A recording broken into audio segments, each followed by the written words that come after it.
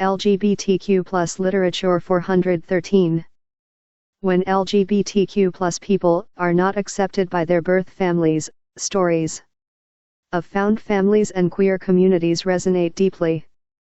These tropes and themes are important not just as story elements but for queer readers to see themselves in fiction.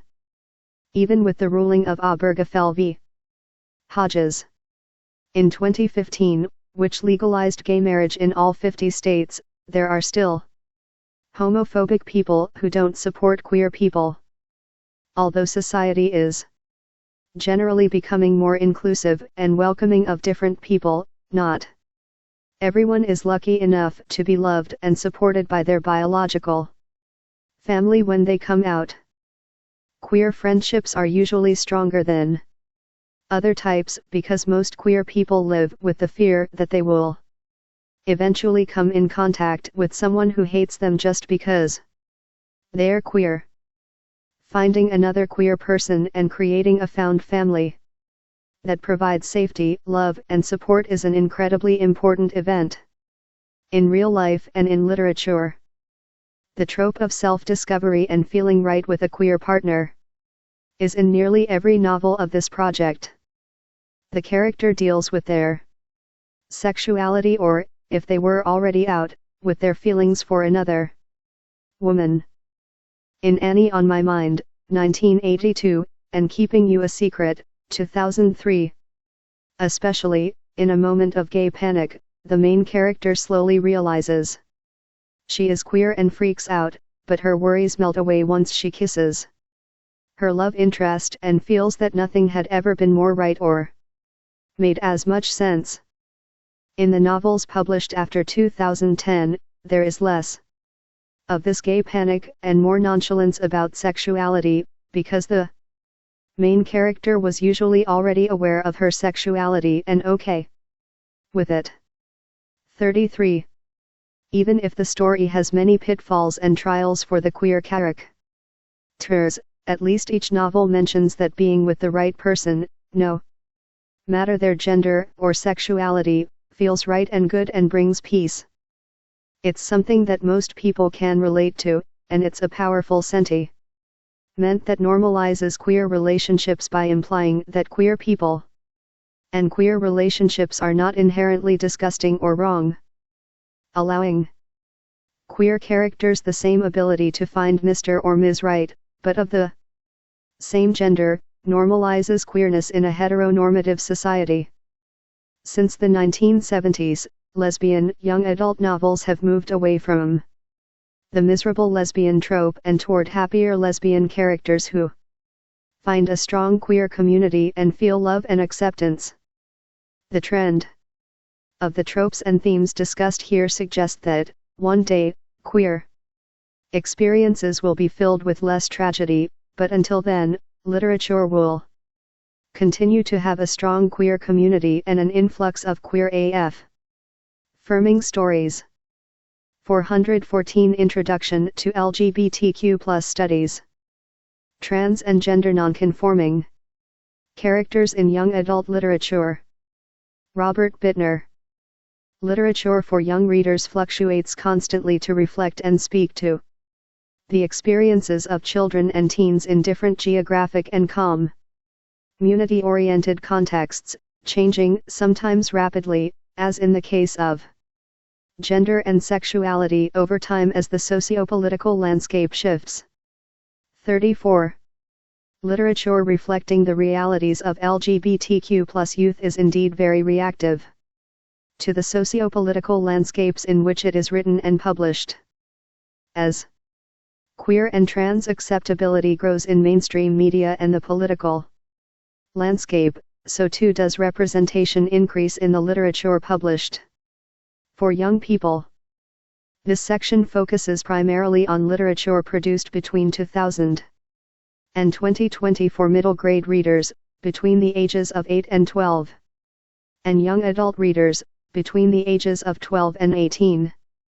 Start. Read.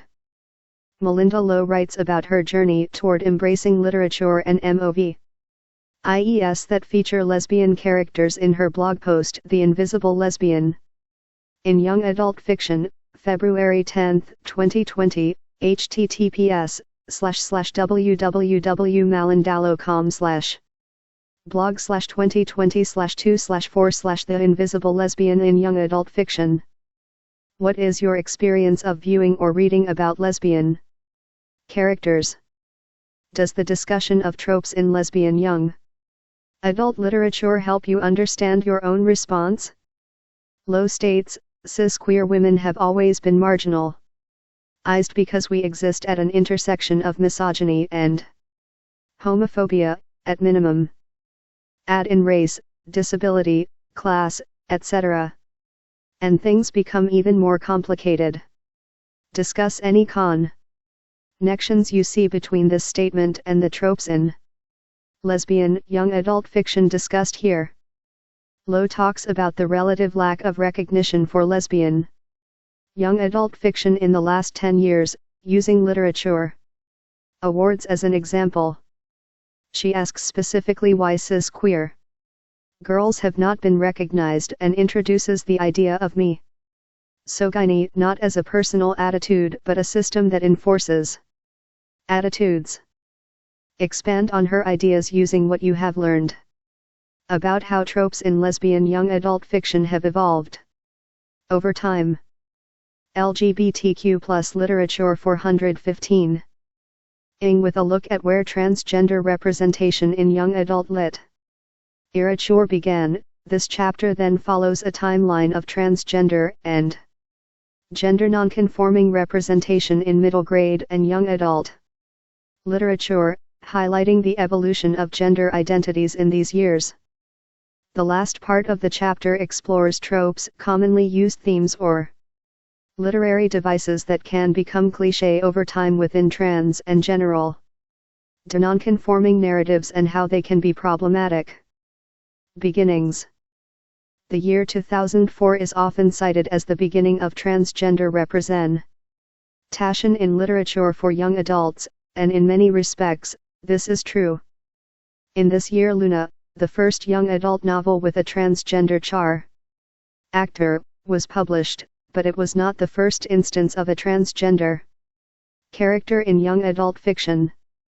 35 That distinction is given, as Jenkins and Cart note, to Francesca Leah Bloch's short story Dragons in Manhattan. 10, published in her 1996 collection Girl Goddess No. 9. 36 They further note that although the story itself is young adult, the trans character is an adult, unlike the vast majority of trans characters in young adult literature today. 5 years after Bloch's short story, Emma Donoghue published the Welcome in Michael Cart's edited collection Love and Sex, 10 Stories of Truth, 2001.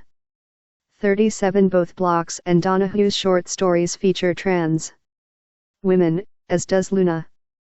These firsts are to be commended for paving the way for future transgender and other gender nonconforming characters.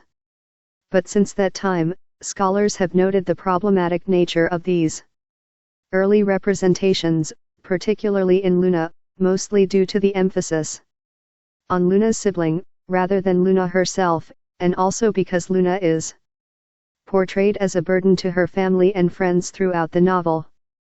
The existence of other gender nonconforming characters in young adult literature is a relatively new phenomenon spanning just over 2 decades, even less when looking only at full-length novels.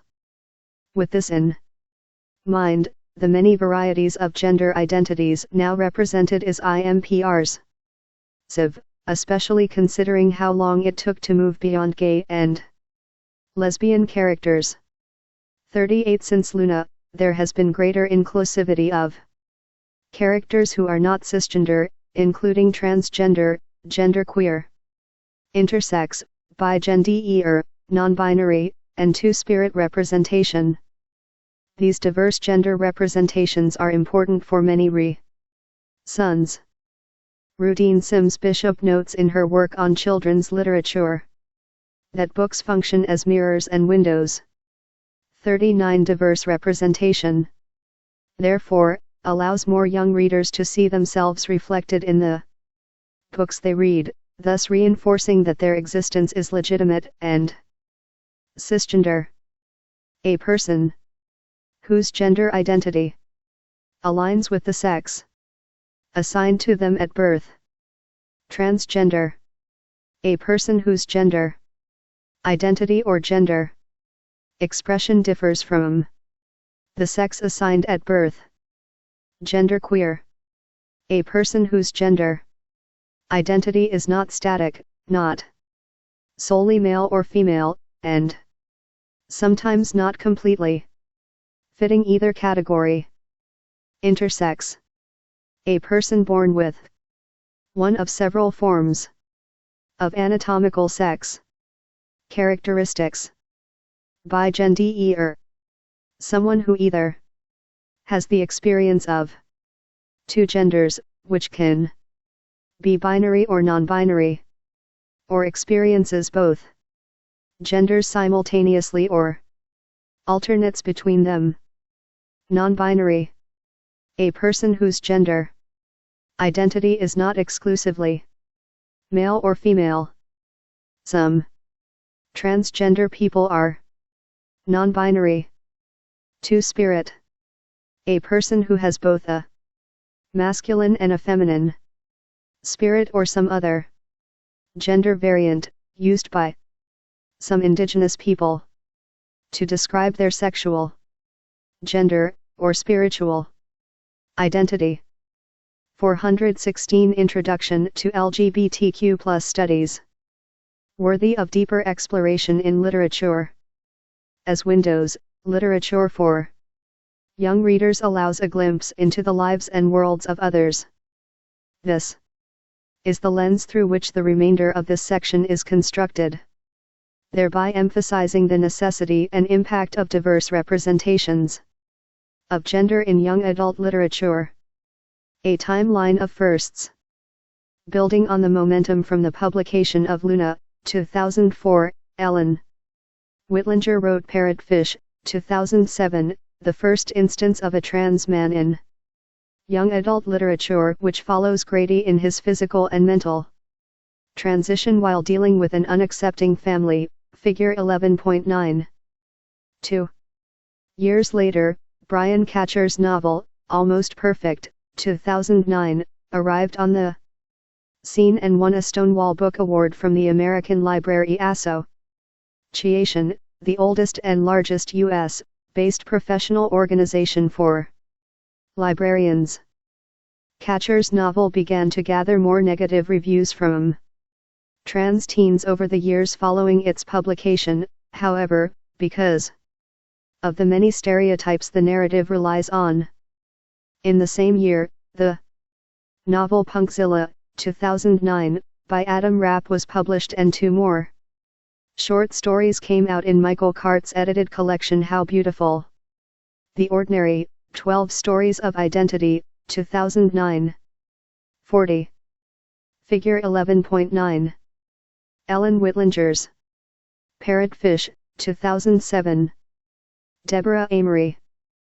LGBTQ+ Literature 417. Another first occurred with the publication of IMJ by Chris Beam. In 2010, figure 11.10.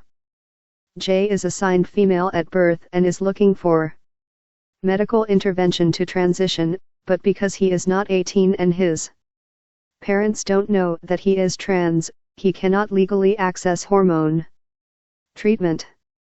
But what makes this novel a first is that J is both Jewish and Puerto Rican, making this the first instance of a non-white transgender teen in young adult literature. 41. A banner year for literature for trans and gender nonconforming young adults. 2012 saw the publication of 3 novels with transgender characters and the first instance of a two-spirit secondary character.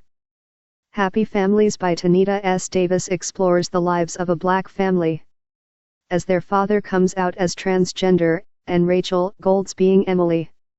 2012, follows Emily as she is forced into reparative therapy to cure her transness. 42 Emily Danforth's The Miseducation of Cameron Post, 2012. Also focuses on conversion therapy, and although it focuses on a lesbian protagonist, Danforth includes a two-spirit character named Adam. 43 Last. Kirsten Cron-Mills published the Stonewall Book Award-winning Bo. Titanium Full Music for Ugly Children, 2012. 44. In 2013, Kristen Elizabeth Clark published Freak Boy, a novel in verse. From the perspectives of three different characters, two of whom are transgender. Another book, Two Boys Kissing by David Levi then, features Figure 11.10. I Am J by Chris Beam. Deborah Amory. 418 Introduction to LGBTQ+ Studies. Alternating chapters from the perspectives of different characters, one of whom is transgender, which revolve around an attempt by two boys to break the world record for longest kiss. 45. Middle grade literature saw its first transgender protagonist in 2014, with Ami Polanski's Gracefully Grayson. Additionally, For Today I Am a Boy, by Kim Fu, includes the first Asian trans protagonist, Figure 11.11. But what makes 2014 stand out, in addition to these texts, is that the first instance of an intersex character appeared in Bridget Birdsall's Double Exposure, in which Alex struggles to understand and accept her body and her gender in a world of binaries. This year also saw the publication of a pair of trans young adult memoirs by Katie Rain Hill and Aaron Andrews. Hill's Rethinking Normal and Andrews's Some Assembly Required explore the lives of these teens both individually and during the time that they were dating each other. These books started a small wave of trans young adult memoir over the next 5 years. A further nonfiction title, Beyond Magenta, by Susan Cooklin, features the stories of trans youth and the challenges they face every day living in the United States. 46. Another transgender middle grade novel, George, came out in 2015. Figure 11.12. The book was written by Alex Gino, a genderqueer author, and garnered a number of awards. In 2021, the book was retitled Melissa, to show respect for the protagonist's gender identity. Robin Talley Pub. Figure 11.11. For Today I Am a Boy by Kim Fu. Deborah Amory. LGBTQ+ Literature 419. Lished What We Left Behind, 2015, about Tony, a character questioning their gender. 47 According to Jenkins and Cart, within this novel every conceivable word in the transgender vocabulary is bandied about, dissected, and analyzed, making this novel not only enjoyable but also informative. 48 Two more intersex protagonists also showed up on the scene, Alex as well, Alyssa Brugman, 2015, and None of the Above, I. W. Gregorio, 2015. And to make 2015 even more exciting, Pat Schmotz published Lizard Radio, featuring a non-binary protagonist. 49. If I Was Your Girl, 2016, was the first young adult novel written by a transgender author, Meredith Russo.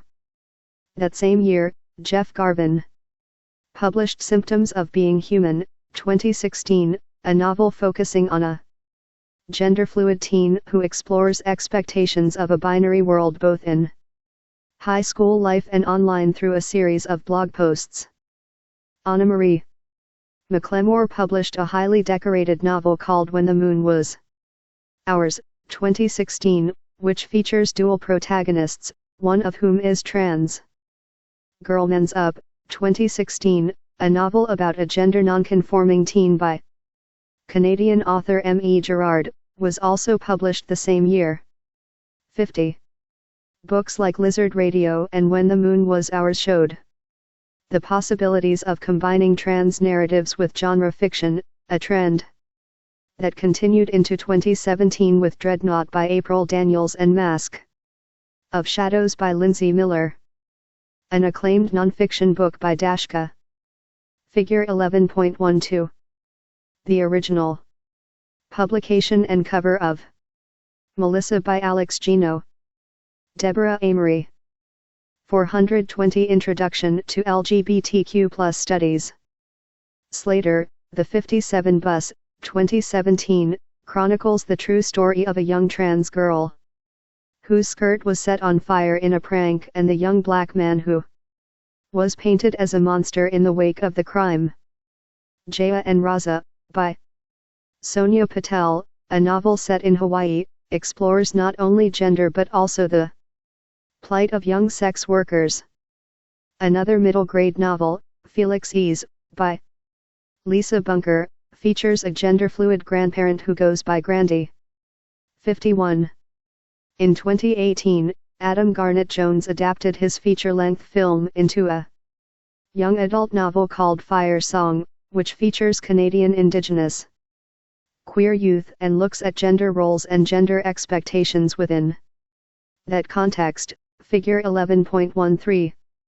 Mason Deaver brought out another non-binary character in I Wish You All the Best in 2019, and what makes it even better is that Deaver is a non-binary author.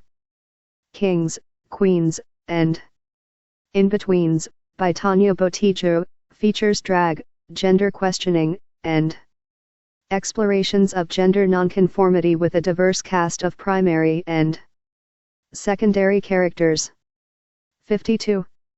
To 2020 novels bringing new gender identities into mainstream young adult fiction are Kassan Calendar, who writes about a demi-boy in Felix Ever After, and in Somebody Told Me, Mia Siegert examines what it means to be bi-gender. 53. Many more new and emerging identities no doubt will be featured in the coming years, and considering how long it took from the emergence of queer literature for teens in 1969 to the first trans young adult novel. Figure 11.13. Adam Garnett Jones's Fire Song. Deborah Amory. LGBTQ+ Literature 421. In 2004, there has been a huge change in what is included under the umbrella of gender and sexual diversity in literature for teens. However, because there are still so few representations in the larger landscape, it is necessary to understand at least a few of the common and problematic tropes that exist in the body of transgender and gender nonconforming literature for young adults. And along with those tropes, the overwhelming majority of existing young adult and middle-grade fiction revolves around white middle-class suburban families under the umbrella of contemporary realistic fiction, making it difficult to even find racial and class diversity among trans and gender nonconforming representation. Tropes and troubles. Many trans young adult novels until very recently have been written by cisgender authors, and therefore a large majority of earlier young adult novels feature tropes such as the wrong body narrative, in which being transgender is described almost entirely as being born into the wrong body. Although some trans people may feel this way, many do not, and for non-transgender audiences to see this trope time and again can reinforce the idea of a universal trans experience. Other tropes discussed here include the acceptance narrative, the hero's journey, and the focus on physical transitioning in middle grade and young adult novels featuring trans and gender nonconforming young people. Clarence Harlan Orsi notes in the Los Angeles Review of Books, "A lot has changed for trans people in the last 15 years, yet the novels reflect a relatively unified perspective. After reading only a handful of these books, I could usually predict what would happen next. he continues, in the end, though, they teach the kids, and parents, who read them what it means to be trans. 54 When young adult novels and other forms of mainstream media continue to push the same tropes over and over again, audiences construct a false understanding of trans lived experiences, including the idea that trans existence is defined by physical and psychological trauma. Brian Catcher's novel makes for an almost perfect, pardon the pun, jumping off point to better understand other common tropes. Almost Perfect is an award-winning novel, but its narrative arc and character descriptions follow what steadily became a well-worn trope.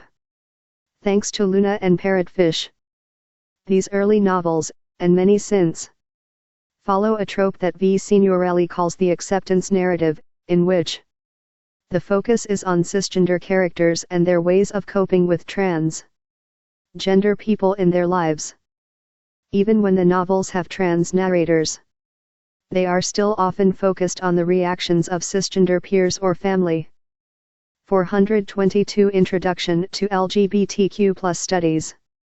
Members. Signorelli claims that in the acceptance narrative trope, cisgender characters often realize they have been horrible to trans people and should be nicer, but not until after many years of torment and trauma. 55. In 2016, Signorelli expanded on the acceptance narrative, explaining a slightly more nuanced, but still problematic, trope in young adult literature: the hero's journey.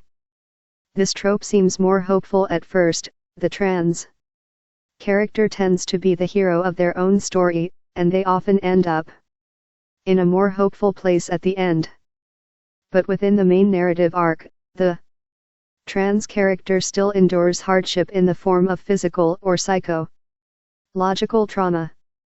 With both of these typical narrative trajectories involving violence toward trans characters, the ultimate message for young readers is that it is impossible to exist as a transgender or gender nonconforming person without inevitable trauma. As Signorelli notes, over and over again, our pain is used and misrepresented to make the very people who make this world so terrifying for us feel good about themselves. 56. Even in memoir and other nonfiction, texts tend to focus on physical transition, medical intervention, and navigating trauma, which in turn raises the question, who are these books for? With fictional trans actors and trans teen memoir focusing mostly on the transgender body, readers are left with the idea that being trans is entirely about the physical self, not about other aspects of life and enjoyment. It seems that much of the existing literature is still written to educate non-transgender readers, rather than tell individual stories where trans characters can experience joy, purpose, and fulfillment. Watch. Callender and Gino talk about how they write stories for young people. In the gender question, Kassan Callender and Alex Gino on non-binary and transgender stories, https://centerforfiction.org/videos/the gender question. Kassan Callender and Alex Gino on non-binary and transgender stories. How does Callender, after reading an excerpt, account for intersectionality in Felix Ever After? What does Gino add to this discussion? The excerpt Callender reads from Felix Ever After is about the importance of names for trans characters and people in general. What happens to Felix in the scene, and how do Callender and Gino respond to it? What other young adult novels address this issue? How do Callender and Gino describe gatekeepers? What forms does gatekeeping take? What makes queer content particularly vulnerable to censors according to these authors? LGBTQ+ literature 423. Because so many novels follow this path, the idea of a universal Trans experience means that existing literature may seem diversified on the surface, but underneath, the core of many trans young adult narratives is the same. Novels such as those by Deaver, Callender, Gino, and even those by trans youth themselves, like Katie Rain-Hill and Aaron Andrews, attempt to break free from the universality of so much existing representation. By using personal experiences as trans and gender nonconforming individuals, these authors can mirror their experiences within the literature that they create, thus allowing for more accurate and nuanced representation of trans and gender nonconforming lives. Things are certainly improving, but there is still a long way to go. LGBTQ+ comics. Mycroft M. Rosk and Kathy Corder. Graphic narrative stories told through sequential images with words. Come in many forms: comic strips, superhero comics, graphic novels, manga, and more. Whereas the format of a picture story goes back centuries, our notion of comics is primarily a 20th century development. US comics have an antecedent that is distinct from European comics. The earliest comic strips were found on the sports pages in daily news papers, between reports on baseball, boxing, and horse racing. Indeed, the first comic strip, Mutt and Jeff, Two Men with a Close Relationship, debuted in 1907 as a strip that focused solely on Mutt, a racetrack gambler. This sports orientation set the tone for many later comics as a heterosexual male-dominated genre, both in the characters and situations depicted and in the industry behind the comics.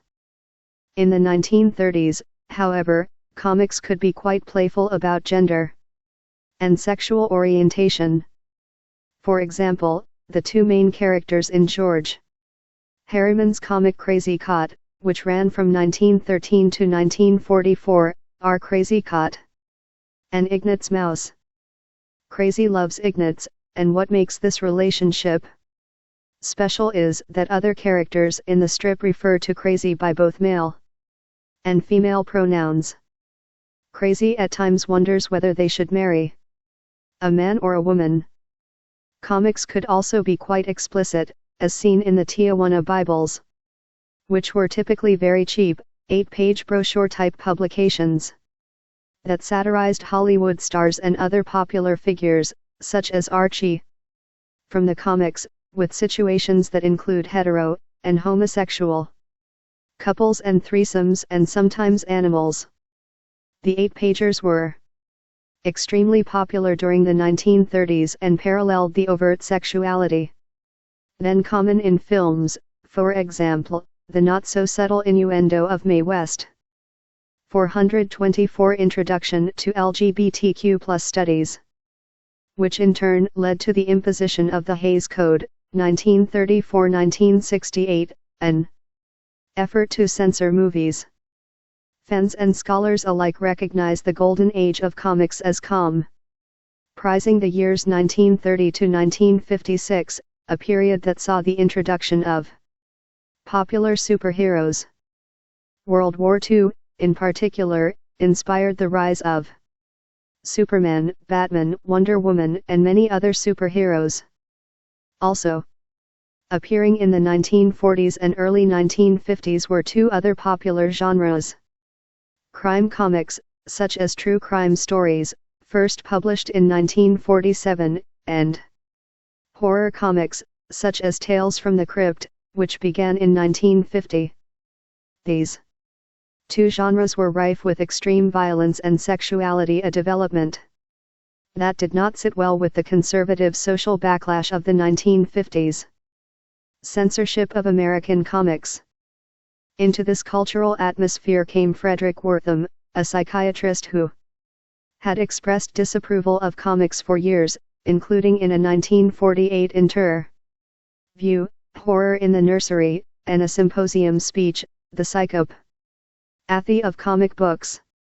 In 1954, Wertham published his infamous book, Seduction of the Innocent, the influence of comic books on today's youth, which argued that comics, by depicting morally questionable acts and images, were a significant cause of juvenile delinquency. Wortham expressed concern regarding graphic violence, drug use, sexual imagery, and other topics. One of his major concerns, however, was what he considered to be implied homosexual content. He argued, among many other points on the subject, that Wonder Woman, an independent and physically and emotionally forceful woman, was implied to be lesbian, and that Batman and Robin, two bachelor males living together and emotionally close to each other, were implied to be gay. 57. Wortham's book led to hearings before the newly formed U.S. Senate Subcommittee on Juvenile Delinquency in 1954. By the summer after the Senate hearings, 15 comics publishers had gone out of business, and multiple city councils had passed ordinances banning crime and horror comics. The surviving publishers, in desperation, formed an organization known as the Comics Code Authority to police their own publications. The Comics Code Authority wrote and enforced the Comics Code, which was based on the earlier Hays Code but had many far stricter regulations that prohibited anything considered remotely morally objectionable. The Comics Code covered graphic violence and sexual content, but also had extensive mandates regarding acceptable storylines.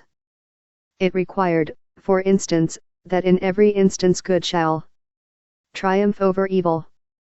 Comics Code regulations imposed by the Comics Code Authority that prohibited morally objectionable material, such as graphic violence and sexual content, and restricted storylines. LGBTQ+ literature 425. It effectively banned entire genres. It disallowed references to physical afflictions and deformities, disabilities. It forbade the portrayal of racial prejudice, which was used to disallow the inclusion of any non-white central characters in what had previously been an unusually racially diverse medium. 58. A primary focus of the Comics Code was sexual activity. Though the Hays Code had made generic statements about sex perversion, the Comics Code was more specific and verbose. It prohibited sexual abnormality, sadism, illicit sex relations, and on. It required that any romantic stories emphasize the sanctity of marriage, a phrasing that may sound familiar today. And among the most forceful prohibitions was a mirror of the Hays Code: sex perversion or any inference sig to same is strictly forbidden. 59. Superhero comics were nearly the only genre able to adapt to the dozens of comprehensive rules, and other genres fell to the wayside. A large portion of publishers had already gone out of business and many more were unable to sustain readership while following the Comics Code. This left most comics, especially superhero comics, to only two publishers: National Comics, now known as DC Comics, and Atlas Comics, now known as Marvel Comics. The Comics Code led to and cemented the lasting image of superheroes as morally unassailable and superhero narratives as morally simplistic. And it removed nearly all diversity. Underground comics. The Comics Code devastated the comics industry, but not entirely. The 1960s and 1970s witnessed the rise of underground comics, many of which started in college newspapers and reflected the collegial culture of rebellion. One early example of underground comics, as they were called, is SAP, a series that Robert Crumb and other authors and artists introduced in 1968. The comics scholar Hilary Shute has identified this underground industry as very much a boys' club that produced Chai narratives with a strong white, male heteronormative focus on taboo subjects and gender and racial stereotypes. 60s app, for example, had the bisexual characters Captain Pissgums and his pervert pirates, who were kinky drug addicts. Following are some highlights of underground comics that include LGBTQ+ characters. 426 Introduction to LGBTQ+ Studies. Matt Groening's series Life in Hell, which began in the late 1970s and ran until 2012, featured Akbar and Jeff, who are gay anthropomorphized rabbits. In 1976, Gary Trudeau introduced the gay character Andy Lipinka to Doonesbury, which started in 1970 and is still running today. Andy died of AIDS in 1990. In response to the male-dominated comics of this period, a group of women organized to publish women's comics, a comics anthology that ran from 1972 to 1992. The first issue included a story with a lesbian main character, Sandy Comes Out. Howard Cruz was the editor of a similar comics anthology, Gay Comics, which ran from 1980 to 1998. Cruz also authored Wendell in 1986, which is the first queer comic strip with a gay author. His graphic memoir, Stuck Rubber Baby, relates his coming of age as a gay boy growing up in the South and his participation in the civil rights movement. 61. The comic book series Strangers in Paradise, by Terry Moore, ran successfully from 1993 to 2007. At the heart of this SE rise, which often took a turn toward mystery and intrigue, was a romantic triangle between two women, one of whom identifies as lesbian, and the man who meets them. The comic strip Dykes to Watch Out For by Alison Bechdel ran from 1983 to 2008, figure 11.14. The strip follows a group of lesbians in real time through personal and political struggles, starting with the Ronald Reagan years and young love and continuing through graduate school, parenting, falling in and out of love, and finally the election of Donald Trump. My personal favorite, Hothead Paisan, homicidal lesbian terrorist, was initially self-published in 1991 by Diane D. Massa, figure 11.15. Hothead rages against a sexist society by castrating men.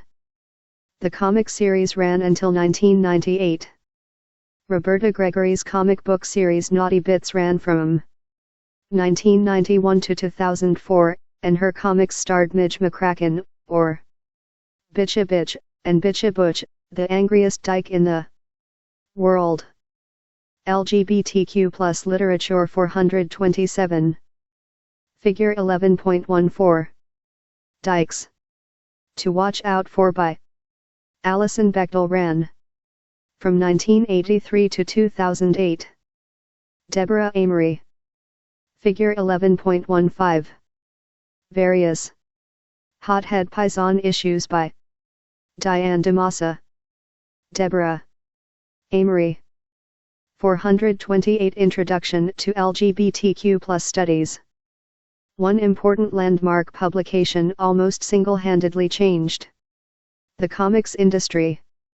Art Spiegelman's Mouse, which was published serially in Raw magazine from 1980 to 1991, demonstrated that the genre could maintain a high artistic quality and deal with substantive issues. The alternative and independent comics that emerged from the underground comics in the 1990s and early 2000s built on this newly found status, and notable publications that depicted lesbian characters are Alison Bechdel's graphic memoir Fun Home, 2006, and Shannon Waters's comic book series Lumberjanes. The latter series started in 2014 and relates the adventures of 5 girls at Mississippi Quinzella this Quinn. Pennaquickle Thistle Crumpets Camp for hardcore lady types, and all girls. Camp with activities that encourage transgressive gender roles. Reintroducing LGBTQ+ characters in mainstream comics. Over decades, authors, artists, and publishers had gradually chipped away at the code, but LGBTQ+ characters were among the last major frontiers. Asexual characters can be counted on one hand, transgender characters on two. Most LGBTQ+ characters have been introduced using various tactics to soften their impact, to make them less shocking and more palatable. Acceptance of LGBTQ+ people and issues in society, as a whole, has been a major factor enabling progress. Inclusion has filtered in toward the center from the outside into first creator-owned comics, then smaller publishers, then the adult-oriented publications of large publishers, and finally the center of the mainstream. Here follows a short timeline of the inclusion of LGBTQ+ characters in superhero comics, showing those shifts. 1988, the first gay character, Extrano, appeared in Milan. Niam number 2, he was not technically out but was an intensely queer-coded caricature. 1991, the reformed villain Pied Piper came out as gay in The Flash number 53. 1992, the first explicitly gay hero, Northstar, came out in Alpha Flight number 106. The creator, John Byrne, had suppository edly intended for him to be gay since his debut in 1979 but had been repeatedly overridden by editors. 1992, one of the first multisexual heroes, Element Lad, entered a similar gender relationship in Legion of Superheroes. Number 31, a soap opera-esque comic. This character was later retroactively written out as having never happened. LGBTQ+ literature 429. 1993, a bisexual transgender woman, Coagula, briefly AP paired starting in Doom Patrol number 70 under an adult-oriented DC Comics imprint. She was created by Rachel Pollack, a transgender writer. 1994, a transgender man, Masquerade, was outed in Blood Syndicate number 10 under another adult-oriented DC Comics IM print. He was a shapeshifter who used his ability to present as male but had dialogue that made clear his identity as a transitioned man. 1999, Apollo and Midnighter, written as parallels to Superman and Batman, became a couple in The Authority number 8. Under yet another adult-oriented DC Comics imprint. 2002, Apollo and Midnighter became the first married gay couple in superhero comics in The Authority number 29. 2005, Billy Kaplan and Teddy Altman, a gay teenage couple, were introduced as main characters in Young Avengers No. 1, though this was not initially explicit, and they would not explicitly kiss until 2012. 2006, the first major lesbian hero, Batwoman, debuted in New 52, Volume 1, Number 7. 2011, DC Comics and Archie Comics officially abandoned the Comics Code, the last major publishers to do so. 2012, a non-binary character, Sir Iston, came out in Demon Knights number 14 after a year of their gender ambiguity being used as a running gag. 2012, shortly after New York legalized same-sex marriage, Northstar had the first same-sex wedding in mainstream comics in Astonishing X-Men number 51. 2014, Loki said he identifies as both a man and a woman in Loki, Agent of Asgard number 2. This makes him arguably the highest profile transgender character not only in comics, but also in all of US popular culture, but very few people are aware that he is transgender. 2016, Apollo and Midnighter became the first gay couple to headline a comic with the 6-issue miniseries Apollo and Midnighter. 2016, Jughead, a character in Archie comics, came out as asexual in Jughead number 4. 430 Introduction to LGBTQ+ Studies. 2016, Wonder Woman was stated to be bisexual by a writer, although the references to this in the comics themselves are subtle and easily missed or denied. 2017, Loki used the word genderfluid to describe himself for the first time in Unbeatable Squirrel Girl number 27. Tropes and themes. LGBTQ+ characters in comics show many of the same tropes as in other media, some negative, some neutral, some maybe even positive. However, some tropes appear with particular frequency in comics, as opposed to other media. These are often employed to make the characters less visibly gay, thus less likely to be forbidden by the comics code author.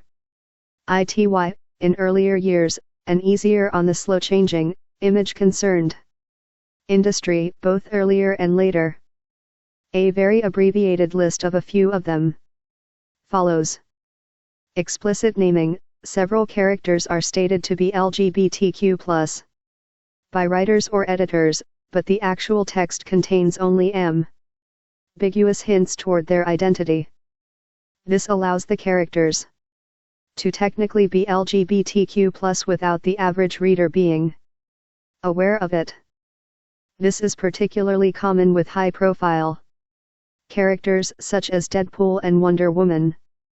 Non-binary shapeshifters. Nearly all transgender characters in fiction are inhuman, and comics are no exception. Comics, though, are unusually fond of the non-binary shapeshifter, who shifts between genders and simultaneously physically between sexes. Thus at any given point, the reader is able to think of the character as cisgender and doesn't have to deal with a character's identity not matching their body. And neither do the people in charge. Examples include Loki, Mystique, and Zavin.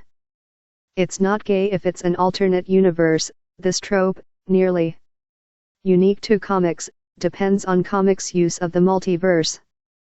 Characters are often portrayed as LGBTQ+ in alternate universes, allowing both companies and audiences to deny that any queerness exists in the primary versions of those characters.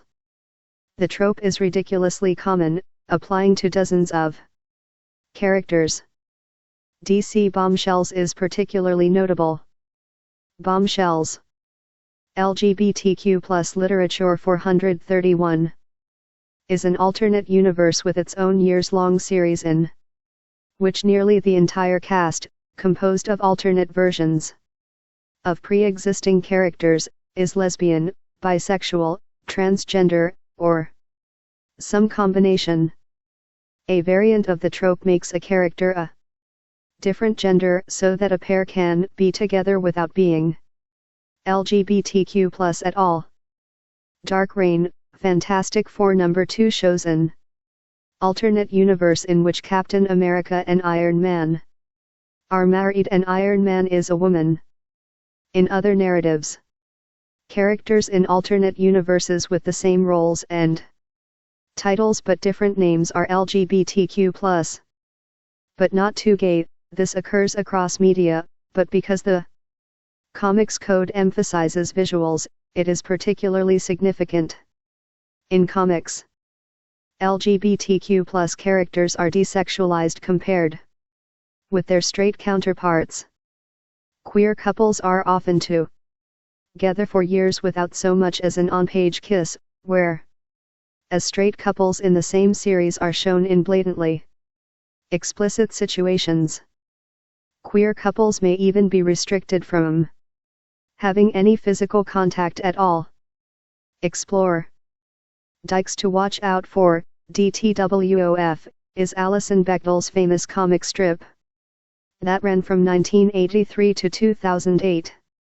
The online archive, https://dikestoh.com/strip-archive-by-number, includes select comic strips, posted by Bechdel, and responses and commentary by readers and fans.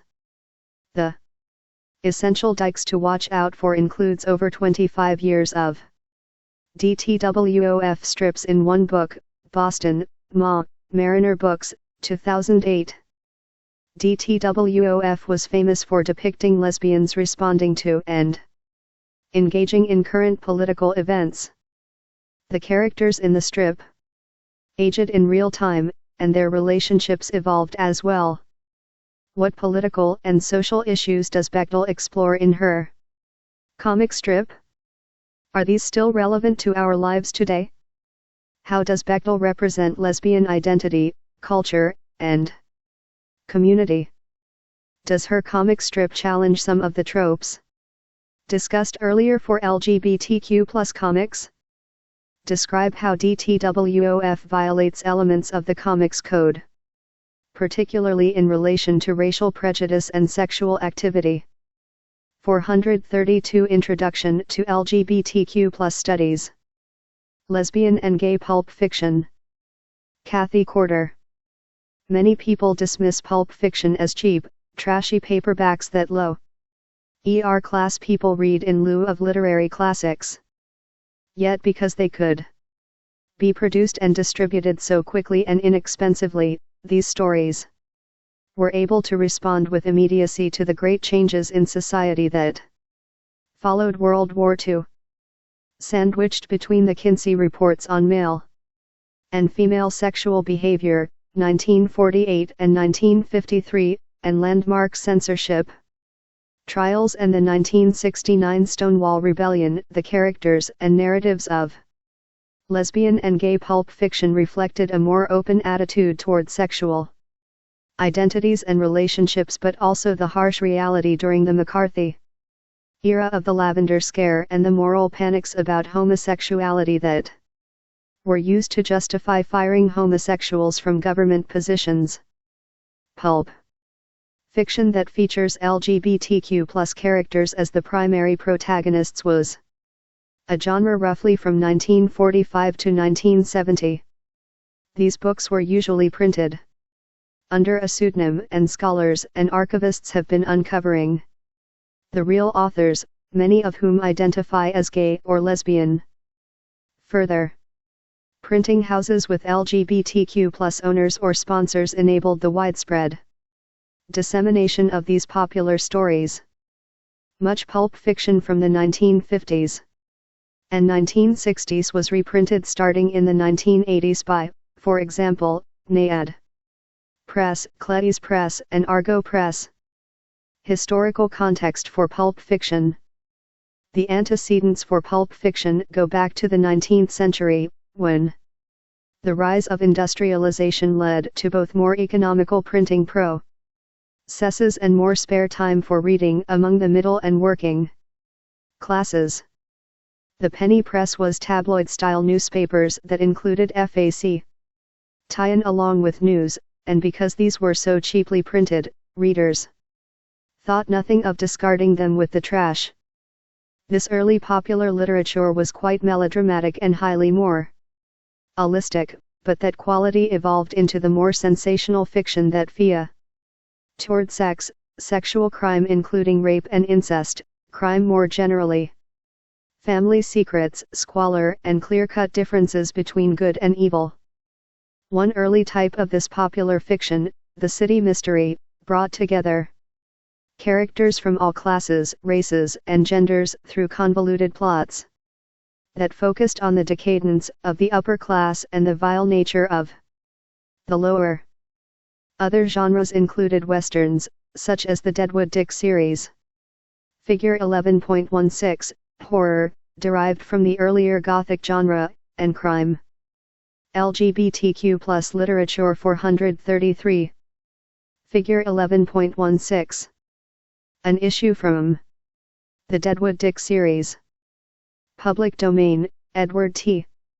LeBlanc Collection, Rare Books and Special Collections. Northern Illinois University. And Police Stories. Although none of this literature can be identified as LGBTQ+, it had important features that shaped the queer pulp of the 20th century. One such feature was the garish covers that quickly identified the type of story they contained. 434 Introduction to LGBTQ+ Studies. Another important characteristic, found particularly in the city mice Terry, was the manner in which these narratives identified specific urban spaces where certain communities of people might congregate. Almost every city mystery features secret passages, hidden doors, and shadowed alleys, all suggesting the dark underworld where social mores could be transgressed. It is no wonder that Twilight becomes such a catchword in queer pulp. One of the best contributions of lesbian and gay pulp fiction was to help LGBTQ+ people see that they could be a part of their city and that there were spaces that would welcome them. Again, although there were no LGBTQ+ characters in early pulp, there were gay subtexts that highlight effete men who wear suffocating perfumes and too much hair oil and voracious women who threaten young virgins. Much popular fiction of the 19th century provided the vocabulary and stereotypical characters for later reading audiences concerning individuals who fail to conform to proper social and sexual guidelines. Pulp fiction in the 20th century. The 1920s and 1930s saw the continuing publication of popular stories in magazine format, and these mass-marketed magazines began to specialize in specific sorts of stories: crime, passion, adventure, romance, and science fiction. These stories continued to feature garish covers and sensational language, figure 11.17. Then, in 1939, Simon & Schuster Publishers established a new division, Pocket Books, which was modeled after Penguin Books in England. With the introduction of a much cheaper form of paper production based on wood pulp, hence the genre's name, Pocket Books was able to sell these new paperbacks for 25 cents. At first, Pocket Books reprinted literary classics in this new format, which shared characteristics of the earlier magazines. Every author from Shakespeare to William Faulkner could be pulped into a cheaper edition, and lurid cover art and text were part of the process. By the advent of World War II, pulp fiction magazines were popular and profitable, but they were also considered second-rate literature. With wartime paper shortages, magazines soon died out, but publishers made good use of digest and magazine presses to produce Armed Services editions from 1943 to 1947. These small fiction and non-fiction paperbacks were issued to members of the military and introduced new generations of readers to entertaining and distracting stories printed in a portable format. Post-war publishing houses responded to these new readers with an explosion of cheap paperbacks.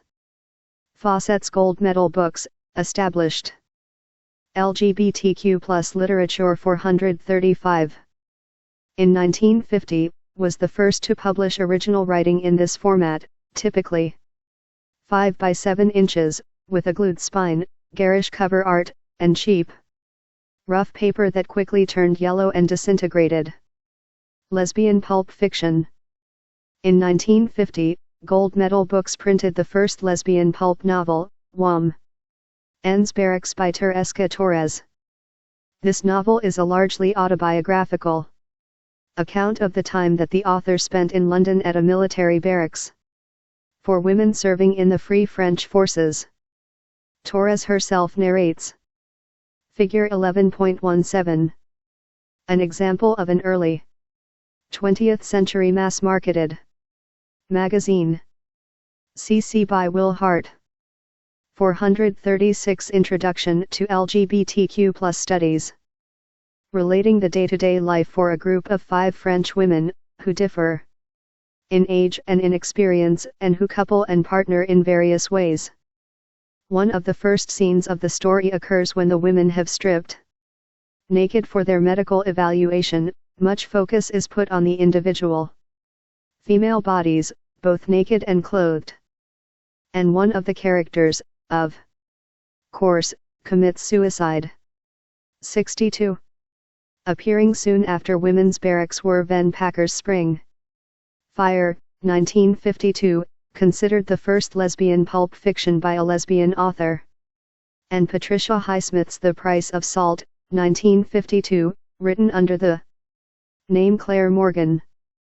The Price of Salt was unusual for its time, in that the 2 protagonists remain together at the end of the story. At the end of Spring Fire, one woman is confined to a mental hospital because of her unfortunate alliances.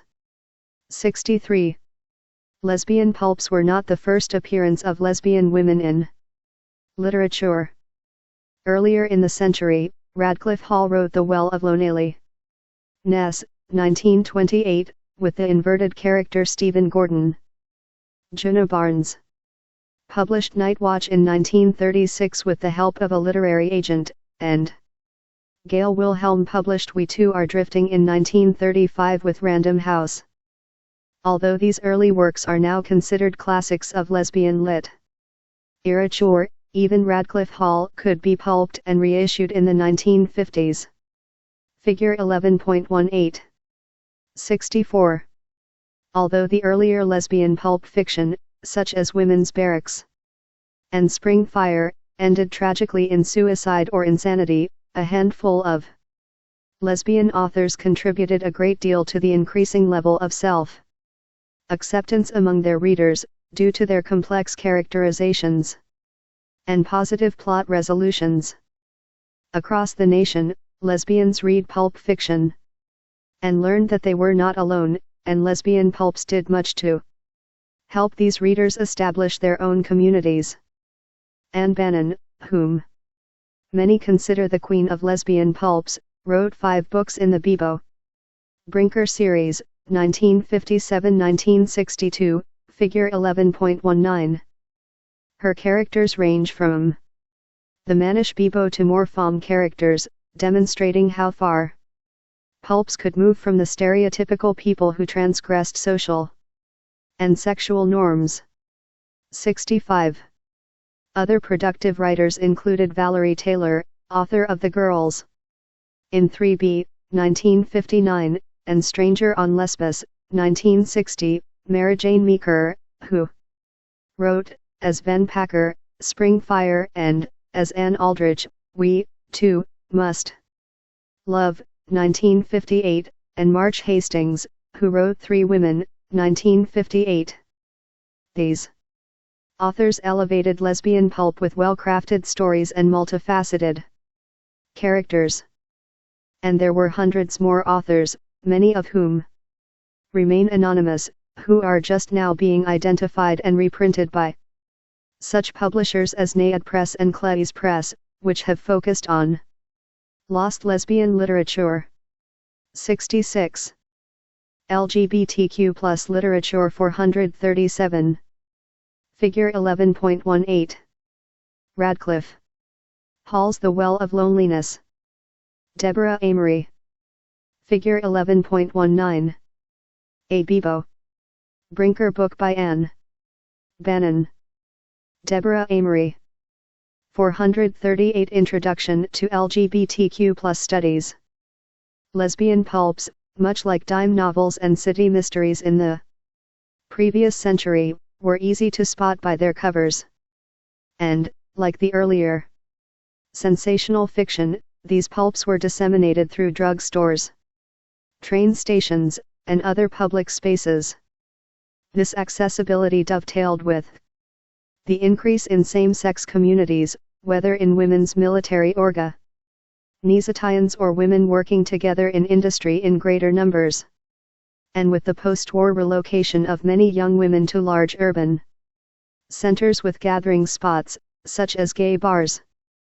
Pulps gave these women a language, a map, and a conduct code, and contributed to the formation of some of the earliest lesbian civil rights groups, such as the Daughters of Bilitis, organized in 1955. Gay pulp fiction. Just as with lesbian fiction, there were gay literary works in the first half of the 20th century. Books such as Other Voices, Other Rooms by Truman Capote, 1948, and The City and the Pillar by Gore Vidal, 1948, were notable in that they avoided the tragic plot in which the gay protagonist dies or kills himself or goes insane. However, an early gay pulp, written by Charles Jackson, The Fall of Valor, 1946, is a tragic story that mirrors the unhappy life of the author, also the author of The Lost Weekend. 67. Gay pulp fiction in the 1950s frequently partnered a boy's coming of age story with a narrative of coming out. Two good examples of this storyline are Gerald Tesch's Never the Same Again, 1956, and Russell Thacker's The Tender Age, 1952, both of which have protagonists who are dealing with the unsettled society of post-war America. 68. The gay pulps that emerged in the 1960s often took two different approaches. In one, the gay protagonist finds self-awareness and acceptance within his new community. The second approach takes a much more campy tone. Typical of the first type are the novels of Richard Amory, which include Song of the Loon, 1966, a gay pastoral with gay Native Americans, and its two sequels, Song of Aaron, 1967, and Listen, The Loon Sings, 1968, all issued by Greenleaf Publishers, a gay printing house based in Chicago and then San Diego. 69. The more campy pulps were responding to the glut of spy movies and television shows of the 1960s. One of the most popular titles was The Man from CAMP, 1966, by Don Holliday, a pseudonym for Victor J. Banas. Holliday's 10 CAMP pulps starred Jackie Holmes, a highly accomplished agent for CAMP, an organization dedicated to the protection of gays, figure 11.20. Other campy pulps took similar liberties with other popular genre fiction. Again, Greenleaf Publishers issued many of these books. 70. LGBTQ+ literature 439. Tropes and themes. Lesbian and gay pulp fiction stories tend to use the same settings: all boys or all girls schools, college fraternities or sororities, military organizations, department stores, art studios, and the like. Publishers demanded formulaic plots that could be turned out quickly. In lesbian pulp, the formula tended to be that the female protagonist was either saved from homosexuality by the love of a good man or died. Marion Zimmer Bradley, author of several lesbian pulps, completely quit writing in the genre because publishers would not let her tell the story she wanted to. 71. In gay pulp, standard storylines often involved a boy's first sexual experience as either enlightening or devastating. Again, a common storyline was boy meets boy, boy dies. Figure 11.20. The second and eighth of Don Holliday's 10 CAMP pulps. Deborah Amory. 440. Introduction to LGBTQ+ studies. Although the majority of LGBTQ+ pulp fiction presented this punitive aspect to unconventional sexual relationships, a good portion actually have happy endings, in which main characters emerge with a positive attitude about their sexual identity. LGBTQ+ pulp fiction offered a window into the gay and lesbian world. Readers might learn where gays lived, typically Greenwich Village or perhaps New Orleans, how they congregated at gay bars and bathhouses, and other details. These stories were essentially a map to gay life, providing directions to positive urban spaces. In many LGBTQ+ pulps, the narrative shows the protagonist being introduced to codes of dress and language. Lesbians have short hair and wear white shirts with black stovepipe pants. They gave their readers a vocabulary, or code, with which to redefine and identify themselves, much like an etiquette manual or foreign phrase book. How much sex is actually in these stories? Not that much. And the sex might be consensual and pleasurable, but it could also be non-consensual, violent, and exploitative. Black male often entered the plot. Watch Introduction to the Lesbian Pulp Fiction Collection at the Mount St. Vincent University Library describes the library's collection, https://missvulp.omega.net/exhibits/shows/lpf. Did any of the facts about pulp fiction discussed in this section or the video surprise or intrigue you? Discuss what surprised or intrigued you and why. Explore the books listed under one of the collection's identified themes. What evidence do you find that the books belong with this theme? How does this theme compare to the tropes and themes discussed in this section? This section and the introduction to the collection both note that gay and lesbian pulp fiction in the 1950s both enforced heteronormative and homophobic societal norms and provided an opportunity for lesbians and gays to see themselves in fiction and learn about lesbian and gay culture. Read one of the books mentioned in this chapter, and describe how it might have been able to do both of these things. LGBTQ+ Literature 441. Pulp Fiction After Stonewall. The 1960s saw landmark trials that revoked censorship codes and the rise of the gay rights movement after the Stonewall Rebellion. By the 1970s, LGBTQ+ pulp fiction began to evolve in several directions: erotica, romance, and mainstream gay and lesbian literature by such authors as Sarah Waters, Dorothy Allison, Jeanette Winterson, Alison Bechdel, Alan Hollinghurst, Armistead Maupin, and Michael Cunningham. There continues to be much new research into these books, authors, publishers, and cover artists, and major library collections can now be found at Brown University, perhaps the largest collection of LGBTQ+ pulp fiction anywhere, and at Duke University. LGBTQ+ memoir and life writing.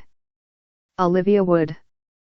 Memoir, autobiography, and diary are three closely related genres that fall under the umbrella of life writing. All of them are nonfiction texts, or as close to nonfiction as possible, written by the author about the author's own life. Because of widespread homo and transphobia, stories of LGBTQ+ lives were not numerous or widely available in the main stream until fairly recently. Furthermore, many LGBTQ+ people grow up without any LGBTQ+ role models in their lives, and LGBTQ+ history is rarely taught in schools.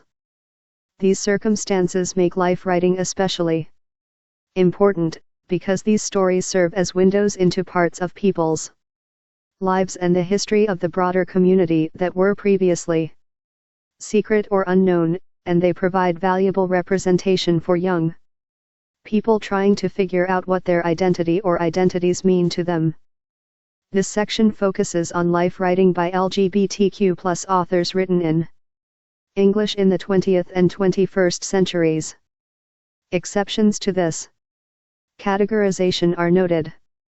For the purposes of this section, memoir refers to a text about a particular period or aspect of the author's life written in retrospect. Autobiography refers to a text intended to provide an overview of the author's entire life, and a diary is a text or texts originally written not for publication but for the author's private purposes, written contemporaneously with the events it describes. A brief history of LGBTQ+ life writing. Most LGBTQ+ life writing from the beginning of the 20th century or earlier are diaries and letters, intended only for private reading. These 442 Introduction to LGBTQ+ Studies texts were later found and published after the author's deaths by family members or by scholars if the author was an important historical figure. Examples in this category include the diaries and letters of Virginia Woolf, written 1915-1941, published after her death by her husband and her nephew, and letters from King James I, written in the 1620s. These texts are significant because they demonstrate the diverse presence of same-gender desire throughout history, a presence that is often denied or erased. 72. In the mid-20th century, although some fiction and non-fiction containing LGBTQ+ characters and themes was accepted by mainstream publishers, publishers typically refused to publish any work in which the LGBTQ+ characters had a happy ending or that seemed to promote homosexuality. Fiction was more common than non-fiction, because even if the fiction drew on the author's own experiences, writers could credibly avoid public scandal. Self-censorship also played a role. For example, when The Diary of a Young Girl, also known as The Diary of Anne Frank, was first published in 1947, her father did not include the passages in which Anne wrote about her feelings toward women.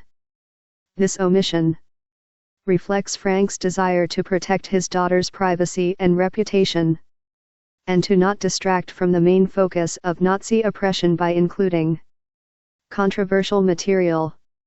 73.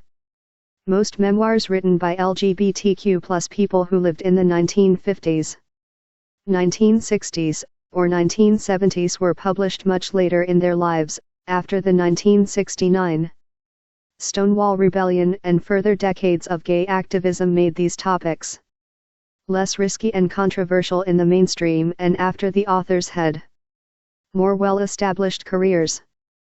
Examples in this category include Esther Newton's essays written in the 1970s and 1980s collected in Margaret Mead Made Me Gay, 2000, and her memoir My Butch Career, 2018. Audre Lorde's The Cancer Journals, 1980, and Zombie, A New Spelling of My Name, 1982, Douglas Crimp's Before Pictures, 2016, and Samuel R. Delaney's Times Square Red, Times Square Blue, 1999. In addition to publishing life writing, these authors were also outspoken activists, academy, ICS, and artists, but their books were mostly published by small feminist publishers or university presses willing to publish LGBTQ+ scholarship. 74. The 1980s brought the AIDS crisis, and the mass suffering of the LGBTQ+ community inspired many more memoirs and diaries, as people struggled to cope with their own illness and the illnesses of their friends and loved ones. For example, the playwright Larry Kramer is now most famous for The Normal Heart, a play about a man caring for his dying lover based on Kramer's own experiences. Kramer also published a collection of nonfiction called Reports from the Holocaust, the story of an AIDS activist. 75. LGBTQ+ literature 443. Additionally, even though more LGBTQ+ writers were able to get their life writing openly published during this period. Some of the works describing mid-20th century LGBTQ+ life still take the form of diaries, published posthumously. For example, Susan Sontag, who wrote about LGBTQ+ issues, including AIDS, across her career, wasn't publicly out as bisexual until 2000 and rarely spoke about it. Sontag's son published her diaries in 2 volumes in 2008 and 2012, in which she discusses her sexuality much more openly. 76. Alongside the legal and social gains made by the LGBTQ+ community from the 1990s onward, LGBTQ+ memoirs have also become increasingly common, developing into a subgenre of their own complete with common structures and tropes, discussed later.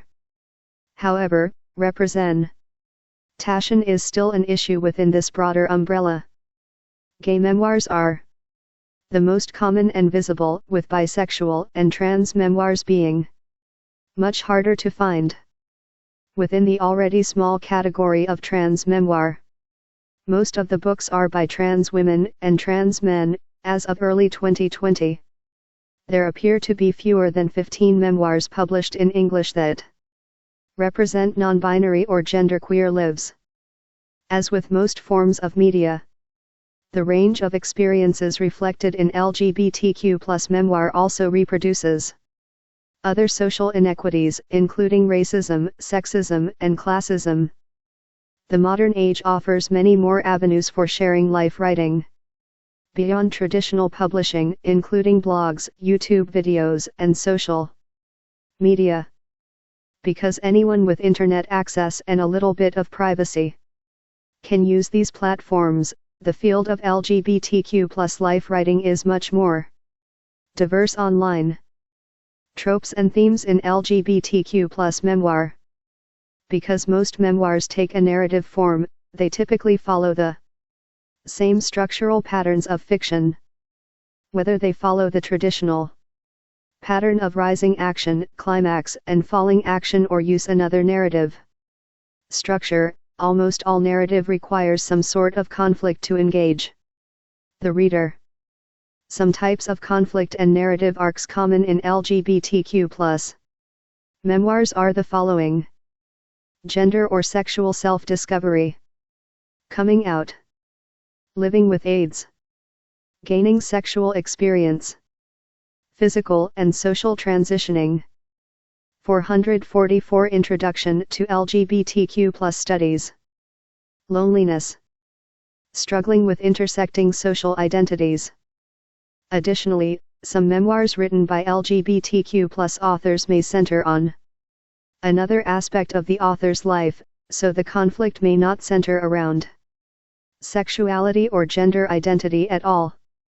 Aside from the common conflicts and story arcs, many LGBTQ+ memoirs also share themes or grapple with common questions. How to approach writing, knowing the stories will be seen as emblematic of the entire community? How to write honestly while not perpetuating stereotypes? How to write about loved ones who might not want to be written about? What's the right balance between showing that the author is normal versus embracing all the things that make the author different? Should LGBTQ+ memoirs also always be activism? Where is the line between an empowering self-representation and a dehumanizing self-commodification? Another common theme that may surprise readers is that many LGBTQ+ memoirs spend a lot of time discussing the pieces of media that played vital roles in constructing the author's identity or identities. This is because, much of the time, LGBTQ+ people grow up not knowing any, or not many, people like them, or at least not people who are out. So they turn to books, movies, and other media to find role models and figure out who and what they want to be. One popular example of this is fun Home, a family tragicomic, which is a memoir written as a comic book. A subgenre known as graphic memoir, by Alison Bechdel. 77. In the book, Bechdel describes how, when she started college, she didn't know any lesbians in real life, so she read as many books by and about lesbians as she could find. She discusses only one or two of these books directly, but the illustrations show more than a dozen lesbian books scattered throughout the panels.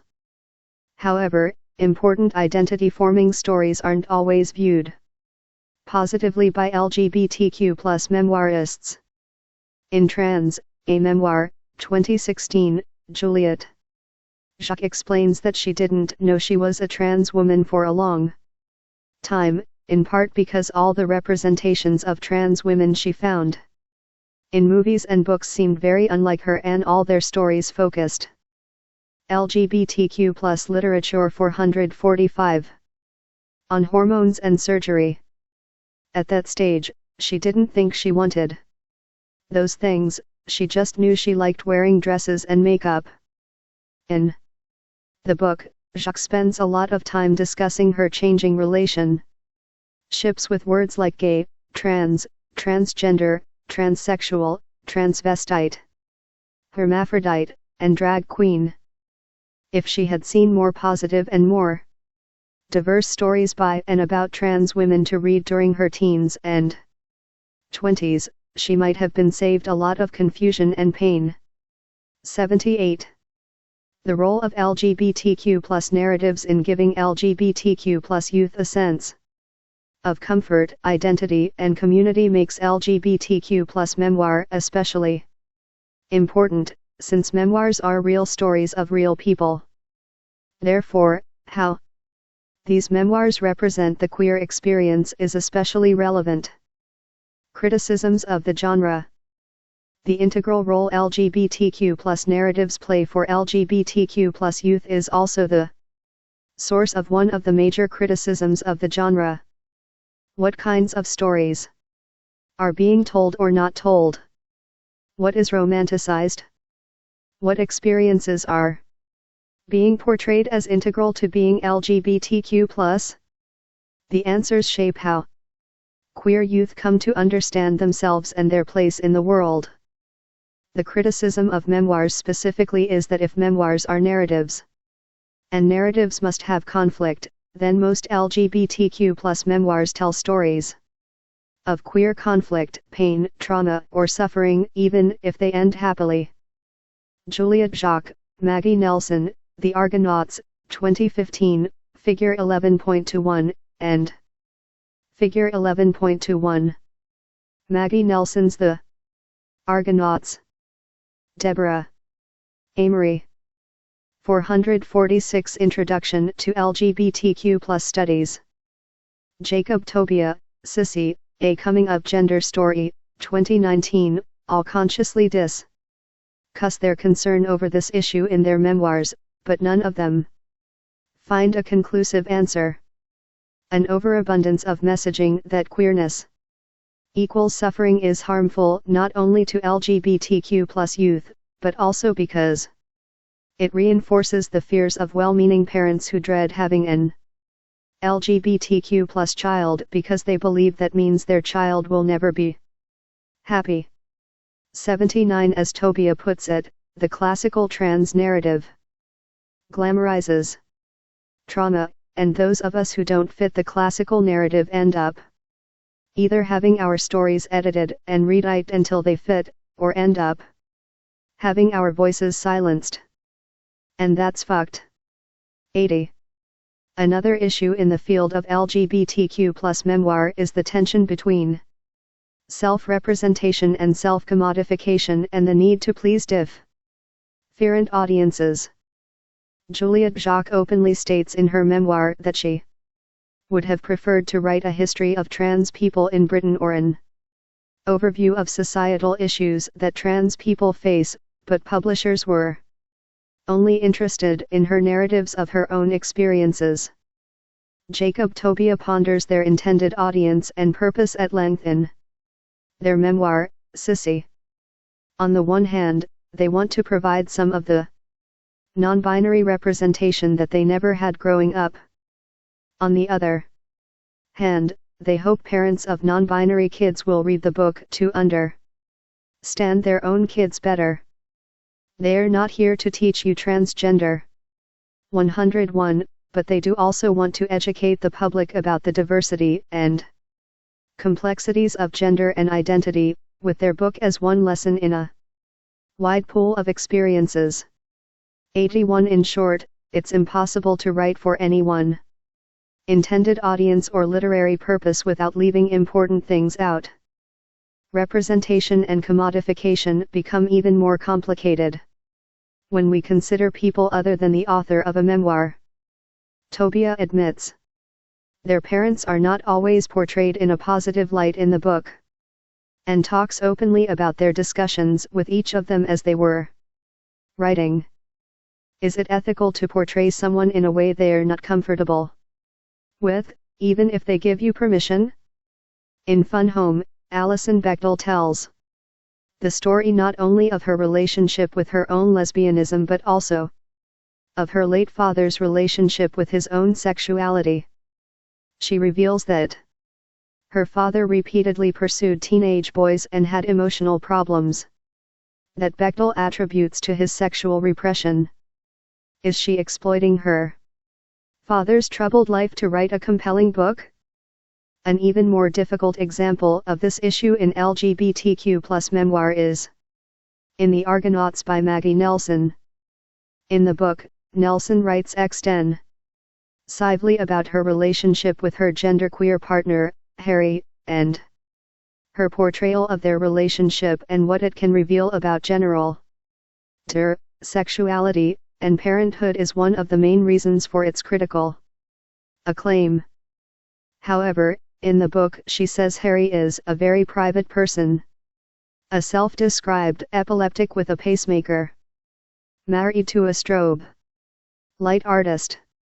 When he read the first draft of the book, he said he felt LGBTQ+ literature 447 unbeheld, unheld, even, and he asked her, why can't you just write something that will bear adequate witness to me, to us, to our happiness? 82. Nelson says that after that conversation, they went through the draft together and discussed revisions that would make him feel more accurately represented, and he even wrote some passages for her to include in the book later on. However, the situation of one partner's career depending on writing about her life, and the other partner feeling deeply hurt, creates a complex web of emotions, pressures, and responsibilities that can't help but shape both the relationship and the book. Despite the ethical dilemmas inherent in the genre, LGBTQ+ memoirs play an important role in queer activism, identity formation, and historical study. They provide an opportunity for LGBTQ+ people to share their stories with each other and with the world, for personal satisfaction and political action. The professional market for this genre continues to expand, although it still lacks in much needed diversity, and the internet provides billions more opportunities for people to read and share writing about their own queer lives. Key questions. Are you familiar with any of the fields of LGBTQ+ literature explored in this section? How were you first introduced to LGBTQ+ literature? Read. Choose and read a review from the Lambda Literary Review Collection.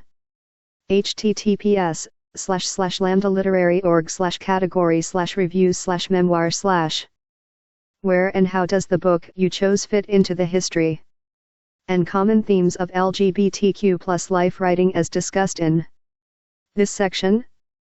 Which of the common questions shared by LGBTQ+ life writing listed in the tropes and themes in LGBTQ+ memoir section do you see represented in the book being reviewed?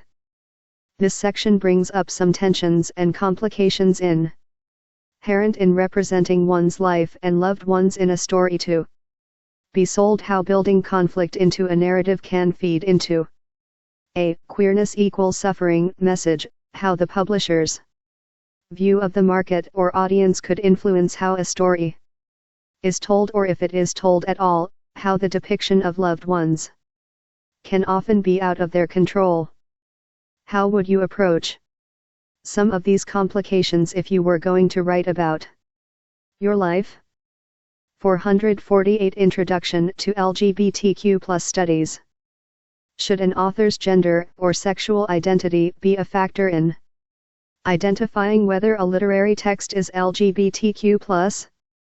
What criteria would you suggest using to identify LGBTQ+ literature? What influence do you think literature can have on a reader? Have you ever been personally affected by a literary work? What tropes are common across LGBTQ+ literary fields? What tropes are specific to a field? Research resources. Discuss, choose one or two resources listed in this chapter, and discuss them in relation to what you have learned about LGBTQ+ literature. Present, choose a key topic or genre discussed in this chapter.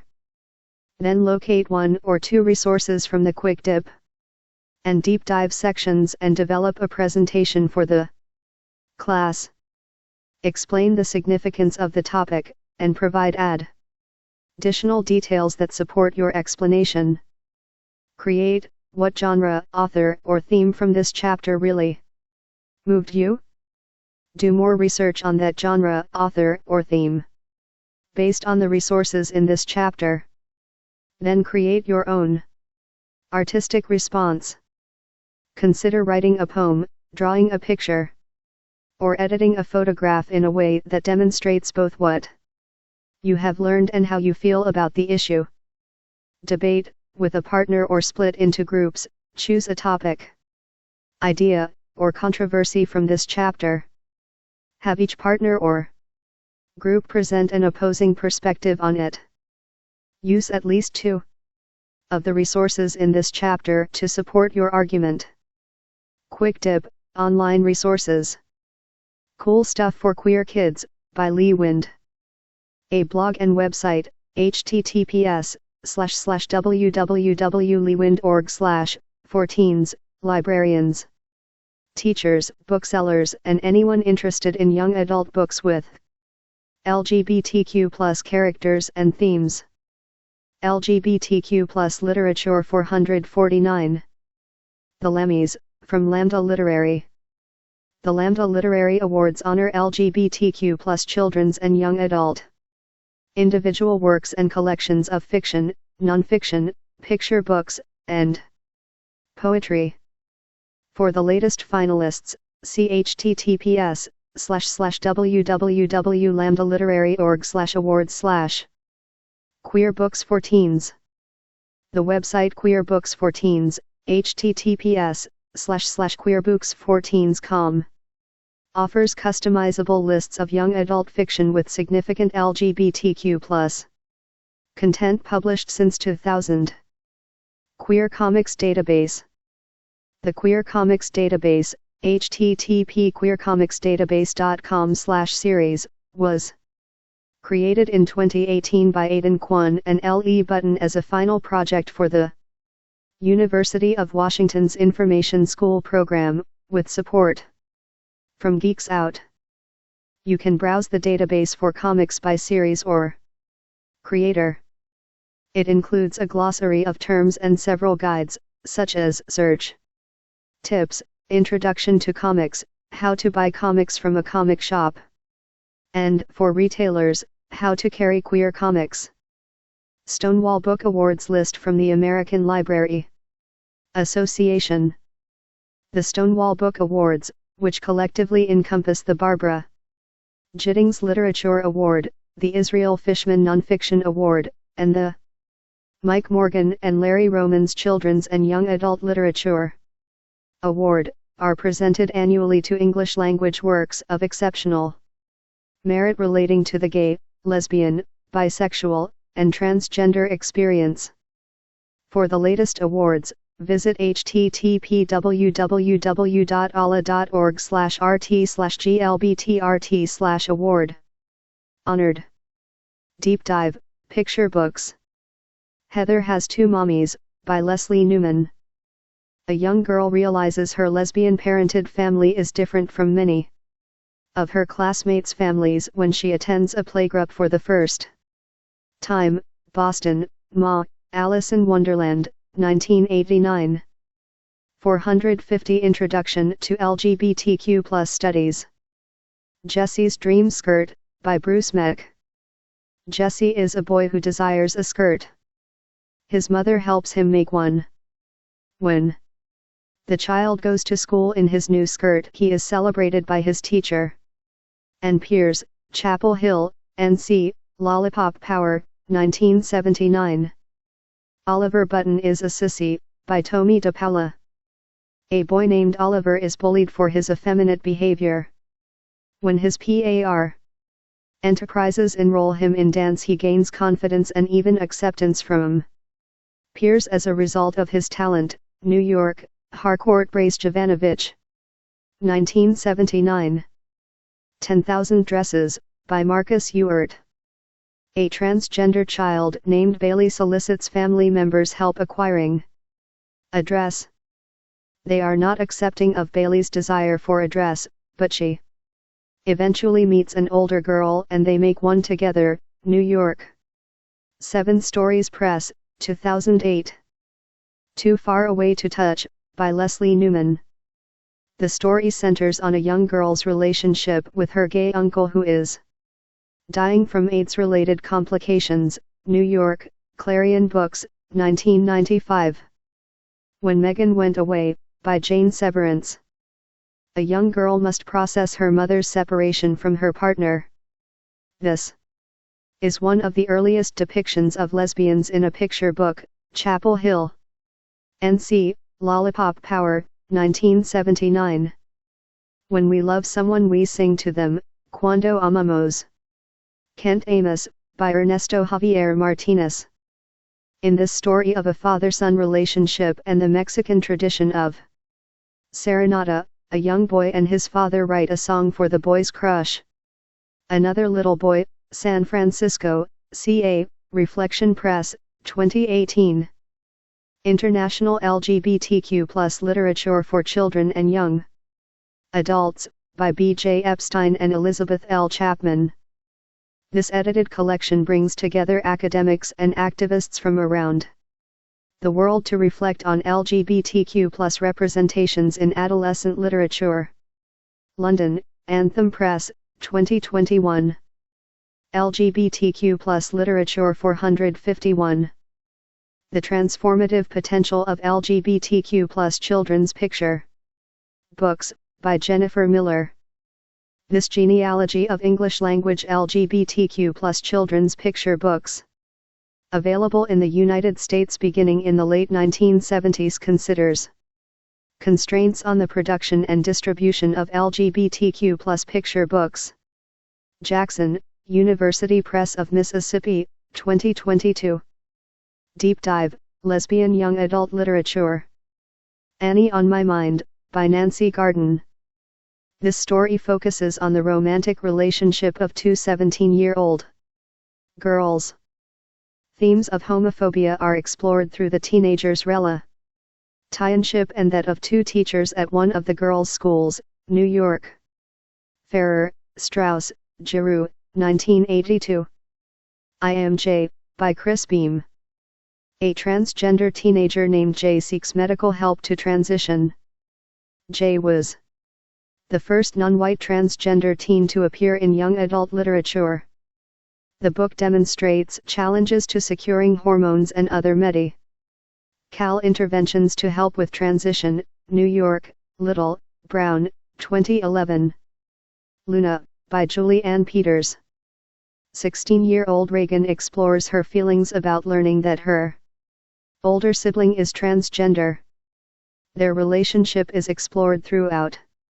New York, Little, Brown, 2004. Ruby, by Rosa Guy. Often identified as the first lesbian young adult novel, this story is about 18-year-old Ruby Cathy and her family who moved to Harlem from the West Indies. Ruby's romantic relationship with a classmate, Daphne Dupre, centers the text. New York, Viking Press, 1976. Symptoms of Being Human, by Jeff Garvin. The novel is about a gender-fluid teen who reflects on binary gender expectations through a series of blog posts. New York, Balzer and Bray. 2016. 452 Introduction to LGBTQ+ Studies. Representing the Rainbow in Young Adult Literature, LGBTQ+. Content since 1969, by Christine Jenkins and Michael Cart. The authors survey LGBTQ+ young adult literature from the 1960s to the 2010s. Langham, M.D., Roman and Littlefield, 2018. Deep Dive, LGBTQ+ Comics. Fun Home, by Alison Bechdel. This graphic memoir is a reflection on the creator's adolescence in rural Pennsylvania. Bechdel's relationship with her father is highlighted, and sexual identity is explored through both characters. Boston, Ma, Hoff. Tun Mifflin Harcourt, 2007. Life in Hell, by Matt Groening. This weekly comic series, by the creator of The Simpsons, featured anthropomorphized rabbits who were a gay couple. New York, Pantheon Books. 1970-2012. Stuck Rubber Baby, by Howard Cruz. This semi-autobiographical graphic novel's protagonist Toland Polk explores gay community and culture in the U.S. South during the 1960s. New York, Paradox Press, 1995. The Comics of Alison Bechdel, From the Outside In, by Janine Utel.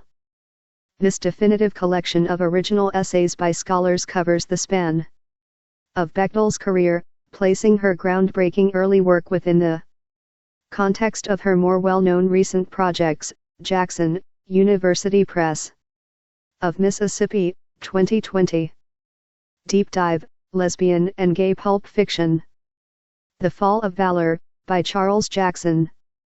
This novel focuses on the failing marriage of John and Ethel Grandin, who take a summer vacation to Nantucket during World War II. John. LGBTQ+ Literature 453. Becomes enamored with a Marine captain he meets while the couple vacation. New York, Reinhardt, 1946. Song of the Loon, by Richard Amory. This novel and its sequels center gay Native Americans who embrace their sexuality. The novel is campy and far lighter in tone than many pulps. San Diego, CA, Greenleaf Classics, 1966. Women's Barracks, by Teresca Torres. This semi-autobiographical reflection is based on the author's experience at a French military barracks for women. 5 women of different ages form sexual relationships. New York, Fawcett, 1950. Lesbian Pulp Fiction, The Sexually Intrepid World of Lesbian Paperback Novels, 1950-1965, by Catherine Forrest. This book surveys and analyzes lesbian pulp fiction. San Francisco, CA. Cledy's Press, 2005. Deep Dive, LGBTQ+ Memoir and Life Writing. My Butch Career, a Memoir, by Esther Newton.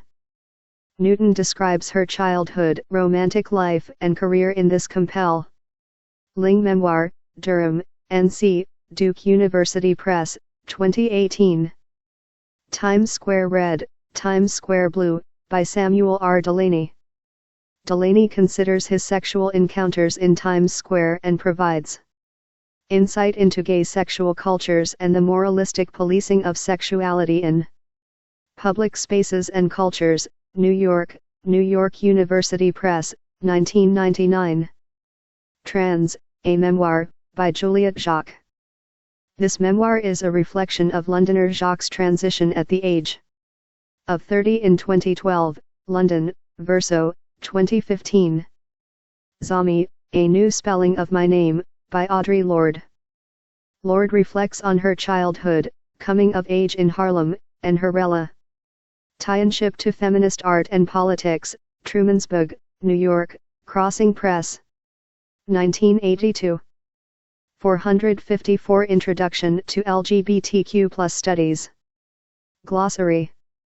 By Jen D. Ear. Someone who either has the experience of two genders, which can be binary or non-binary, or experiences both genders simultaneously or alternates between them. Cisgender. A person whose gender identity aligns with the sex assigned to them at birth. Comics Code. Regulations imposed by the Comics Code Authority that prohibited morally objectionable material, such as graphic violence and sexual content, and restricted storylines. Genderqueer. A person whose gender identity is not static, not solely male or female, and sometimes not completely fitting either category. Intersex.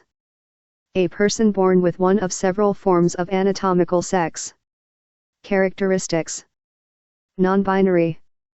A person whose gender identity is not exclusively male or female. Some transgender people are non-binary. Transgender. A person whose gender identity or gender expression differs from the sex assigned at birth. Tropes. Commonly used themes and literary devices. Two-spirit. A person who has both a masculine and a feminine spirit, or some other gender variant, used by some indigenous people to describe their sexual, gender, or spiritual identity.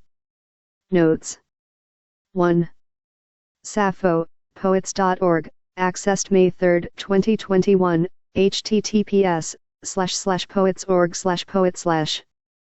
Sappho. 2. Walt Whitman, Leaves of Grass, 1855+, https://whitmanarchive.org/. Published/LG/index.html, Radcliffe Hall, The Well of Loneliness, Paris, 1928. James Baldwin, Giovanni's Room, New York, Dial Press, 1956. 3S Scapatone, Happy Endings Are All Alike, San Francisco, C.A., Harper. and Row, 1978. 4.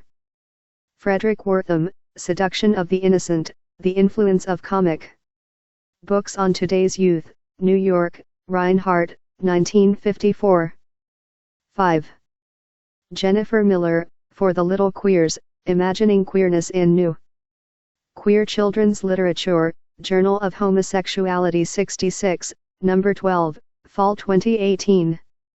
1645-1670. 6. January M. Ochman, The Effects of Non-Gender Role Stereotyped, Same-Sex Role Models in Storybooks on the Self-Esteem of Children in Grade 3, Sex Roles 35, No. 11, December 1996, 715, https://doi.org/101007/boldface01544088. And C. J. Miller, Snapshots of LGBTQ Kid Lit, accessed May 2, 2021, https://raisethemrighteous.com/category. 7. Caitlin L. Ryan and Jill M. Herman Wilmarth, Already on the Shelf, Queer Readings of Award-Winning Children's Literature, Journal of Literacy Research. LGBTQ+ Literature 455. 45, No. 2, June 2013, 142-172, https://doi.org/101177/10862996x134797778. Kenneth Kidd and Michelle Ann Abate, eds, Over the Rainbow, Queer Children's and Young Adult Literature, Ann Arbor, University of Michigan Press, 2011. 8. Charlotte Zolito, Williams Dahl, New York, Harper and Row, 1972. Tomie dePaula, Oliver Button is a Sissy, New York, Simon & Schuster Books. For Young Readers, 2017, Bruce Mack and Marion Buchanan, Jesse's Dream.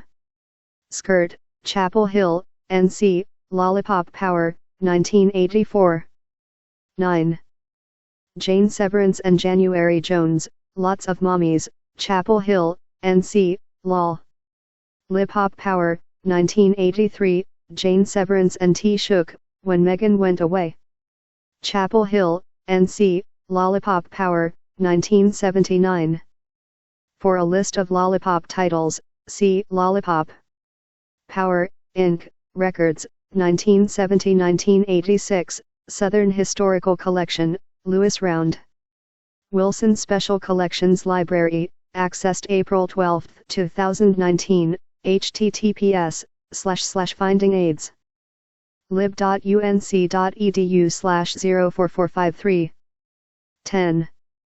Leslie Newman, Heather Has Two Mommies, Somerville, Ma, Kendall. Wick, 2016. 11. Janine Atkins and Tad Hills, A Name on the Quilt, A Story of Rem M. Brents, New York, Simon & Schuster Children's Division, 2003, Leslie New.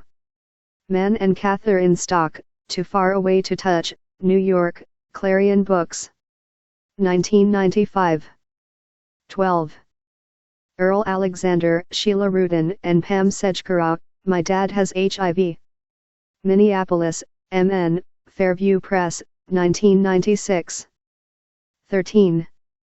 Leslie Newman, Mommy, Mama and Me, Berkeley, CA, Tricycle Press. 2008, Daddy, Papa and Me, Berkeley, CA, Tricycle Press, 2008. 14. Miles E. Johnson and Kendrick Day, Large Fears, Self-Pub, 2015. 15. Carrie McCluskey and Jesse Unapik Mike, Families, Iqaluit, Nunavut. Canada, Inhabit Media, 2017. 16. Flamingo Rampant, website, accessed April 19, 2019, https://flamin.gorampant.com. 17. Toby Hillmeyer and Eleanor Toczynski, A Princess of Great Daring. Toronto, Flamingo Rampant, 2017. 18. Sarah S. Brannon, Uncle Bobby's Wedding, New York, G.P. Putnam's Sons, 2008, Leslie Newman and Mike Dutton, Donovan's Big Day, Berkeley. CA, Tricycle Press, 2011. 19. J.J. Austrian and Mike Corrado, Worm Loves Worm, Los Angeles, CA.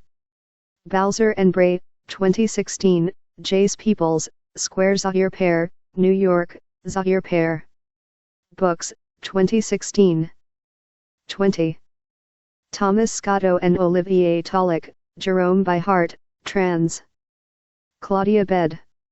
Rick and Karen Snelson, Brooklyn, New York, Enchanted Lion Books, 2018. 21.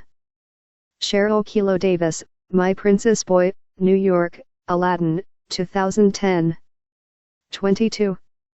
Marcus Ewart and Rex Ray, 10,000 Dresses, New York, 7 Stories. Press, 2011. 23. Jessica Herthel and Jazz Jennings, I Am Jazz, New York, Dial Books. 2014. 24. Mombian, Sustenance for Lesbian Moms, accessed April 19, 2019. https://www.mombian.com/. 25. American Library Association, Stonewall Book Awards History, Round Tables, September 9, 2009, http://www.ala.org/rt/glbtrt/award. American Library Association, Stonewall Children's and Young Adult Literature Award named for Mike Morgan and Larry Romans, News and Press Center. 456 Introduction to LGBTQ+ Studies. January 17, 2012. http www.alla.org/news/press-releases/2012. Children %E2% 80% 99s Young Adult Literature Award named Mike Morgan and Larry Nicola Griffith, A Brief History of Lambda Literary, September 9, 2008, https://www.lambdaliterary.org/Lambda Literary Foundation /root LLF History /Lambda Literary, https://www.lambdaliterary.org/ 26. American Library Association. 100 Most Frequently Challenged Books, 1990-1999, Advocacy, Legislation and Issues, March 26, 2013. http www.alla.org/advocacy/bbooks. 1990% E2% 80% 931999, Newman, Heather Has Two Mommies, Michael Wilhoit.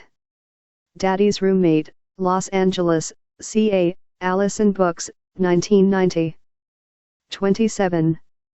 Allison Flood, Stonewall Defends Vital LGBT Children's Books After Spate of Ban Attempts, Guardian, January 18, 2019, https://www.theguardian.com/ books/2019/January/18/ Stonewall Defends Vital LGBT Children's Books After Spate of Ban Attempts, Maxfield Morris, Banned Books Week, SCC Profs LGBT Children's Book Sparks Challenges, Sac City Express, October 2, 2017, https://saccityexpress.com.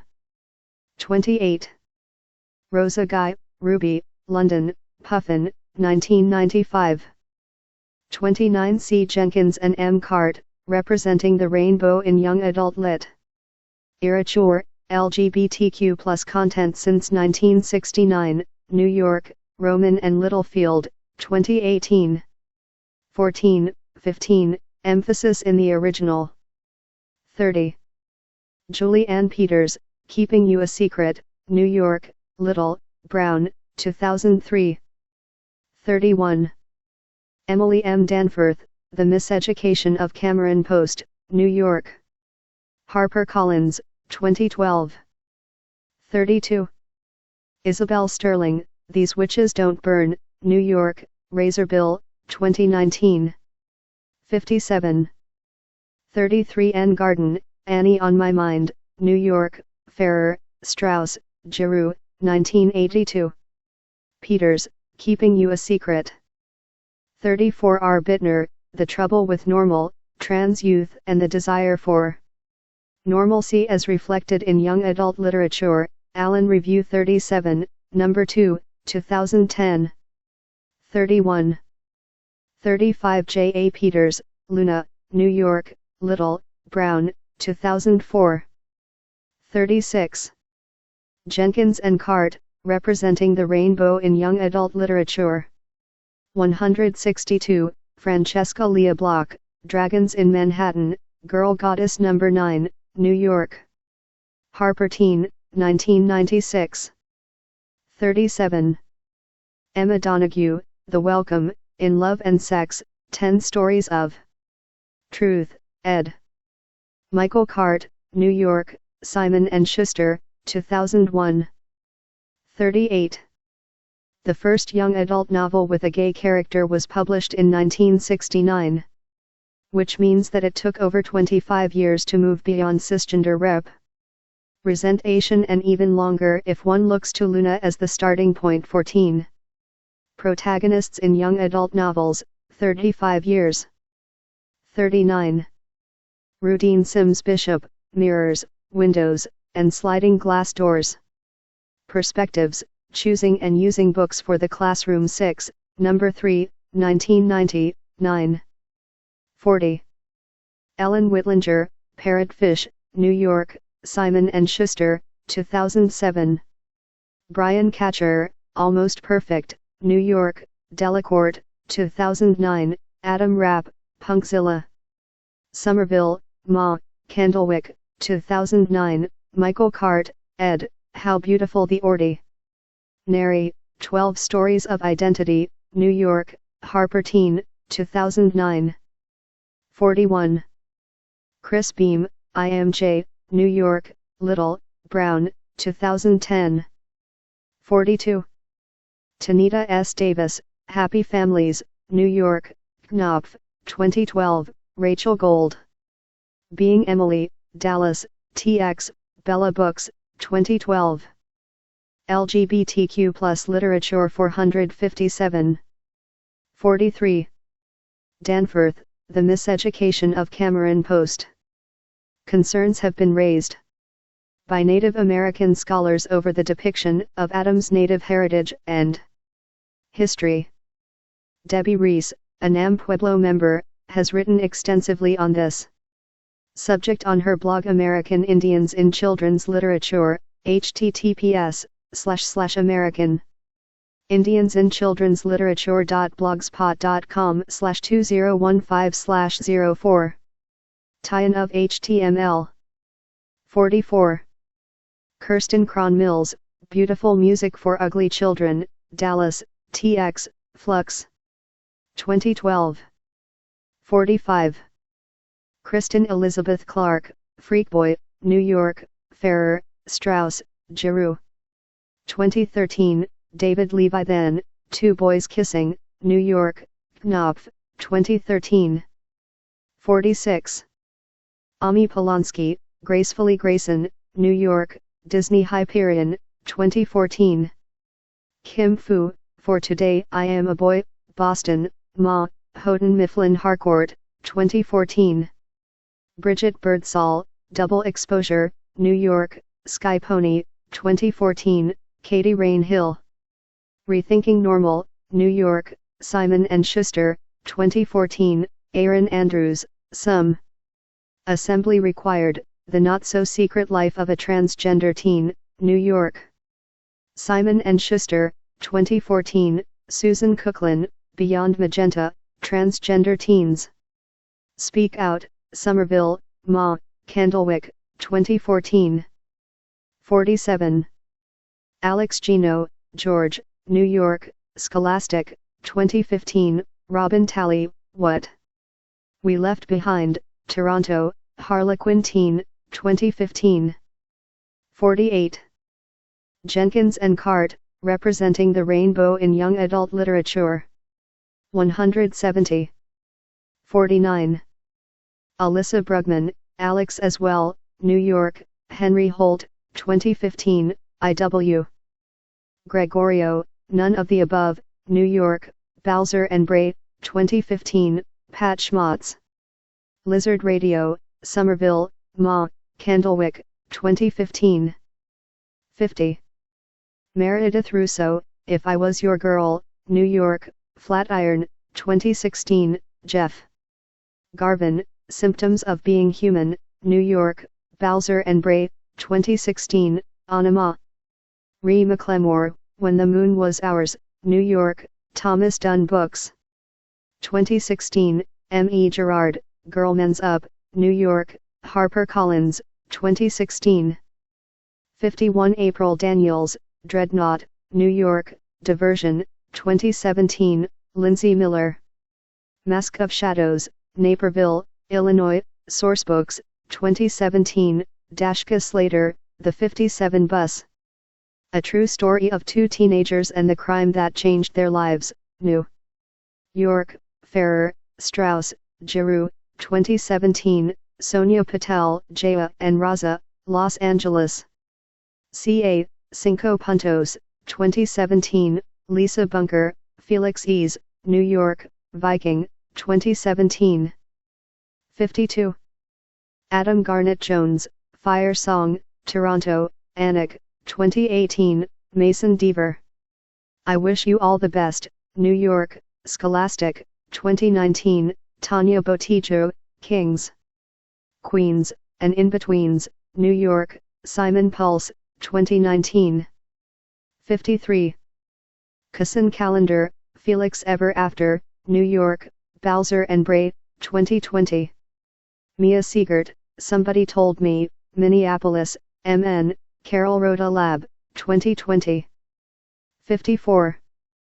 Clarence Harlan Orsi, Saying Something, Trans Characters in Ya FAC.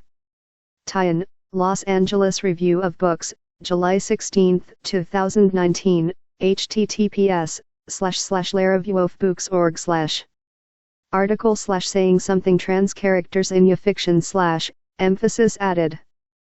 55. V. Signorelli, The Acceptance Narrative in Trans Ya Pride. September 30, 2015, http://2015/009/THE-ACCEPTANCE-NARRATIVE- in Transya / 56. V. Signorelli, The Hero's Journey in Trans Ya Pride, December 2, 2016, https://www.gaya.org/2016/12/ The Hero's Journey in Transya / 57. Wortham Interview and Speech R. in David Haidu, The 10-Cent Plague. The Great Comic Book Scare and How It Changed America, New York, Farrer. Strauss, Giroux, 2008. 458 Introduction to LGBTQ+ Studies. 58. Comic Books and Juvenile Delinquency Sick, Interim Report of the Committee on the Judiciary pursuant to S. Residence 89 and S. Residence 190, 83D Congress, 1st. Sess 83D Congress, 2D Sess. 1955-1956, Washington, D.C., Government Printing Office, 1956, https://webarchive.org/web/2000960127/http://www.goc.ties.com/athens/8580/keyfather.html. 59. Comic Books and Juvenile Delinquency. 60. Hilary Shute, Graphic Women, Life Narrative and Contemporary Comics. New York, Columbia University Press, 2010, 17. 61. Howard Cruz, Stuck Rubber Baby, New York, Paradox Press, 1995. 62. Teresca Torres, Women's Barracks, New York, Fawcett Gold Medal Book. 1950. 63. Ven Packer, Mary-Jane Meeker, Spring Fire, New York, Fawcett Gold Medal Book, 1952, Claire Morgan, Patricia Highsmith, The Price of Salt, New York, Coward McCann, 1952. 64. Jenna Barnes, Nightwood, New York, Random House, 1935, Gail Wilhelm, We Two Are Drifting, New York, Random House, 1938. 65. Anne Bannon, Odd Girl Out, New York, Fawcett Gold Medal Book, 1957. The same company also published I Am a Woman, 1959, Women in the Shadows. 1959, Journey to a Woman, 1960, and Bebo Brinker, 1962. 66. Valerie Taylor, The Girls in 3B, New York, Fawcett Gold Medal Book. 1959, and Stranger on Lesbos, 1960, Mary-Jane Meeker, Deliver Us from Evie.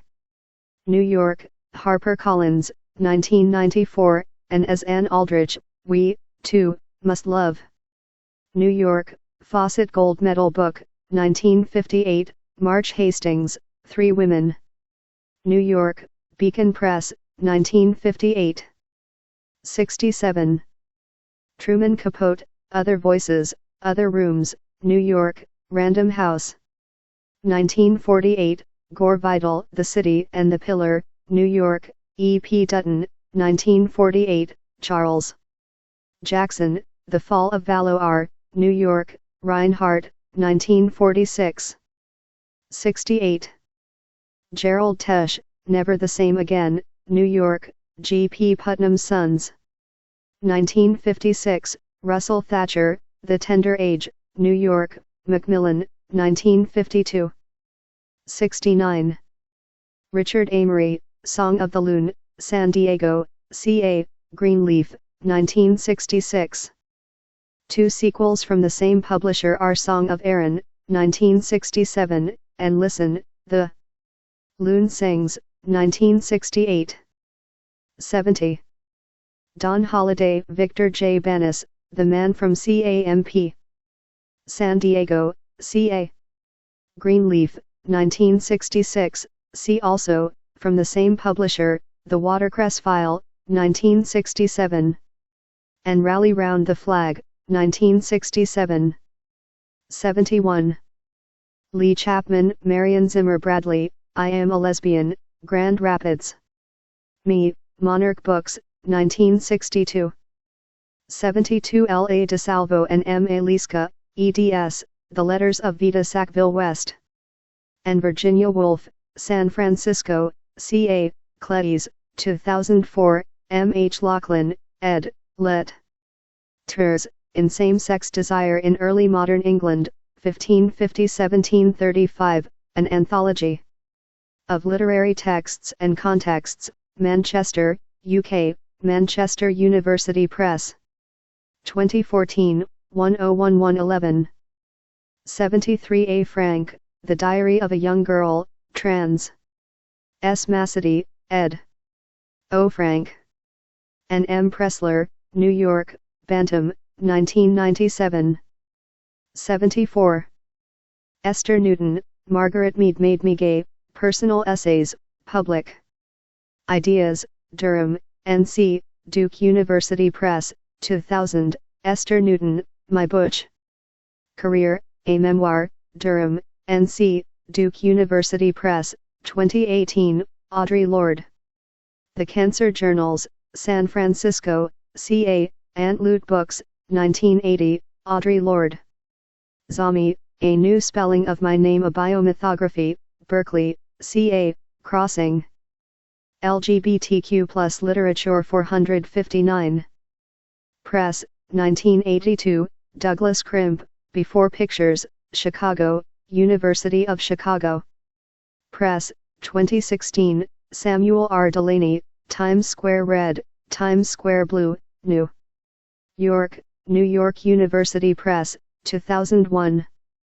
75. Larry Kramer, The Normal Heart, New York, Samuel French, 1985. Larry Kramer, Reports from the Holocaust, The Story of an AIDS Activist, New York, St. Martin's Press, 1994. 76. B. Lemon, Why Sontag Didn't Want to Come Out, Her Words, Out. January 5, 2005, https://www.com/entertainment/2005/01/05/Why Sontag Didn't Want Come Out Her Words, Susan Sontag, As Consciousness is Harnessed to Flesh, Journals and Notebooks, 1964-1980, ed. D. Rife, New York, Picador. 2012. 77. Alison Bechdel, Fun Home, A Family Tragicomic, New York, Houghton Mifflin Harcourt, 2007. 78. Juliette Jacques, Trans, A Memoir, New York, Verso Books, 2016. 79. Maggie Nelson, The Argonauts, Minneapolis, MN, Greywolf Press. 2015, Jacob Tobia, Sissy, A Coming-of-Gender Story, New York, Putnam, 2019. 80. Tobia, 15, 14. 81. Tobia, 301, 11, 14. 82. Nelson, The Argonauts, 46, 47. Part 7. Research. 461. 12. A Practical Guide for LGBTQ+ Studies. Rachel Wexelbaum and Gesina A. Phillips. Introduction. With a simple search, people can now access a wealth of online information about LGBTQ+ topics, especially if they are English speakers. And yet, searching for information online, figuring out what to ask, and choosing how to word questions can still be frustrating.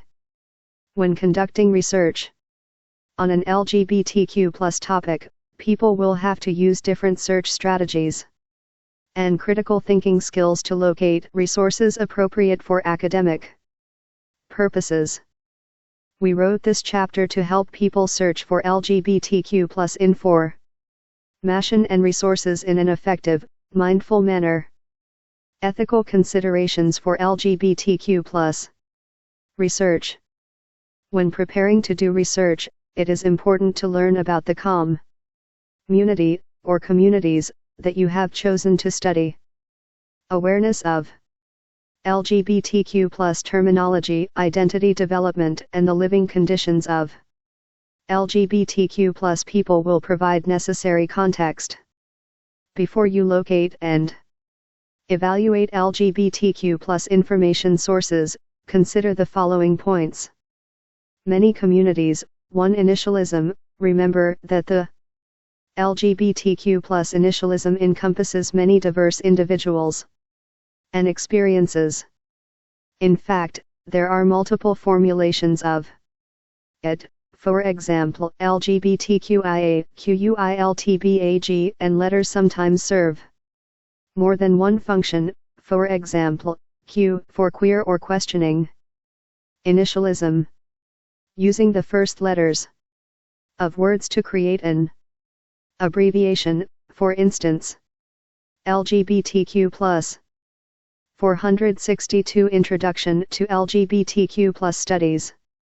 In this chapter, we use LGBTQ+ to refer to a large spectrum of identities when speaking about a particular population. However, more specific terms, for example, gay, lesbian, may be more appropriate to use than an inclusive initialism because of the differences in experience among groups. Remember also that an individual might identify in multiple ways, for example, a bisexual, transgender person. Intersectional identities. The concept of intersectionality, a theory of Kimberly Crenshaw, focuses on how interlocking systems of oppression affect marginalized individuals. 1. Remember to consider how other aspects of an individual's identity, race, ethnicity, class, country of origin, religion, disability status, etc., interact with their LGBTQ+ identity. Avoid treating the different aspects of a person's identity separately, and instead engage in a holistic examination of the systems of privilege and marginalization that act on them. Pronouns and binaries. Be careful not to make assumptions about the individuals that you study. Use caution when applying modern labels to a historical subject. If an individual refers to themselves using particular pronouns, use those pronouns. If they use sir, do not substitute their, for example. Be wary of binaries.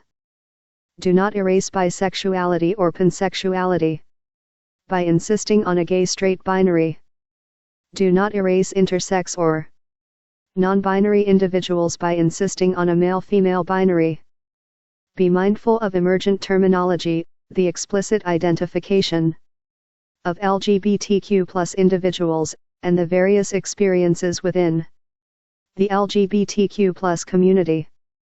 Careful consideration of these topics will help you in later stages of your research as you begin to develop your question, form a search strategy, and synthesize the information that you find into a paper, presentation, or other form of scholarship. Getting ready for research. Constructing research questions and generating keywords. To begin, write down the research questions that you have about your topic. Writing research questions also helps you generate keywords for searching. When constructing research questions, pay attention to the following. A practical guide for LGBTQ+ studies 463. Yes or no questions. Often, the first attempt to write down a research question results in a yes or no question, like this. Can lesbians become parents? The keywords in this question are lesbians and parents, which could potentially retrieve a broad range of information resources about lesbian parents or lesbians and how they raise children, or parents of lesbian children. The fact that resources exist about lesbian parents implies a positive response to this question, so the question answers itself. Here are some questions that you would need to answer with evidence from research, however. How do lesbians become parents?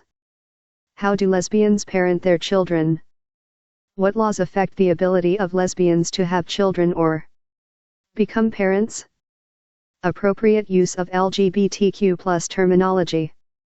In LGBTQ+ research, language is everything. Whether searching for information about a historical or current topic, familiarize yourself with the terminology used for, or by, LGBTQ+ people in that time, culture, and Figure 12.1. Start your research with a well-formed research question. Photo by Emily Morter on Unsplash. 464 Introduction to LGBTQ+ Studies. Place, in addition to current LGBTQ+ terminology. This will help you locate resources and artifacts from that time period, perhaps produced by that culture, as well as resources written by modern researchers. There is also LGBTQ+ terminology that is out of date or that is now considered clinical language used by medical researchers or biologists to describe non-human animals and their behavior. Review the chapters and their research resources sections in this book for the most up-to-date LGBTQ+ terminology used in different disciplines. Value-laden or comparative language. It may seem intuitive to include terms like good, bad, positive, negative, problem, challenge, and so on in research questions. Here is an example. Are there negative impacts of lesbian parenting on children?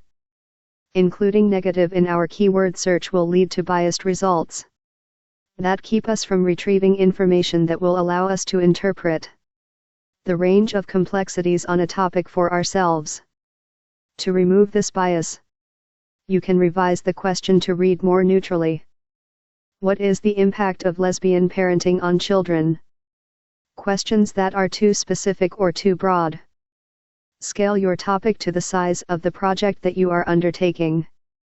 A research paper of 10 pages or fewer, for example, should cover a narrow, focused topic.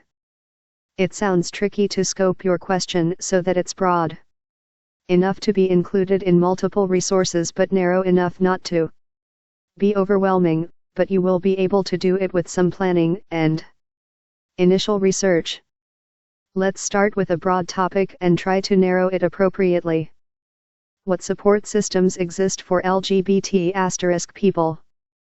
LGBT*, the asterisk is used for truncation searches to, is an abbreviation applying to many diverse individuals, each with their own experience.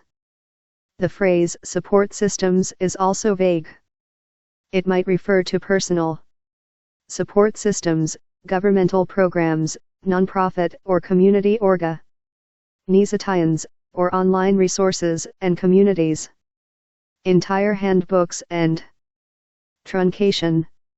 A word search method. Using the root of a word within a title or keyword.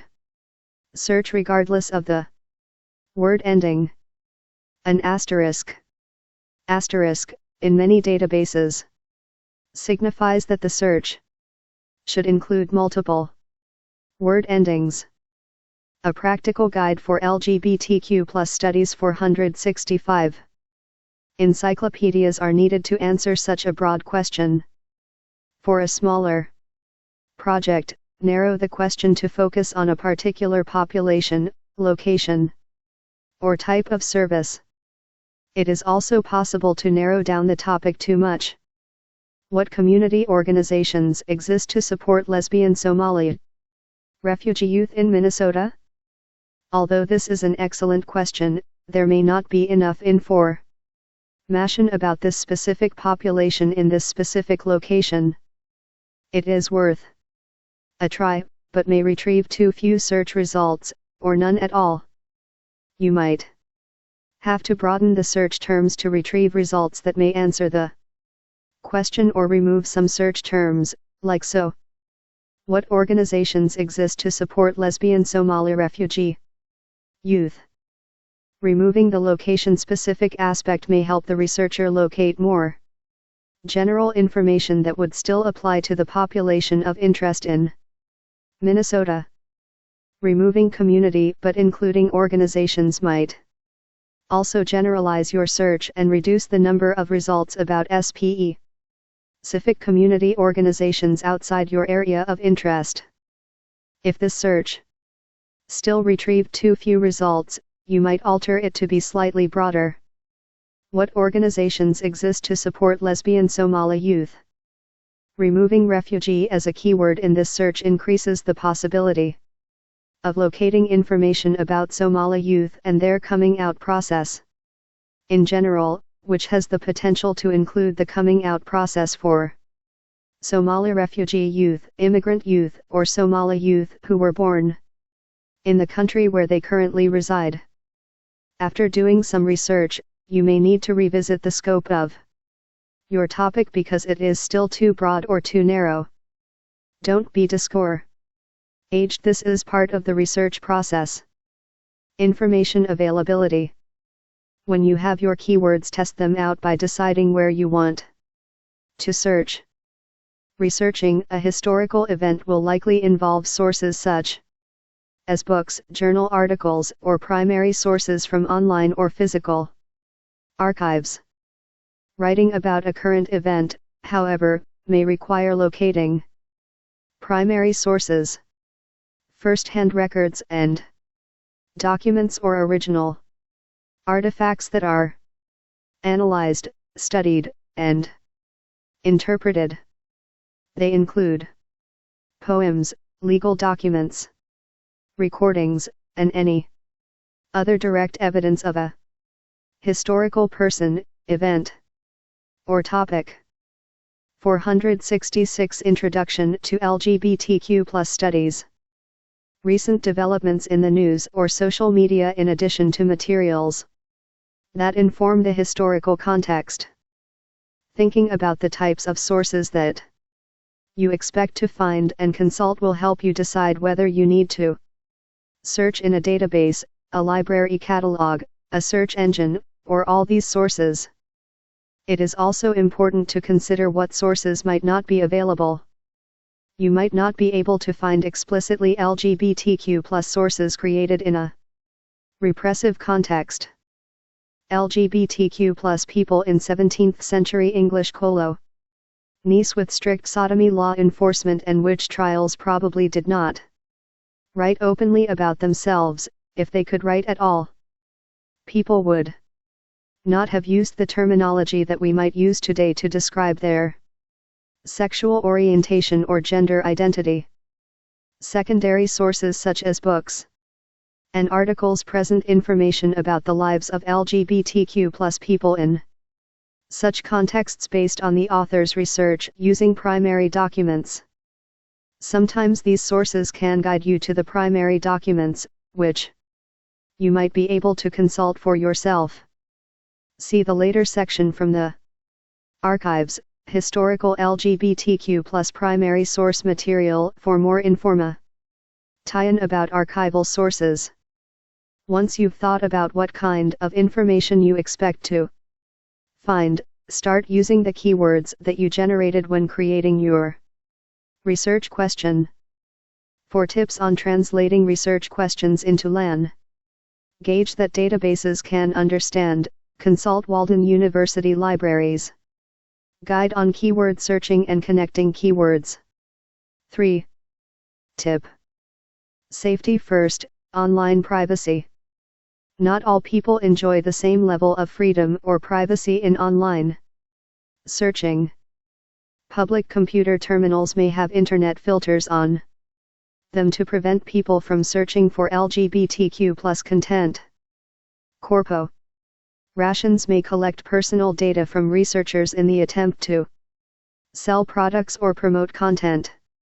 If someone lives in a country where LGBTQ+ identities are criminalized, online research on LGBTQ+ top ICS may put them at risk, even if they use their own mobile device. Active U.S. military may also have their online activities monitored. In cases such as these, where concerns about surveillance and privacy exist, it is important to take precautions before searching for LGBTQ+ information or connecting with LGBTQ+ communities online. Review Online Privacy, Using the Internet Safely, a guide from the Privacy Rights Clearinghouse, before doing online research to preserve your privacy and security. https://privacyrights.org/consumerguides/ Online Privacy Using Internet Safely. A Practical Guide for LGBTQ+ Studies 467. Searching for LGBTQ+ information. Library resources. Colleges and universities offer a wealth of information through their print book collections, databases, and other research materials. Your public library may have access to some databases and research materials as well.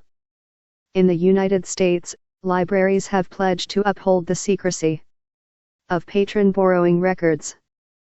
The American Library Association has a Library Bill of Rights and associated interpretation.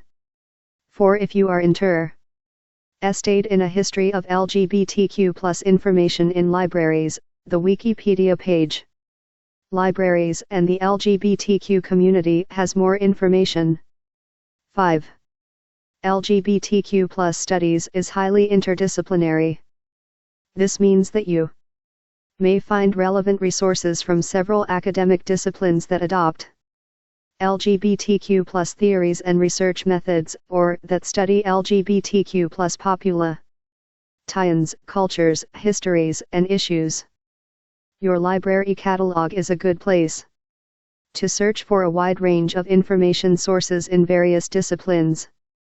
The online library catalog allows people to look for books, e-books, media, online resources, and other content that the library owns or to which it has access.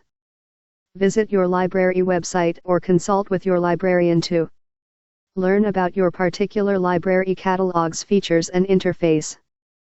Physical items are organized by call number. LGBTQ+ specific call numbers exist in the two major systems.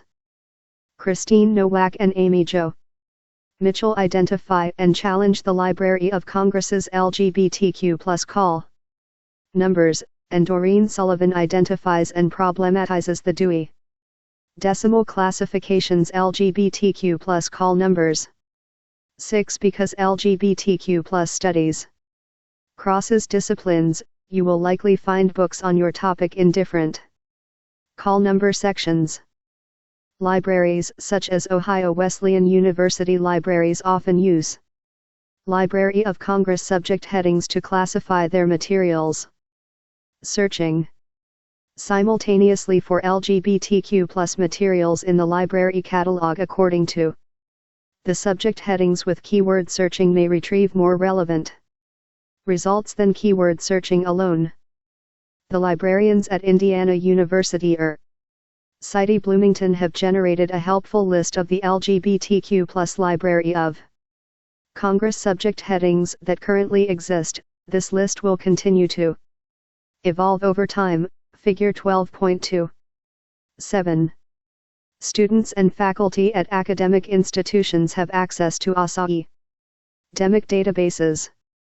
Databases include ebook collections, journal articles or their abstracts, streaming media, videos or audio files, and data sets.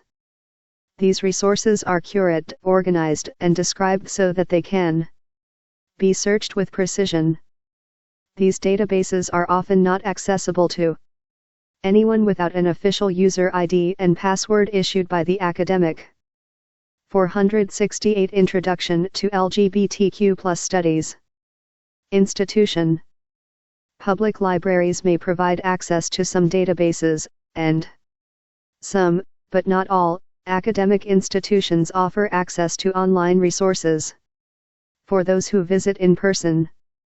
Not all libraries have research databases exclusively on LGBTQ+ subjects, but almost all academic libraries have general databases that index materials that support LGBTQ+ studies. We recommend the databases available for LGBTQ+ studies research listed in Table 12.1. Figure 12.2. Some of Indiana University Bloomington's LGBTQ Library of Congress. Subject headings. Table 12.1. Databases. General Academic LGBTQ+ Studies. Academic Search Premier, EBSCO, Archives of Sexuality and Gender. Alternative Press Archive LGBT Life Full Text, EBSCO. Alternative Press Index LGBT Thought and Culture. Gender Watch.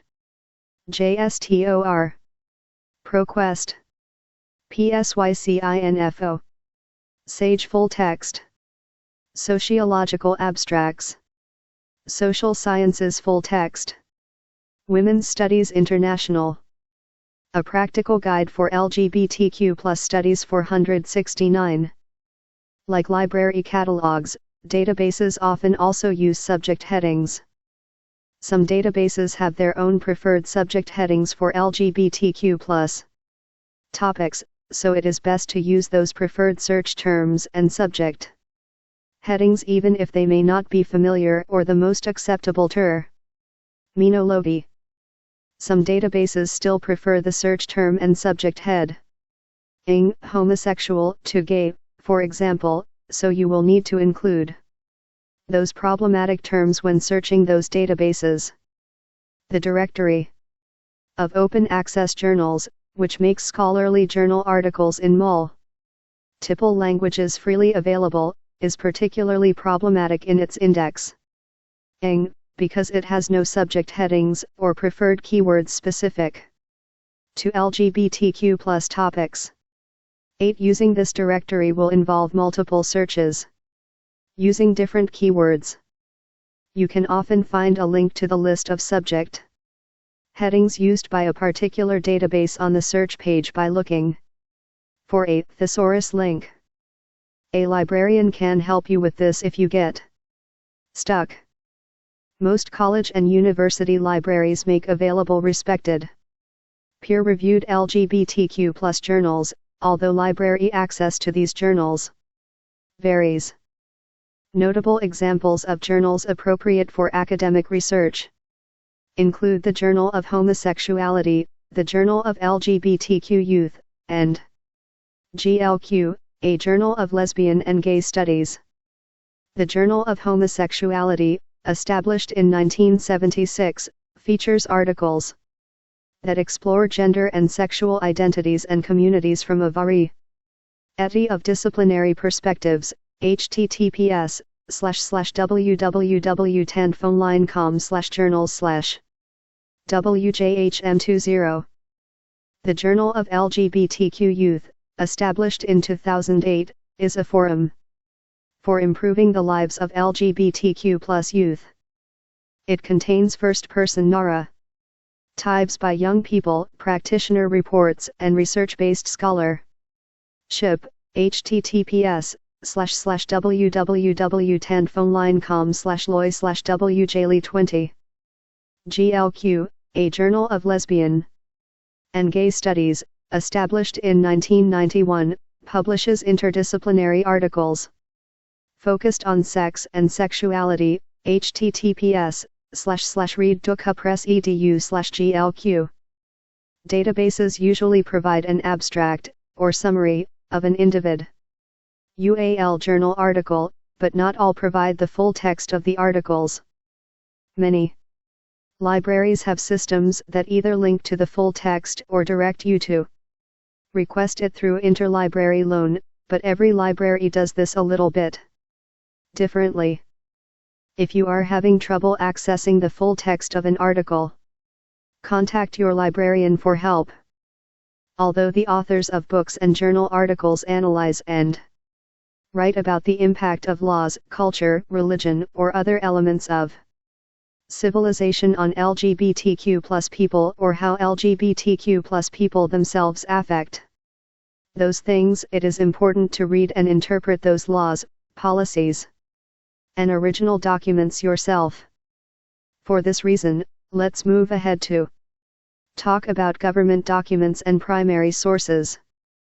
470 Introduction to LGBTQ+ Studies. Laws, reports, and government provided health information. Governments, non-governmental organizations, NGOs, the United Nations, UN, and advocacy groups all publish information related to LGBTQ+ populations. This information includes laws from different countries, NGO, UN, and advocacy group reports about conditions for LGBTQ+ people, or Figure 12.3. An article from an issue of the academic journal Sexualities. CC by Ralph Lotman, Andrew King. Sexualities, Sage Journals. A Practical Guide for LGBTQ+ Studies. 471. How particular laws affect these populations, and information related to LGBTQ+ health issues, including HIV/AIDS, women's health issues, and transgender health issues. We often learn about laws or policies that affect LGBTQ+ populations through popular media. Journalists and bloggers often give a law or policy a short, catchy name, but the actual name of the law may be much longer. For example, the Russian gay propaganda law that people refer to in the media is actually a section of Russian Federation Federal Law No. 436. FZ of December 23, 2010, on protection of children from information harmful to their health and development, titled For the Purpose of Protecting Children from Information Advocating for a Denial of Traditional Family Values. You can find this out by conducting a search in Google or other search engines, asking, what is the real name of the gay propaganda law? If you use the official name of the law in your search, the results will be more likely to come from official government or NGO reports. Because of unique methods of organizing information in governmental and legal fields, finding sources such as governmental publications, bills, or court cases may require the assistance of a librarian. For more information about different types of government documents, consult the Government Publications Subject Guide from St. Cloud State University. Developed by the research librarian Michael Gorman. 9. You might also see if your library has its own guide on this topic. Governments often provide health information to the public, including health information for or about LGBTQ+ people. In the United States, the federal government is the country's largest publisher. To search for congressional recordings, Supreme Court opinions, congressional bills, and other documents on how the federal government refers to LGBTQ+ populations and topics, visit https:// www.govinfo governor. To search across different government websites, go to https://www.usa.governor. The easiest way to locate laws and government information from other countries is to use a search engine. A Northwestern University government information librarian, Ann Zald, also created an excellent list of foreign government websites. 10. If you are interested in government health information for or about LGBTQ+ people in other countries, you can try adding the name of the country to the search string. If you are unable to locate anything that way, search within the government's official website for more information. The UN provides statistics and reports about LGBT demographics, health, laws, and human rights abuses. The search string United Nations LGBT* retrieves information from the UN about resolutions and reports on LGBT issues worldwide.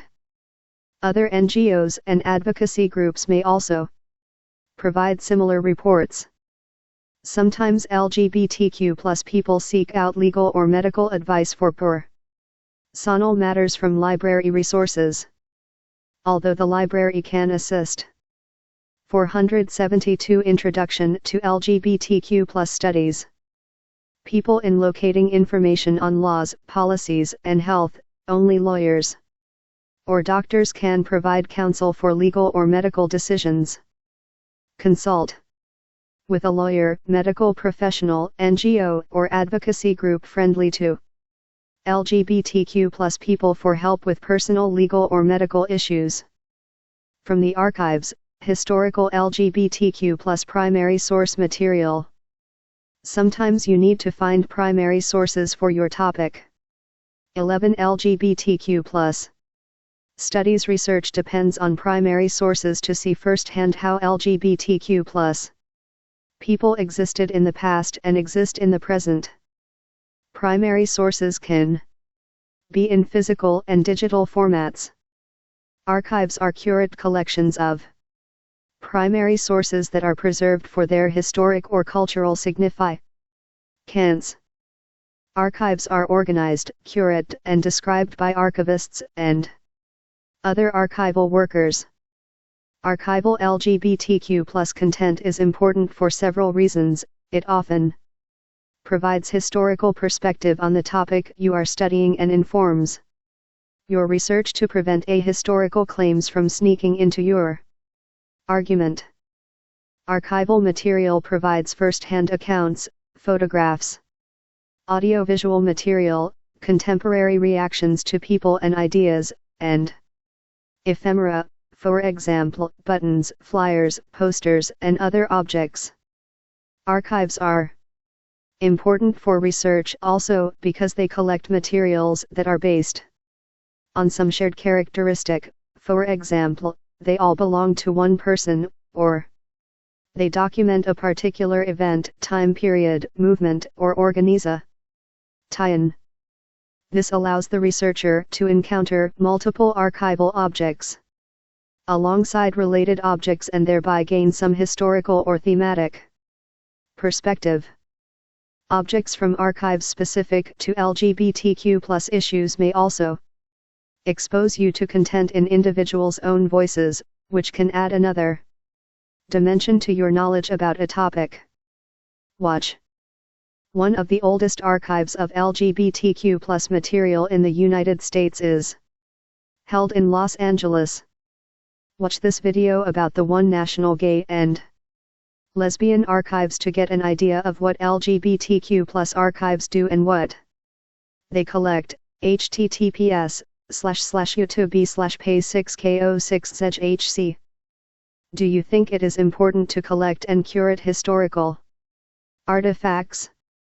Explain. What is the most interesting thing you learned about LGBTQ+ history from watching this video?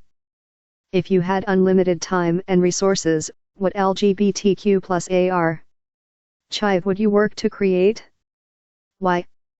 A Practical Guide for LGBTQ+ Studies 473. Archives dedicated to LGBTQ+ material exist around the world. To find such archives, IHLIA LGBT Heritage of Amsterdam maintains an extensive list of links to worldwide LGBTQ+ archives. 12. Sometimes archives without an LGBTQ+ focus will create special exhibits related to LGBTQ+ individuals and content in their collections as well. Archives are often collections of physical materials, digital content, or both. Often, a researcher will visit a physical archive in person to review materials. Many archives make information about their materials available online so that you can decide whether the content is likely to be relevant to your project. If you are a student at a college or university, check with your library. Your institution may have archival collections of its own. Digital archives offer more access, but keep in mind that the digital collection might not include everything from the physical collection. The following resources are good places to begin searching for digital primary source materials. Library of Congress Digital Collections.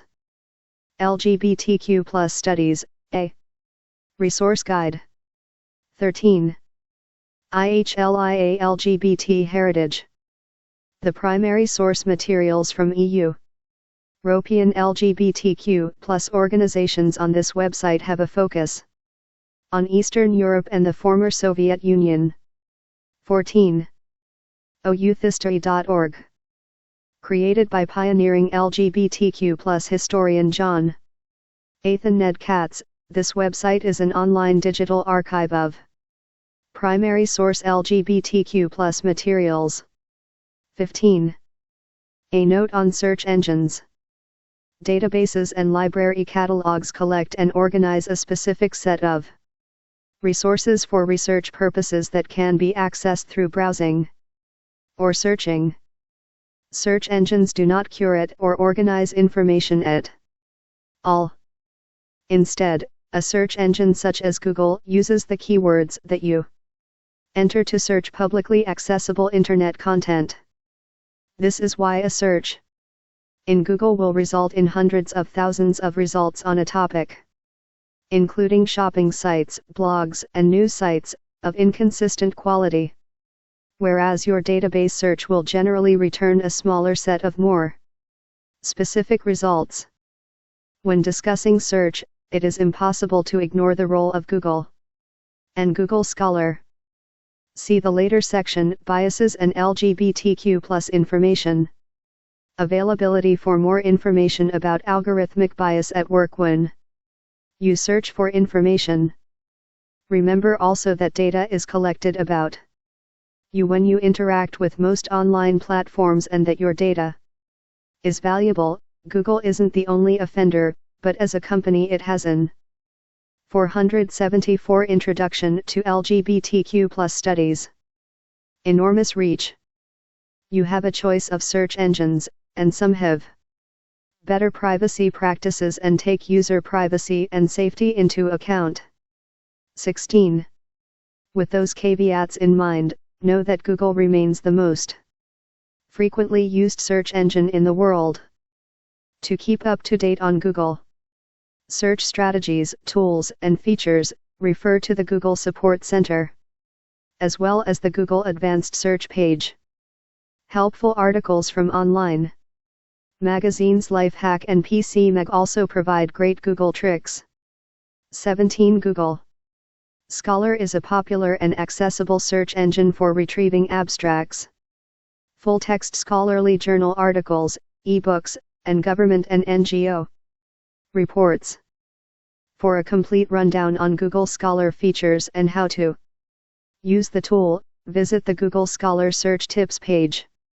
18. Social media for LGBTQ+ studies research. For LGBTQ+ topics, social media may be a good source of information. You might be surprised to learn that researchers, scholars, activists, and Others that you might encounter during your research may also be active on social media.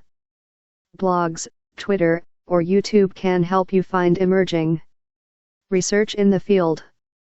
Researchers and scholars may post presentation materials from academic conferences, scholarly journal articles, book recommendations, or critiques of other people's research. Social media can help students and people new to an academic or professional field get to know other researchers and relevant organizations in their field. These researcher and organization accounts might also point you toward job postings, graduate programs, or conferences. Social media can also have its dark side. Harassment and algorithmic bias are problems that you should be aware of if you decide to work with social media for research purposes. 19. Researchers can conduct basic keyword searches or tag and hashtag searches on most social media platforms. Twitter in particular has sophisticated advanced search features.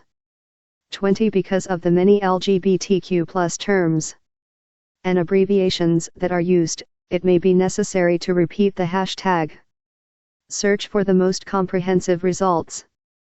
Conducting academic research using social media brings a unique set of challenges. Although these conversations are happening in public, they are not necessarily public statements. Think about any random conversation you have had that occurred in a public place. Would you want a researcher to quote you without your knowledge? Consider the following when using social media for research. What is the source of the content? The researcher should be mindful of whether they are quoting an individual, a practical guide for LGBTQ+ studies 475. Profit organization, a for-profit organization, a news agency, a government source, or some other source. As with any source, the researcher must evaluate the source in terms of its authority on the issue at hand, potential bias, and other questions such as those found in the later evaluating information sources section and associated resources, such as the guide from Pennsylvania State University 21. How can I use this content? Researchers should remember that not all social media networks are public. A post that appears in one researcher's social media feeds may be viewable by only certain accounts. Even users with public social media presence may have some expectation that their posts will not be republished without their consent. 22. If your research project will be published in a public forum where others could see this content, it is good practice to contact the creator, inform them of your research project, and ask permission to use their content. User-created content may also be protected by copyright. The University of Michigan Library provides information on what types of videos are appropriate to use for openly published research projects, as well as where to find those videos. 23. In addition to these more socially focused platforms, another platform with a highly social infrastructure is designed for information creation and research, Wikipedia. Wikipedia for LGBTQ+ studies research. Wikipedia can serve as a starting point for research on LGBTQ+ topics. It is also a major source of information for many people, including researchers who do not have access to databases or research libraries. Let's examine how to use Wikipedia to research LGBTQ+ topics. An efficient way to search for LGBTQ+ content on Wikipedia is to visit the LGBT portal. The portal compiles news related to LGBTQ+ issues and has a section for daily featured LGBTQ+ content, figure 12.4. 24. To evaluate the content of a Wikipedia article, you must first understand how knowledge production works on Wikipedia. Wikipedia does not publish original content. Instead, creators summarize and synthesize content already published in another venue. Wikipedia editors strive to meet certain expectations for an article. 25 reviewers identify articles that need editing or that they believe should be deleted, and creators can then defend the article or help improve it so that it can remain in Wikipedia. 476 Introduction to LGBTQ+ Studies. This process has its shortcomings, however. For example, articles about important yet underdocumented individuals or topics, including articles about LGBTQ+ people of color and LGBTQ+ people from non-English speaking countries, may be marked for deletion because of the lack of published information about them, despite their importance to the LGBTQ+ community or the world. For more on bias in Wikipedia and the world, see Wikipedia's page on systemic bias. 26. When a relevant article exists and is identified, you must review several parts of the article to determine whether the content is appropriate for academic research. One of us, Rachel Wexelbaum, developed a subject guide on how to evaluate Wikipedia articles for research. 27. When you find instances of bias or underrepresentation on Wikipedia, remember that you can participate in the process. Wikipedia is a living resource that depends on global community participation and collaboration, and thus students and professors can put their LGBTQ+ studies research skills to good use by adding information to existing articles, creating articles, and improving articles that are partial starts, or stubs. Evaluating information sources. Carefully consider each source that you find while researching to determine whether it adds useful, accurate information to your research.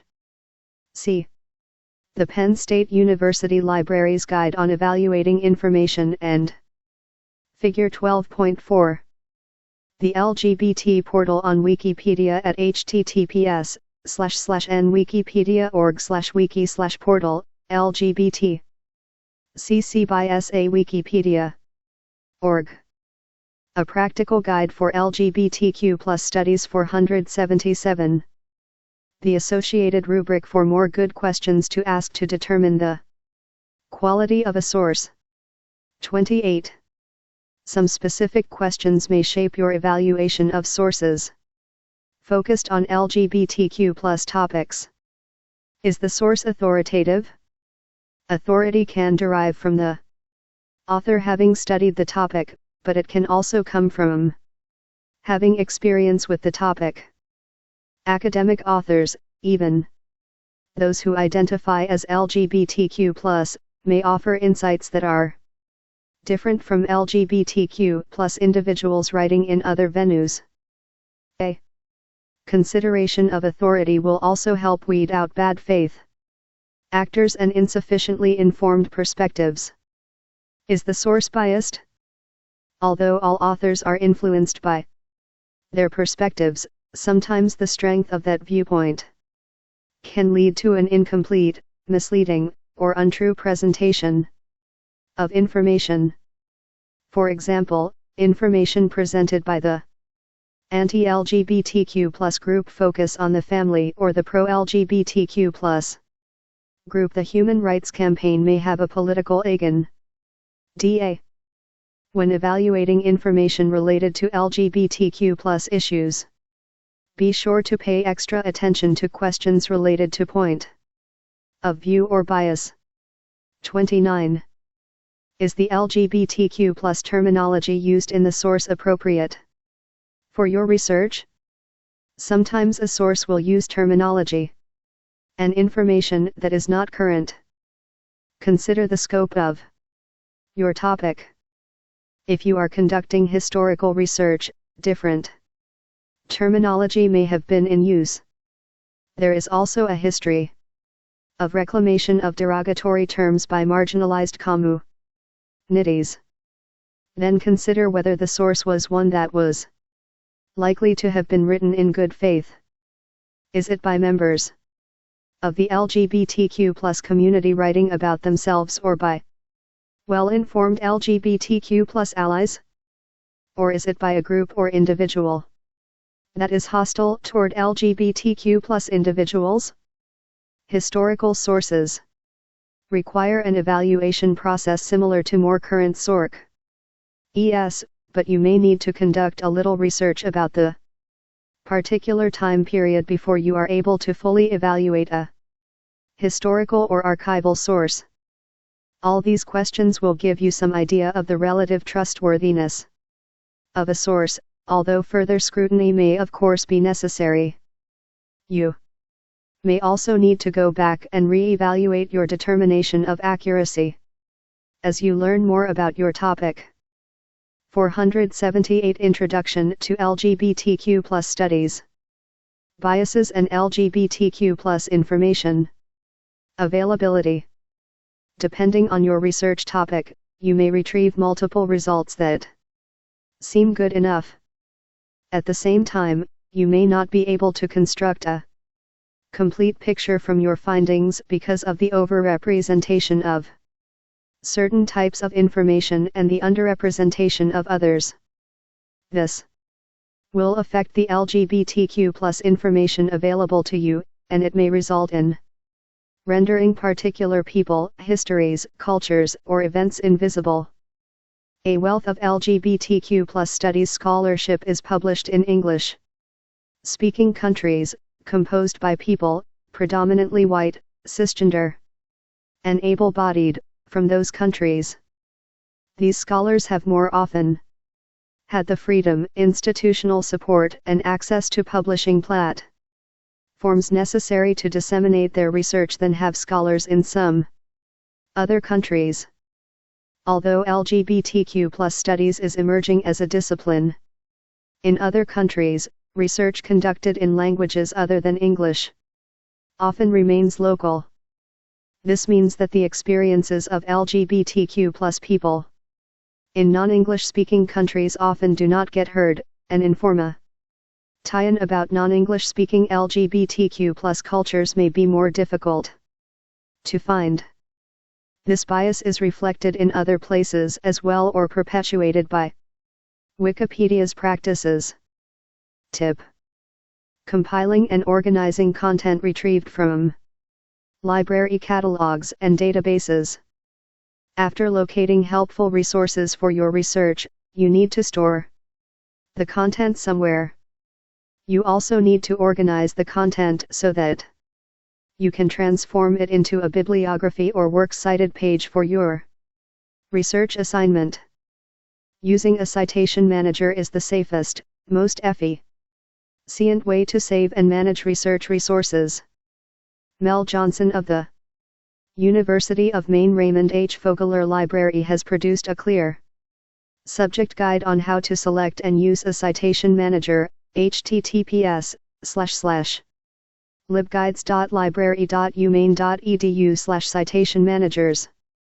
Search engines such as Google can be powerful tools in your search process, but the processes underlying searching online require some critique. How Google's search algorithm works is a closely guarded secret. Because Google is a company designed to create profit through services such as search. Remember that algorithms are created by people and can not therefore be neutral. Instead, they recreate human biases, which can. A Practical Guide for LGBTQ+ Studies 479. Creep into your information retrieval process. Because you do not know how the algorithm works, why an item appears higher on the results page than another is hidden from you. This is why simply looking at the first result returned by Google or by a database is not a reliable way of finding the most appropriate sources for your research. This chapter can't fully delve into the politics of search. To learn more, read Farhad Manjoo's article about bias in Google searches or consult Safi Ya Umoja Noble's Algorithms of Oppression. 30. To reduce some of this bias in search results, make sure to do enough background research so that you can use several appropriate search terms and can identify results that you retrieve that are not relevant or are problematic. Use the technique of iterative searching by trying multiple searches on different platforms and perhaps even in different disciplinary databases. Finally, make sure to periodically check the assumptions that you are making about your subject matter to try to ascertain some of your own preconceptions and biases as a researcher. Conclusion. The overview in this chapter will help you begin your research project. Through refining your topic, gathering research materials from various sources, and evaluating different pieces of information, you can begin answering the questions you developed at the beginning of your search. Researching subjects related to LGBTQ+ issues presents some unique challenges because of the fraught nature of certain topics and requires certain ethical and privacy considerations. The other chapters in this book should give you an idea of different ways that you might approach LGBTQ+ research, in addition to providing you with deeper knowledge about the topics covered. Glossary. Initialism. Using the first letters of words to create an abbreviation, for instance, LGBTQ+. Primary sources. First-hand records and documents or original artifacts that are analyzed, studied, and interpreted.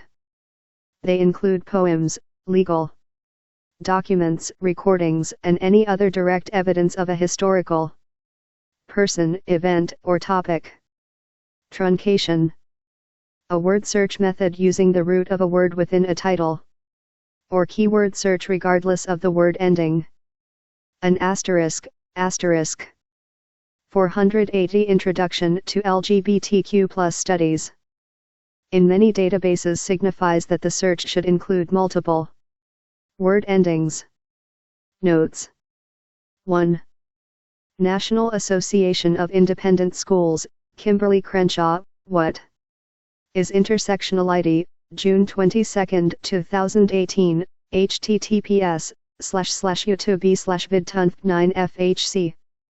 2. MIT Libraries, Database Search Tips, Truncation, accessed June 1, 2021, https://libguides.mit.edu/cphp, G = 175963 and P = 11586779. 3.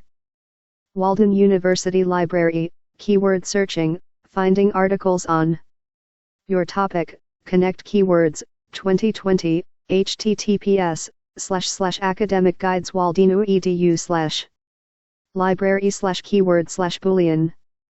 4.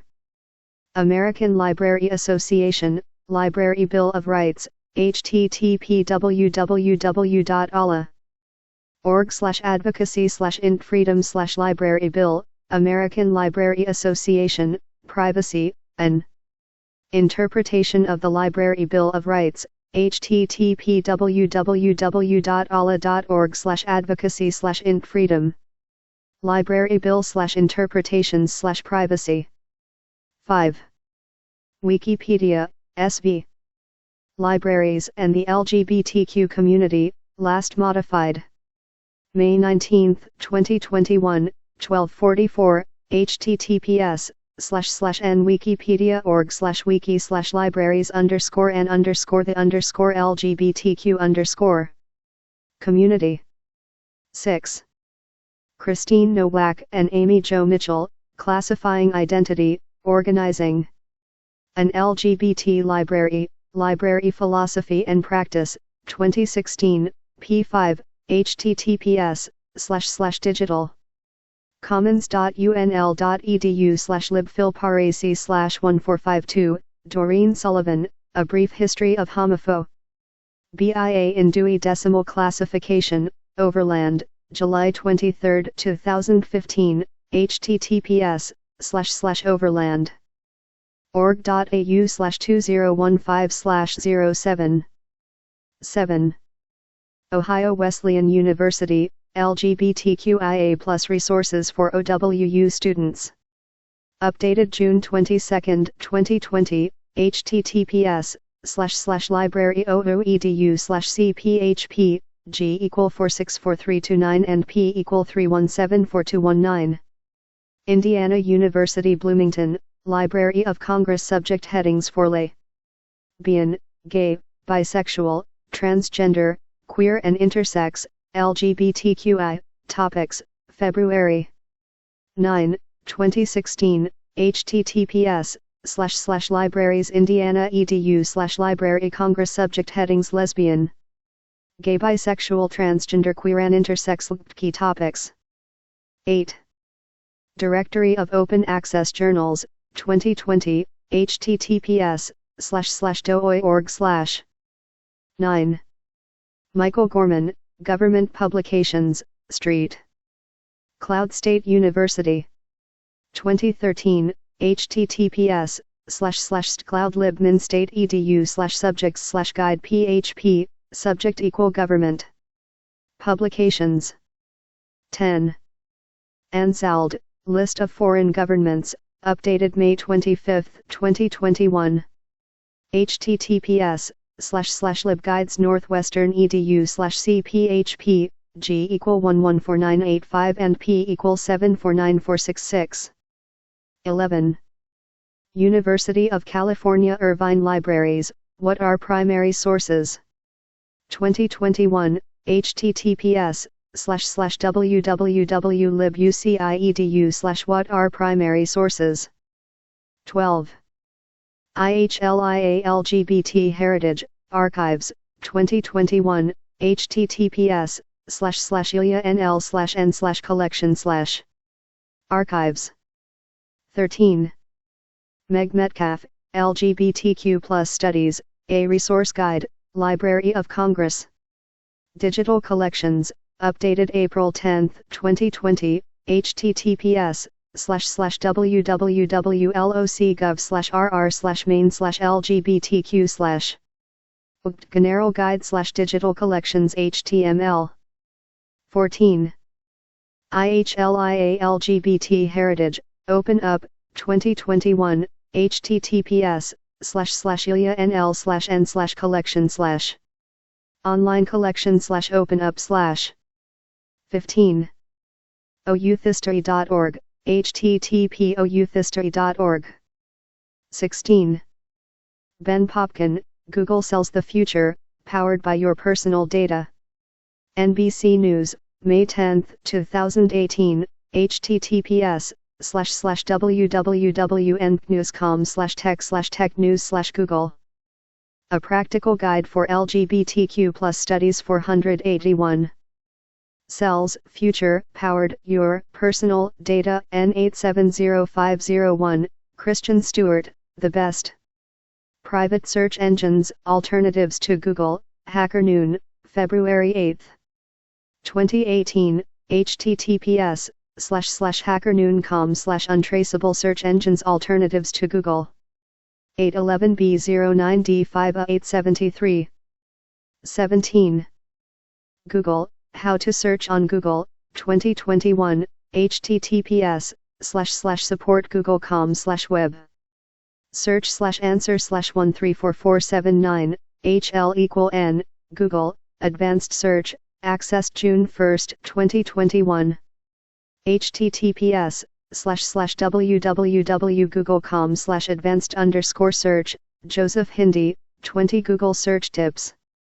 To use Google more efficiently, Life Hack, accessed June 1, 2021, https://www.lifehack.org/articles/technology, Jason Cohen, 21 Google Search Tips You'll Want to Learn, PC Mag, updated January 24, 2002, https://www.pmag.com/how-to/Google search tips you'll want to learn. 18. Google Scholar, accessed June 1, 2021, https://scholargoogle.com/.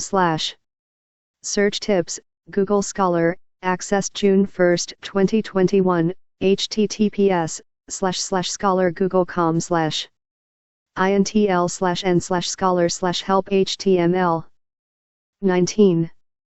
Monique Judge, Twitter has a serious harassment and abuse problem, but doesn't seem to want to cure it. The Root, October 30, 2017, https://www.theroot.com. Chris Stockelwalker, algorithms won't fix what's wrong with YouTube. New York Times, June 14, 2019, https://www.newtimes.com/2019/06/14/opinion/u. Tube algorithm HTML. 20. Twitter, how to use advanced search, 2021, https://help-twitter.com/n/using Twitter advanced search. 21.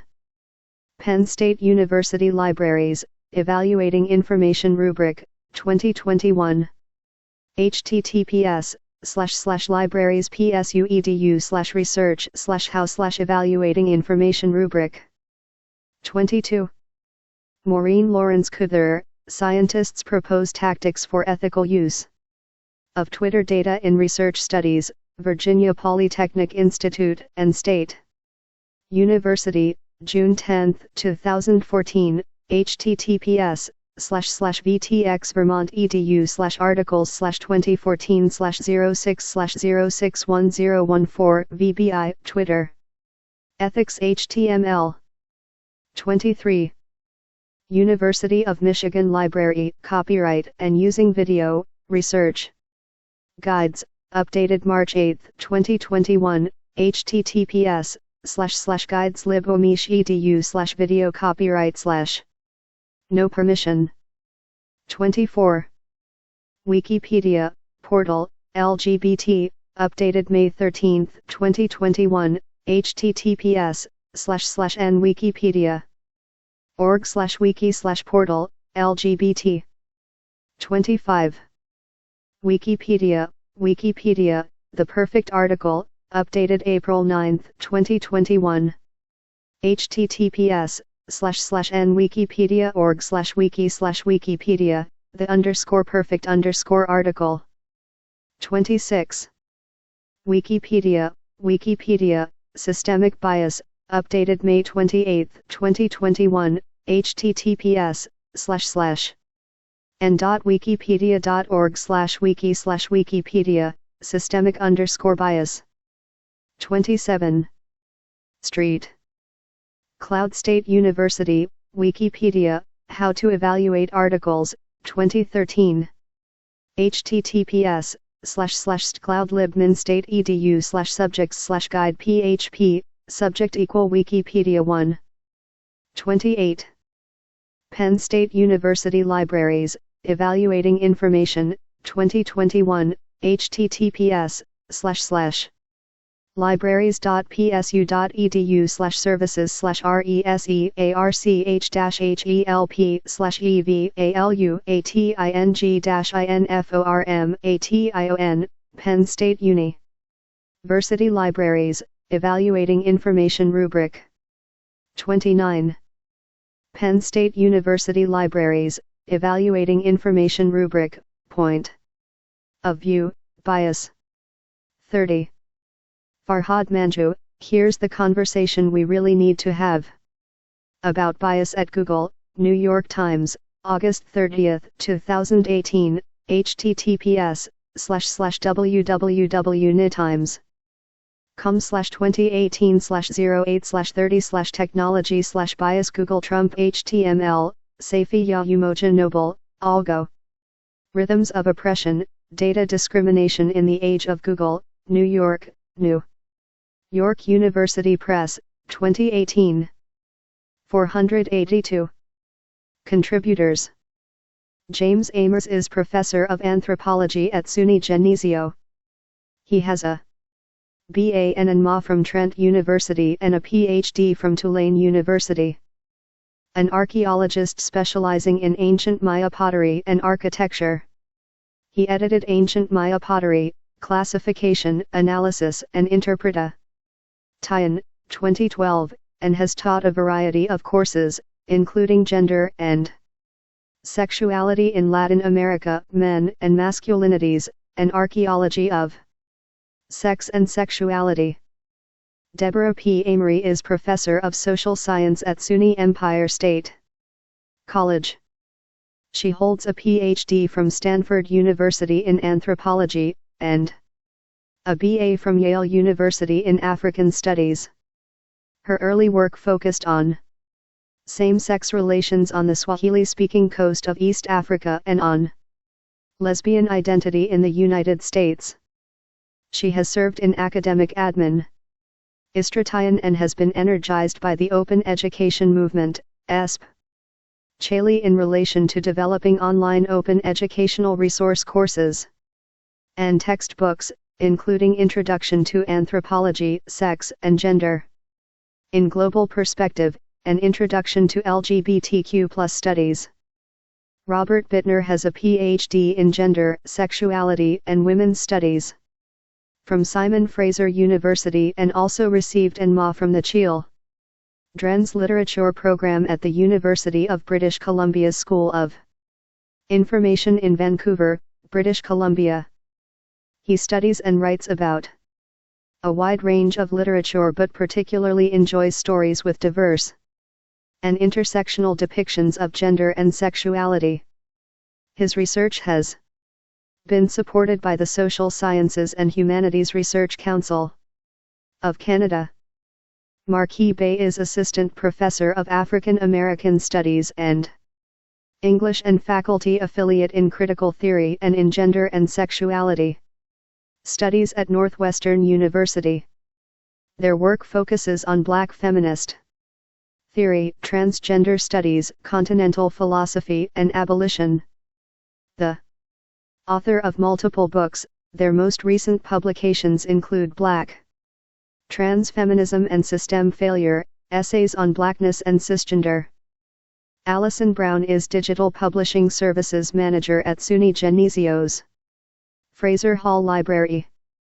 She oversees the library's publishing program, which Contributors 483 includes supporting student journals such as Gandhi Dancer and the Proceedings of Great Day, and manages the editorial and production processes of the Geneseo Authors and Milne Open Textbooks imprints. She provides education and guidance to the Geneseo community in digital publishing, open access, open educational resources, and copyright. She studied for her MFA in poetry at Emerson College, where she also became interested in design and digital publishing.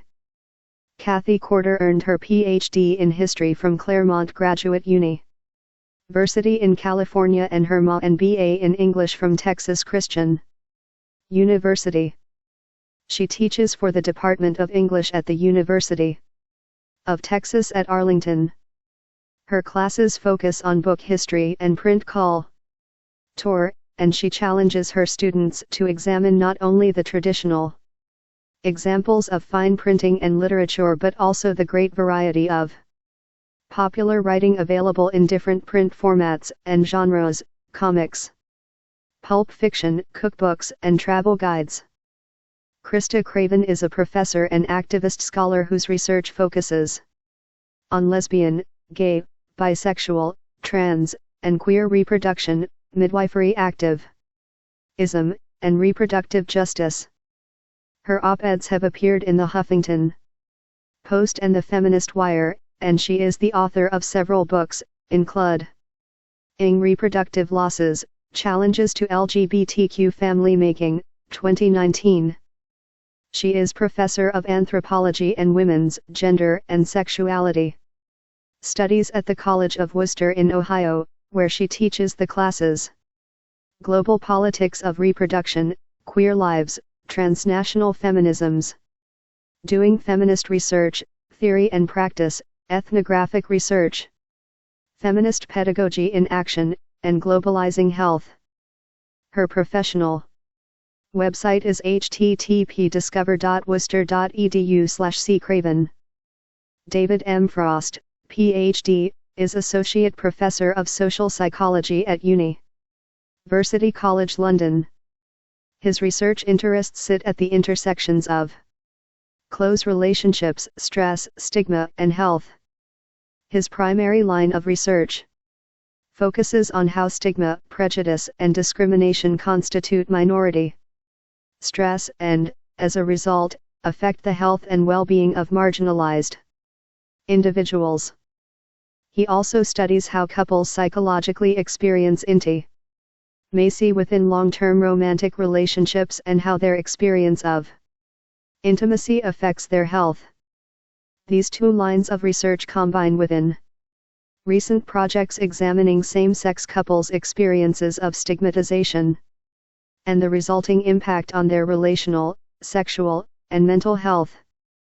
Kimberly Fuller, Ph.D., is Associate Professor at Cleveland State University in the School of Social Work, a licensed independent social worker, and a certified sex therapist. Her area of research is in LGBTQ+ youth develop. 484 contributors. Meant supportive relationships and institutional inequities. Additionally, she provides therapy to LGBTQ+ adolescents and adults in private practice. She is a researcher with Thrive Research collaborative intent on developing a justice-focused LGBTQ+ sex education curriculum. Rosalinda Hernandez Linares is the Collections and Research Services librarian at Fort Lewis College in Durango, Colorado. She earned a B.A.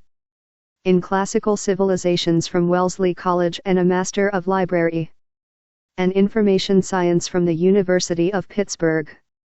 Her primary research and pedagogical interests connect intersectionality, critical race theory, and feminist theory with prominent concerns in librarianship relating to information literacy, collections, and student success. Thomas Lawrence Long is professor in residence in the University of Connecticut's School of Nursing, where he is curator of the Josephine A. Dolan Nursing History Archive and on the affiliate faculty of the university's Women's, Gender, and Sexuality Studies program. He is the author of AIDS and American Apocalypticism, The Cultural Semiotics of an Epidemic, SUNY Press, 2005, co-editor of The Meaning Management Challenge, Making Sense of Health, Illness, and Disease, 2010, and co-author of Writing in Nursing, A Brief Guide, 2017. His journal articles and book chapters have examined representations of HIV/AIDS, the history of nursing, sexuality, and medical humanities. Sean G. Massey is Associate Professor of Women's, Gender, and Sexuality Studies at Binghamton University and co-investigator with the Binghamton University Human Sexualities Lab. He received his Ph.D. in Social Personality Psychology from the Graduate Center of the City University of New York. His research focuses on the study of sexuality, gender, anti-homosexual prejudice, attitudes toward same-sex parenting, racial bias in educational and law enforcement contexts, and the relationship between social science and social change. Anne Merriweather is a developmental psychologist at Binghamton University with the Department of Psychology. She earned her B.A., MA, and Ph.D. from Penn State, all in psychology. She does research in adolescent and emergent adult development and has particular interests in sexual socialization and reproductive health attitudes. She is also interested in the impact of media discourse messages on body image development in adolescents and emergent adults. Jennifer Miller earned a PhD in Cultural Studies from George Mason University and an MA in Literary and Cultural Studies from Carnegie Mellon University. She is an independent scholar and high school teacher. Contributors 485. Her research focuses on LGBTQ+ children's literature and culture, digital culture, and sexual subcultures. Her books include The Transformative Potential of LGBTQ+ Children's Picture Books, 2022, and The Dialectic of Digital Culture, 2019, which she co-edited with David Arditi. Her scholarship appears in the Journal of Homosexuality, the European Journey, NAL of American Studies, Fast Capitalism, and other journals and edited collections.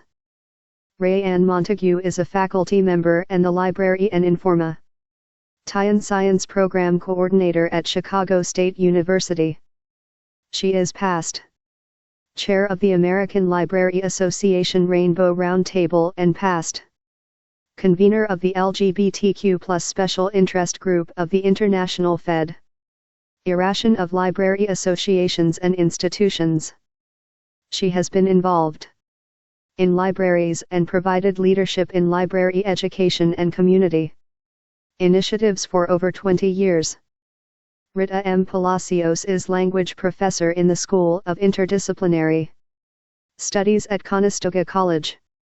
She received her PhD in Latin American literature from the University of Toronto. She specializes in contemporary Maya cultural production, literature and art, from Guatemala. She co-authored on Writing Maya Literature, TZIB as Recorded Knowledge, 2019, and has published articles on Maya literature, performance, and art. Her research interests include indigenous literatures, issues of gender and queerness in Latin American literature and culture, and post-war Guatemalan literature.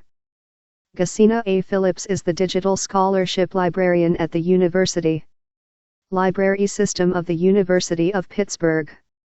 She received her MLIs from the University of Pittsburgh in 2015, and her MA in Literary and Cultural Studies from Carnegie Mellon University in 2012. She works on initiatives related to digital humanities, programming and creative code, research data management, copyright and information literacy. Carrie Perman, she/her, is the Social Sciences Librarian at Bucknell University, where she has responsibility for information literacy instruction and research assistance across multiple departments. In addition to her liaison responsibilities, she works closely with partners across the university to support a range of digital scholarship projects. She is co-chair of the Diversity, Equity, and Inclusion Council for the Bucknell Library and Information Technology Department, and passionate about working on DEI issues and accessibility in libraries. She holds a Master of Liberal Studies in Women's Studies from Eastern Michigan University and an MSLIS and Med from the University of Illinois. She can be contacted at carrie.pearmanen@bucknell.edu. 486 contributors. Clark A. Pomerleau is Associate Professor in the University of North Texas History Department, who also serves on the Women's and Gender Studies and LGBTQ+ Studies Advisory Boards.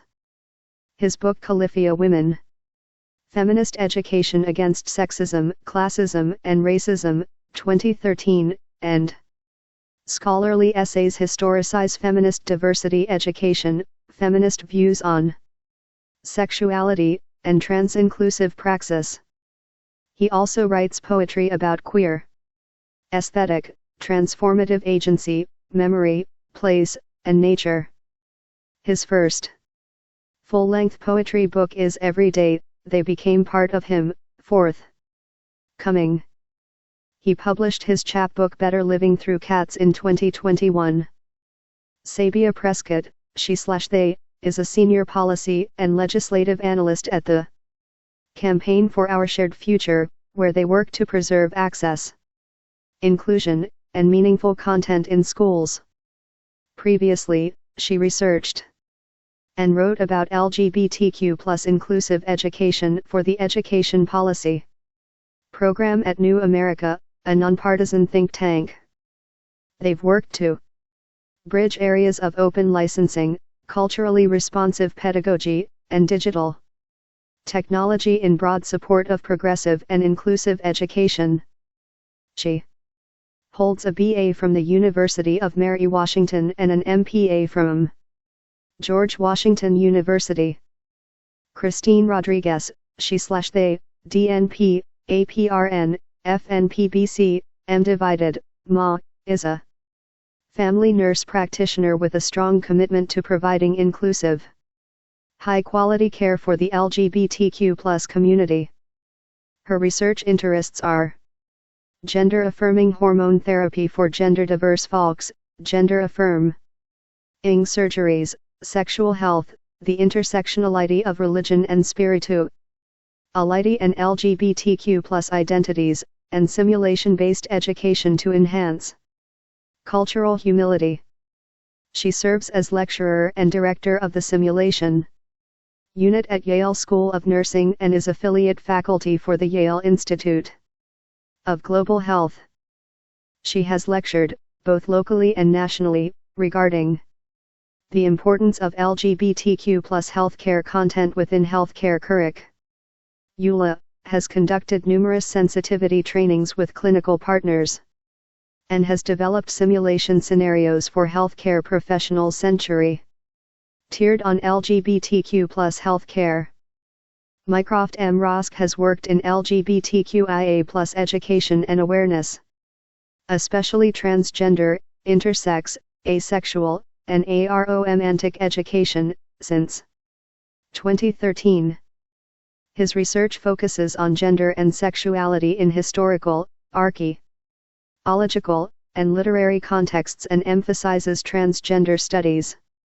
He is currently involved in multiple independent research projects studying gender-variant historical figures. Ariella Ratramal, Ph.D., is the Vandana Shiva Associate Professor of General Sexuality and Intersectionality Studies at Connecticut College. They contributors 487 are an interdisciplinary scholar committed to bridging theoretical and practical engagements of identity and social justice issues. They hold a BA for an independent program of study, intersections of racial, sexual, and gender identities, from the University of Illinois at Chicago and a doctorate in women's and gender studies from Rutgers University. Joseph Russo is an ethnographer of the U.S. South and visiting assistant professor of anthropology at Wesleyan University. They received their Ph.D. in anthropology from the University of Texas at Austin in 2018 and also hold an MA in English, Brooklyn College, and an MPhil in Cultural Studies, Goldsmiths College.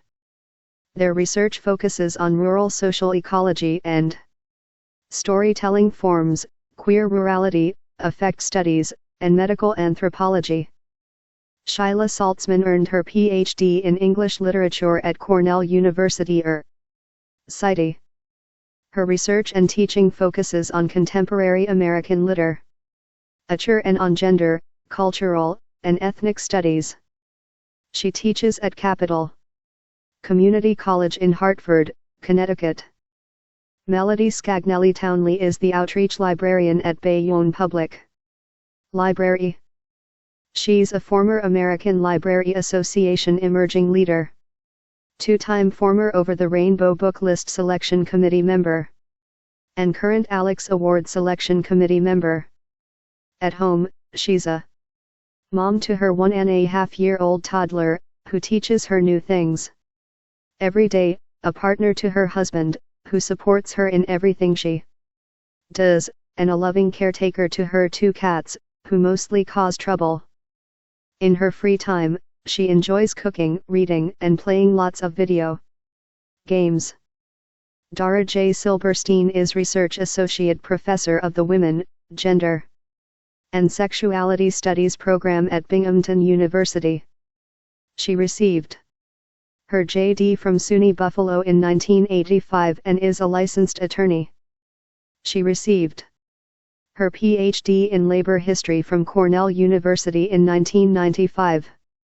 Throughout her career she has focused on social justice issues, particularly the way laws operate to marginalize women and members of LGBTQ+ communities. Her early research on employment and labor laws specifically dealt with the historical impact of employment laws on women's family and reproductive lives. She is currently working on a project that looks at the plight of LGBTQ+ Muslim refugees during their resettlement. Madison Lauren Simmons, they/them, received an honors BA in English from the University of Texas at Arlington with a minor in WOM/ENS and Gender Studies. Their undergraduate thesis focused on tropes within lesbian young adult literature from 1976 to 2019. They remain 488 contributors interested in queer literature and spend time reviewing books on their blog, Madison's Musings. Mary Ann Snyder, Ph.D., MSN, RN, is Assistant Professor at the University City of Connecticut School of Nursing, Director of Undergraduate Nursing Programs, and a registered nurse with more than 38 years of combined experience in clinical practice and higher education. She is the chair of the GLMA Nursing Section and serves on the Future of Nursing Campaign for Action's Equity, Diversity, and Inclusion Steering Committee. She is passionate about educating students to provide culturally inclusive, individualized patient-centered care and to understand their role in shaping health policy. Her research has included understanding the healthcare experiences of LGBTQ+ individuals and educating healthcare providers on creating better care environments for LGBTQ+ populations. Lynn Stahl is the humanities librarian at West Virginia University. She earned her Ph.D. in English at Cornell University and her MILS from Emporia State University. Her work has appeared in publications such as Library and Information Science Research, The Velvet Light Trap, Popular Culture, Cinema Journal Teaching Dossier, and the Journal of the Medical Library Association. Her current research lies at the intersection of film, gender studies, affect theory, and critical information studies. She is an advocate for open education models and has created 2 open teaching resources: a film analysis tutorial and a reader's guide to Alison Bechdel's graphic memoir Fun Home. Steve Stratton is librarian emeritus at California State University Chan Nell Islands, Ksuki. He lives with his husband in an old fire station in Michigan. He is the author of 2 editions of the Encyclopedia of HIV and AIDS. He co-chaired the American Library Association LGBT Roundtable from 2001 to 2005. He currently serves as a member of the International Federation of Library Associations Indigenous Matters Standing Committee. In addition to his library work, he taught the LGBT Studies course at Ksuki for a number of years, sharing his love of LGBT history and literature with students. Jessica Zemprush, she/her, is faculty librarian at the University of South Florida, Sarasota Manatee campus. She received her BA, English Literature, and MLIs from the University of South Florida, where she is Currently pursuing her doctorate in education, focusing on educational innovation. In addition to her instructional roles, she serves as a campus LGBTQ+ safe zone trainer, faculty mentor for student LGBTQ+ initiatives. Contributors 489. And sponsor of USF's Virtual Book Club.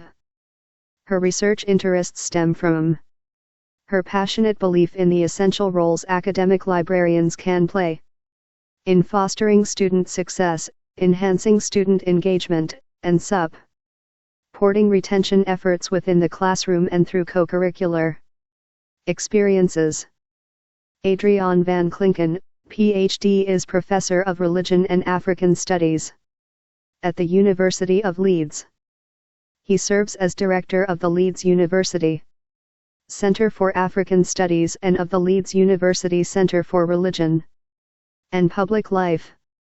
He also is Extraordinary Professor in the Desmond Tutu Center for Religion and Social Justice, University of the Western Cape, South Africa.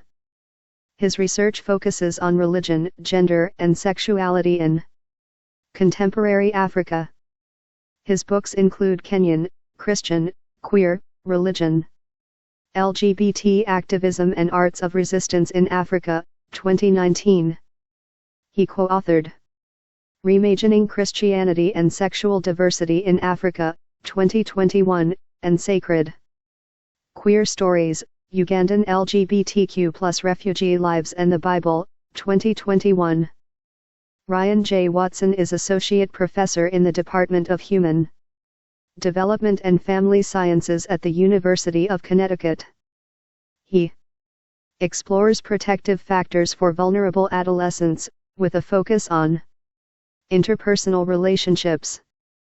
He situates himself as a mixed methods interdisciplinary family scientist and draws from life course and developmental frameworks to further advance the scholarship of interpersonal relationships and sexual minority youth. He has used both population-based and non-probability datasets from the United States, Norway, and Canada to examine how social support, friends, teachers, and parents may attenuate the impact of risk factors such as victimization, homophobia, and stigma on well-being.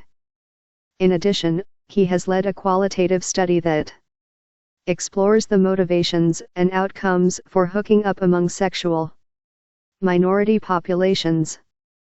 Rachel Wexelbaum is Institutional Education Supervisor at Minnesota Department of Corrections. She received her MLIs from San Jose State University in 2004 and is currently working on her doctorate in higher education administration.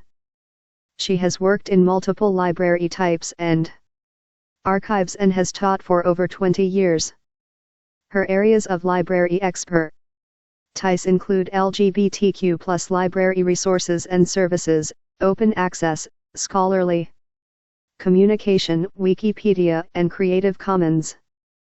Olivia Wood is a PhD candidate in English at the Graduate Center of the City University of New York, focusing on rhetoric and LGBTQ+ studies, specifically bisexuality.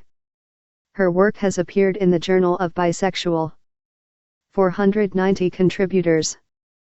ITY, Virginia Woolf Miscellany, Peer Review, and the Routledge Handbook of Queer Rhetoric. She teaches composition at Fordham University and works as a digital pedagogy fellow at the New York City College of Technology. She has an MA in English and a BA in English and Anthropology from the University of North Carolina at Greensboro. Susan Wood is an instruction librarian at Suffolk County Community College on Long Island. She is the chairperson of the SCCC LGBTQ+ Task Force and the creator and administrator of the Braver Spaces LGBTQ+ Ally Training Program for SCCC employees. Her research interests include critical information literacy pedagogy, diversity, equity, and inclusion, kernel Lection analysis, and open educational resource implementation. Sarah R. Young is an assistant professor in the Department of Social Work at Binghamton University. She earned her MSW from the University City of Michigan and her PhD from the University of Alabama. Her two tracks of research are, 1. Supporting sexual and gender minorities in the contexts of their families and schools, and 2. Investigating interventions for chronic pain, particularly for people living with HIV/AIDS or people prescribed long-term opioid therapy. She is co-founder and former program manager of the Mississippi Safe Schools Coalition, is a former Point Foundation scholar, and was selected by the Barack Obama White House as an emerging LGBTQ+ leader. Since 2017, she has been a co-principal investigator and research mentor for the undergraduate Human Sexuality Lab at Binghamton University. 491. Index. Abbas, Hakima, 74. Abe Love, Henry, 55. Abjection, 101. Abortion, 168-169. Abstinence, 320. Acceptance narrative, 421-422. Activism, 67, 122, 134. Identity-based, 26. Queer, 5, 6, 13, 23, 38. Rights-based, 23, 166, 172, 173, 185. 200, 203, 215. ACT UP, AIDS Coalition to Unleash Power, 6, 21, 40, 134, 135, 136. 138, 238. Adoption and Fostering, 209, 285 to 86. 288, 289 to 90, 291 to 92, 293. Aesthetic, 358. African LGBTI Manifesto, 74. After the Party, a Manifesto for Queer of Color Life, Chambers.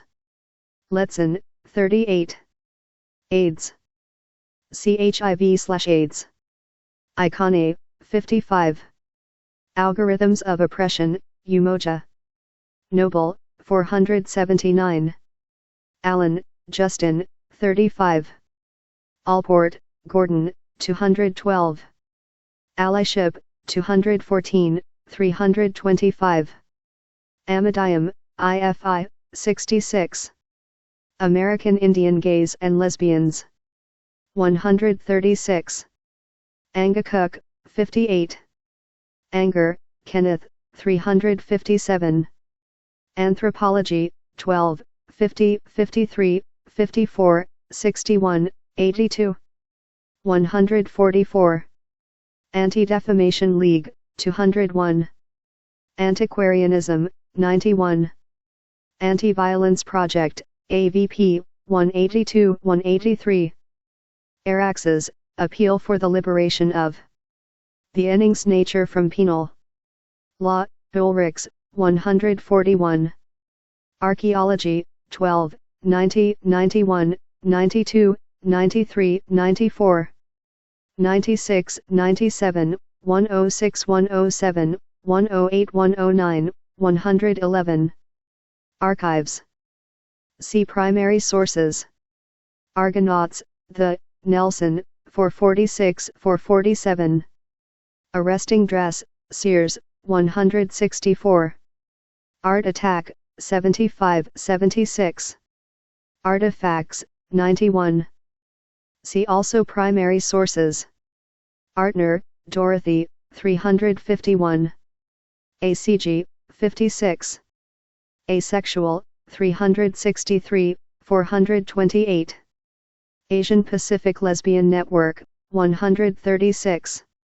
Assimilation, 319, 330, 335, 361. 409 410, 428. Critiques of 21, 34, 35, 36, 172, 173. 284, 289. Association for Queer Anthropology. 54, 83. Attitudes, 205, 206, 211, 212, 215. 284. Authoritarianism, 211, 212. Avendano, Lucas, 12, 59f, 70, 73. Aztec, 96, 98, 102, 103, 104, 105. Bear v. Maik, 139, 172, 173. Bakla, 61. Baldwin, James, 77, 396. Bannon, Anne, 436. Barasa, George, 75. Bathrooms, 327, 329. Beauvoir, Simone D., 147. Bechtel, Allison, 426, 428, 431, 444. 446. Becker, Ron, 363. Bebo Brinker, Bannon, 436. Ben, Saw, 58, 70, 73. 492 Index. Berdash. C2 Spirit. Bias. C Prejudice. Biowakiichish, Crow, Woman. Chief, 58. Bill of Rights, 165. Binary, 28, 93, 94, 95, 101, 102, 462. Gender, 52, 58, 67, 93, 123, 382. Bioanthropology, 91. See also. Anthropology. Bioarchaeology, 94, 95. See also. Archaeology. Birth control, 168. Bisexuality, 135, 235, 236, 370. Bizao, 58. Blackman, Harry, 168. Black Panthers, 134. Black Power, 5, 378. Black Queer Perspectives, 6, 15, 36. 38, 73, 78, 136, 360, 372, 378. Black Studies, 5, 6. Blackwood, Evelyn, 53, 61. Block, E1, 145. Blowjob, Warhol, 357. Bodies and Embodiment, 29, 35. Bornstein, Kate, 33, 42. Bostock v. Clayton County, Georgia. 178, 204. Boston Marriage, 125. Bowers v. Hardwick, 134, 169, 171. 177. Boy Scouts of America v. Dale, 177. Boys Don't Cry, 183. Brand, Stewart, 1. Brazil, 59, 60. Brown v. Board of Education, 170. Bryant, Anita, 132. Bullying. See Prejudice, Youth and. Butler, Judith, 6, 29, 31, 95, 102. Bird, James Jr., 184. Calling Out, 383-82. Camp, 358, 359, 438. Capitalism, 35, 38, 55, 61, 284, 363. Cardozo, Benjamin, 168. Carpenter, Edward, 53, 144. Carruthers, Charlene A., 36, 38. Cart, Michael, 409-411, 415, 419. Castration anxiety, 146. Celluloid closet, The, Rousseau, 356. Censorship, 354, 355, 356, 357, 432. 441, 442. Center for American Progress, 205. Centers for Disease Control, 133. Chambers Letson, Joshua, 38. Caroenfal, Perignon, 62. Chosen Family. See Queer, Community. Christianity, 62, 69, 74, 75, 78, 123. 125, 130, 131. Chequamegon Wako, Kenneth, 66. Chumash, 103. Churchill, Wainwright, 207. Cinema. See Film. Sexism, 122, 312, 370, 370, 421. Citizen, 35. Civil Rights Act, 178, 182, 204. Civil Rights Movement, 5, 13, 123. 128. Clinton, Bill, 33, 137, 138. Cold War, 127. Colonialism, 52, 54, 55, 56, 64, 69, 70. 74, 78, 105, 106, 124.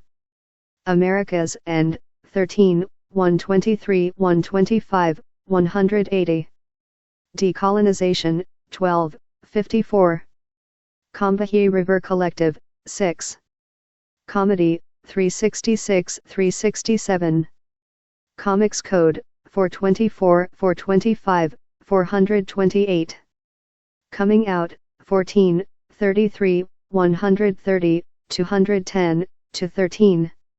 214, 248, 312, 314.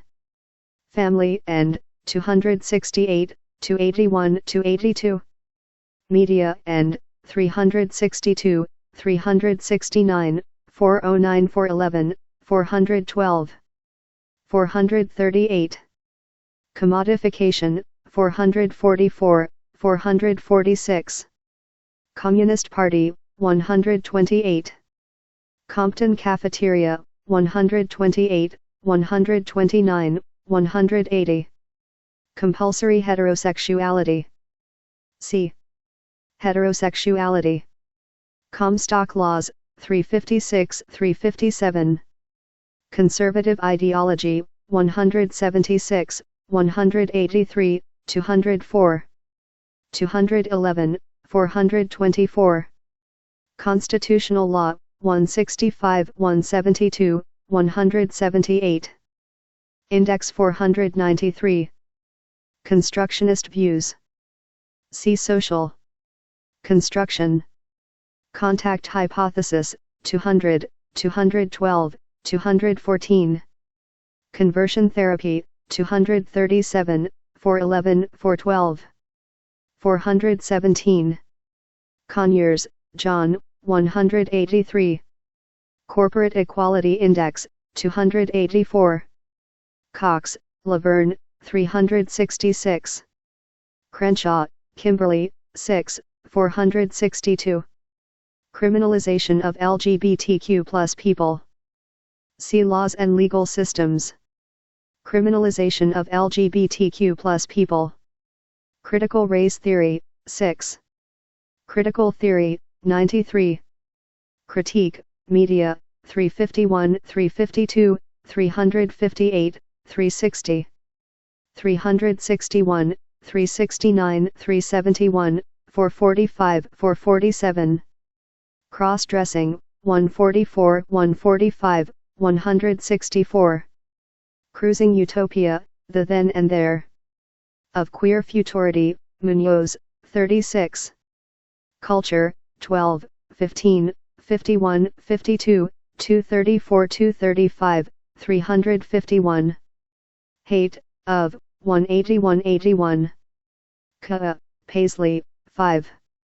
Curriculum, 273, 288, 324, 325. 331, 334.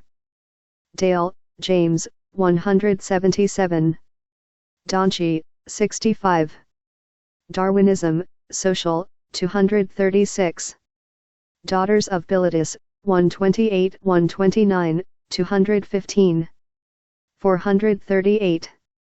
Death, Fear of, 207. Defense of Marriage Act, DOMA. 173, 174. Degeneracy, 142, 236. DeGeneres, Ellen, 362. D'Amelio, John, 25, 55. Demographics, 313, 332.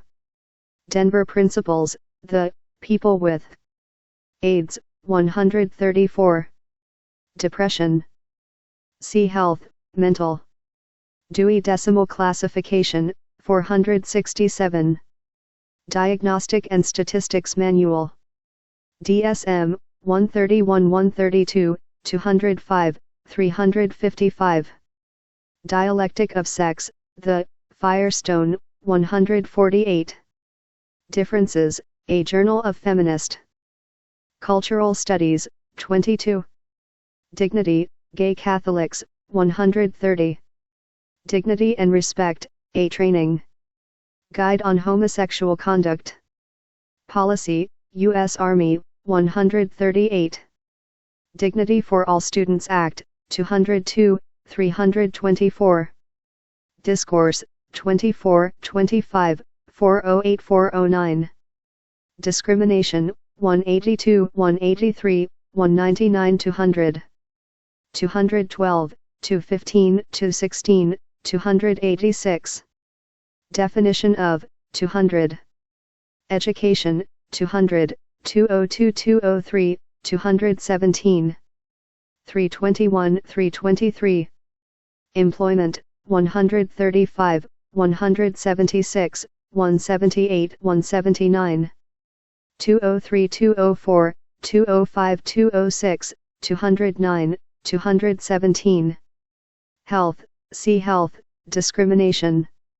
Divorce, 273, 274. Don't Ask, Don't Tell, 33, 137, 138.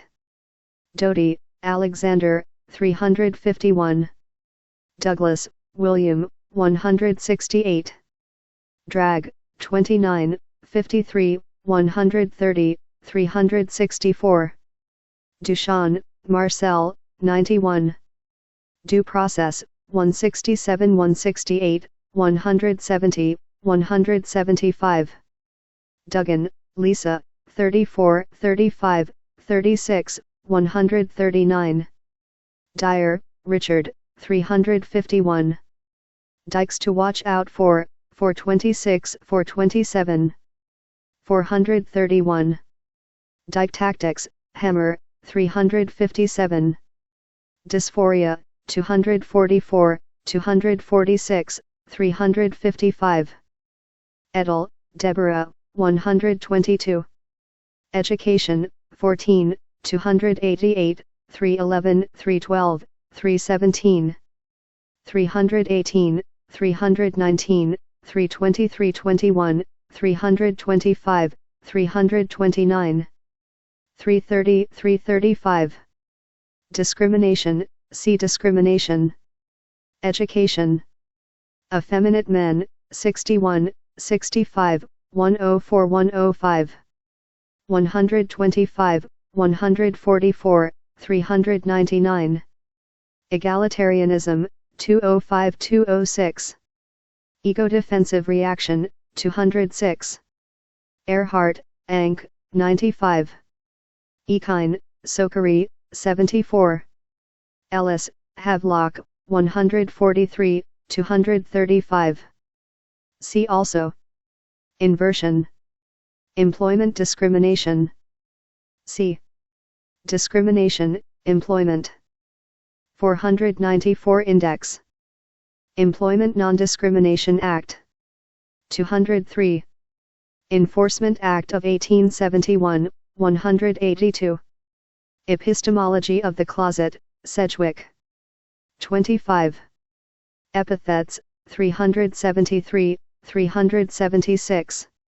Equal Dignity, 175, 176. Equality Act, 203. Equal Protection, 174, 175, 176, 177. Essentialism, 23, 27F, 31, 32, 39, 93. 123. Ethics, 461, 462. Ethnocentrism, 107. Ethnography, 51. Edelbrock, Paula, 139, 173. Eugenics, 143. Evans, Jack, 127. Pfaffine, 62, 63. Faderman, Lillian, 214. Phages, Pedro, 124. Fair, accurate, inclusive, and respectful, Fair Education Act. 324, 332, 333. Ferry, 125. Family, 14, 268, 277, 281, 282, 284. 285, 288, 289, 296. Definition of 274, 275. Found, see Queer, Community. Heteronormativity and 55, 93, 275. Rejection by 276, 277, 314, 317, 413. Support from 316, 317. Values, 176. Family Acceptance Project, 277. Fausto Sterling, Anne, 27, 29, 94. Feinberg, Leslie, 5, 32, 33. Female Husbands, 65, 80. Female Impersonators. See Drag. Feminine Mystique, The, Friedan.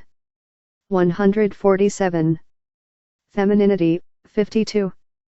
Feminism. Intersectional, 6, 7, 102, 103. Scholarship and 92, 93, 354. Social movements and 5, 147, 237. 399. Fominiello, 67, 68. Film, 15, 353, 53, 354, 355, 357. 358, 359, 360, 361, 372. Firestone, Shulamith, 148. Fireworks, Anger, 357. Fisk, N.M., 244. Ford, Tyler, 22. Form, 352, 353. Fostering. See Adoption and Fostering. Foucault, Michel, 6, 24, 25, 68, 100. 101, 234. 14th Amendment, 167, 168. 170, 175. Frieden, Betty, 147. Freud, Sigmund, 146, 148, 236. FTM International, 135. Fugelstvedt, Ingrid, 101, 102. Fun Home, Bechtel, 428, 444. 446. Furies and the Radicalspians, 6. Gaudio, Rudolph, 65. Gay, Magazine, 207. Gay Academic Union, 5. Gay Activists Alliance, 130. Gay American Indians, 136. Gay American History, Cats, 122. Gay and Lesbian Studies, 5, 6, 22. Gay Liberation. See Liberation. Movements. Gay Liberation Front, 130. Gay Men, 169 170, 272, 280, 401. 402, 438. Gay Men's Health Crisis, 134. Geller, Pamela, 94. Gender, 58, 97, 244, 383. Definition of, 52. Hierarchy, 101 102. Identity, 314 315. Nonconforming, 126, 178 179, 243. 244, 315, 406, 414 423. Revolution, 33. Roles, 123, 208 209, 275, 282, 328. Social construction of, 33. Index 495. Gender affirmation surgery, 59, 238. 239, 245 248. Gender outlaw, on men, women, and the rest of us, Bornstein, 33. Genderqueer, 446 447. Gender trouble, Butler, 29. Genitals, 29, 31. German Imperial Penal Code, 141, 145. Ginsberg, Alan, 130. Giddings, Barbara, 129. Glad, 357, 379. GLMA, Gay and Lesbian Medical Association, 250, 251. Globalization, 54, 61. GLQ, A Journal of Lesbian and Gay Studies, 469. GLSEN, 319, 323, 326, 330, 332. Goldberg, Arthur, 166 167. Gomez, Joel, 357. Gonzalez, Maribel, 382. Greenberg, David F., 236. Griswold v.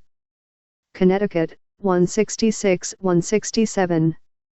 Growing Up Queer, A Brief Lesson on Hetero and Homonormativity. Allen, 35. GSA, Gay Straight Alliance/Gender Sexuality Alliance, 319, 326. 327. Halberstam, Jack, 31. Hall, Thomasini, 124. Halperin, David, 25. Hammer, Barbara, 357. Harassment. See Prejudice. Hardwick, Michael, 169. Herring, Keith, 135. Harris, George, 127. Hart, Hannah, 367. Hate Crime, 2, 13, 138, 139, 179, 185. 199, 20201. Hate Crimes Sentencing Enhancement Act, 138. Hate Crimes Statistics Act, 183. Hawaii, 55, 63, 81, 139, 172, 173. Hay, Harry, 128, 129. Hays Code, 354, 355, 424. Health Care Systems, 133 134, 234 235. 237, 249 to 50, 251 to 52. Discrimination, 13, 204 205, 239. 240, 243, 249, 287 to 88. HIV/AIDS and 14, 237 238, 241. 242, 270, 373. Mental, 209 to 10, 216, 217 to 20. 276 to 77, 282, 316, 317, 322, 330. Outcomes, 14, 233 234, 241 to 43. 251 to 52, 277, 316, 317, 321, 330. Prejudice and 216 to 20, 239 to 40. 242, 243, 277 to 78, 287 to 88.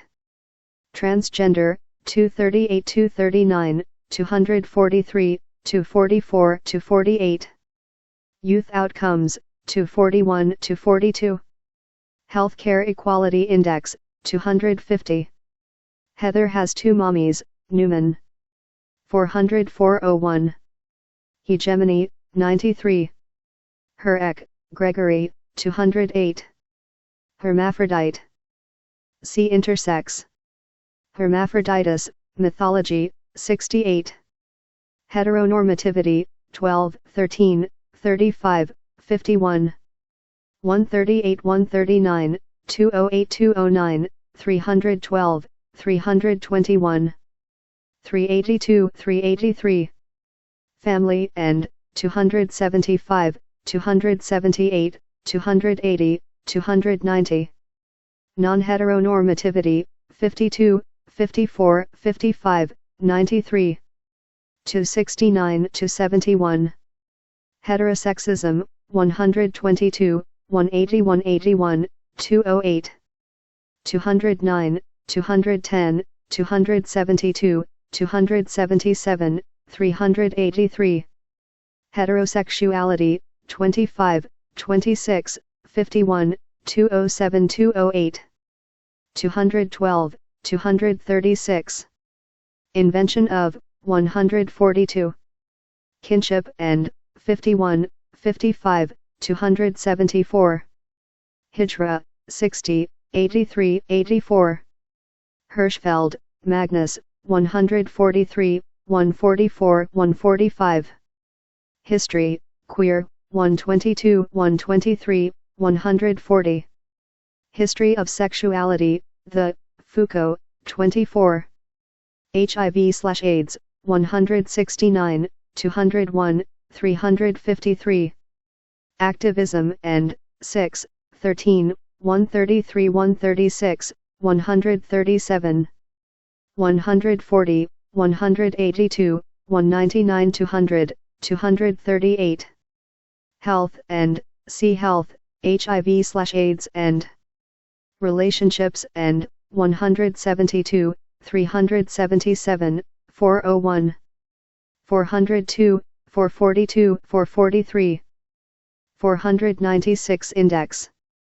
Homonormativity, 34, 35, 369 370.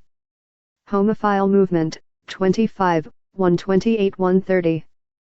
Homophobia, 70, 200, 207, 376, 380. 382, 397.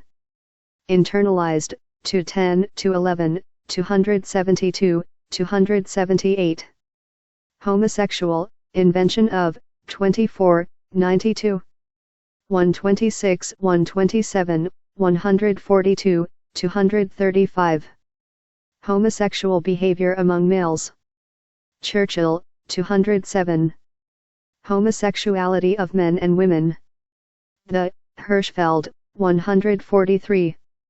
Hooker, Evelyn, 131. Horak, Laura, 370-371. Hormone therapy, 245-48. How couples meet and stay together. HCMST, 269. Howard, Josh, 355. Hull, Bob, 128. Human Rights Campaign, HRC, 33.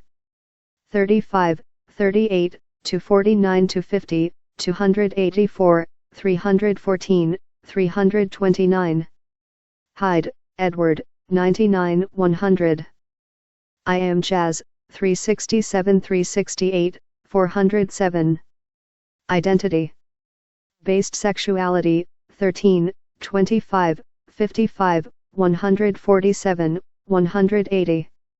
Formation, 24, 52, 95, 214, 312, 395. Policing, 180. Recognition, 312. Imperialism, 136. Incarceration, 185. Inclusion.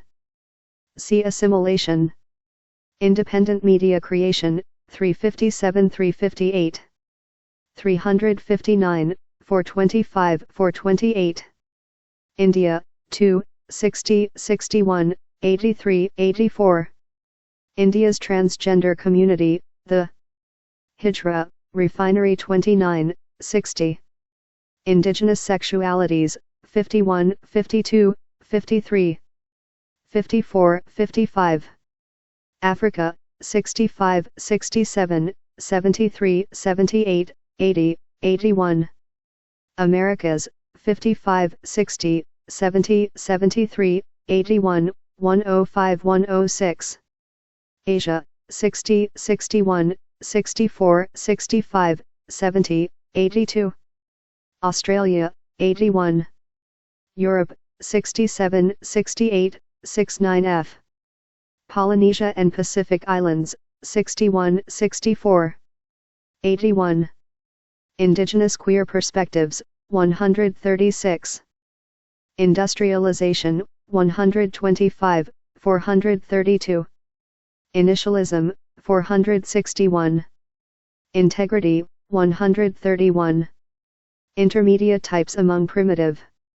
Folk, carpenter, 53, 144. International Foundation for Gender. Education, 135. Internet, 200, 269, 364, 368, 408.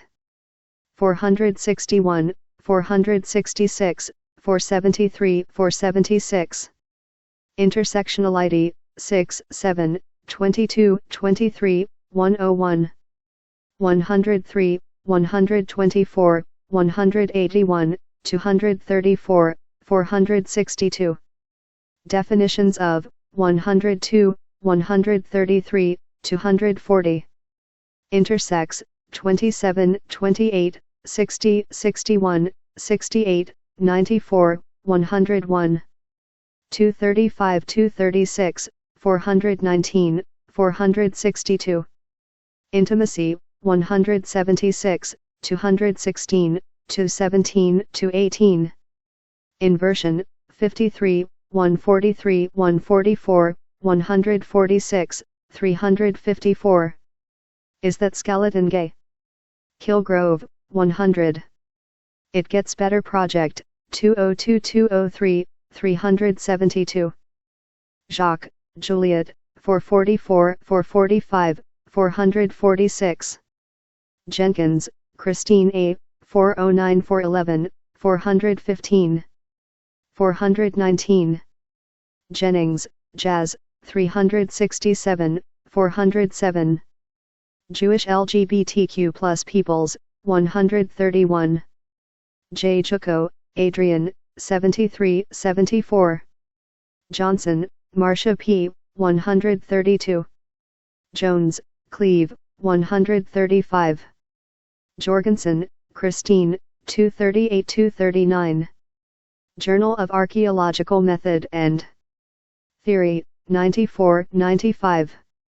Journal of Homosexuality, 469. Journal of LGBTQ Youth, 469. Kabuki, 65.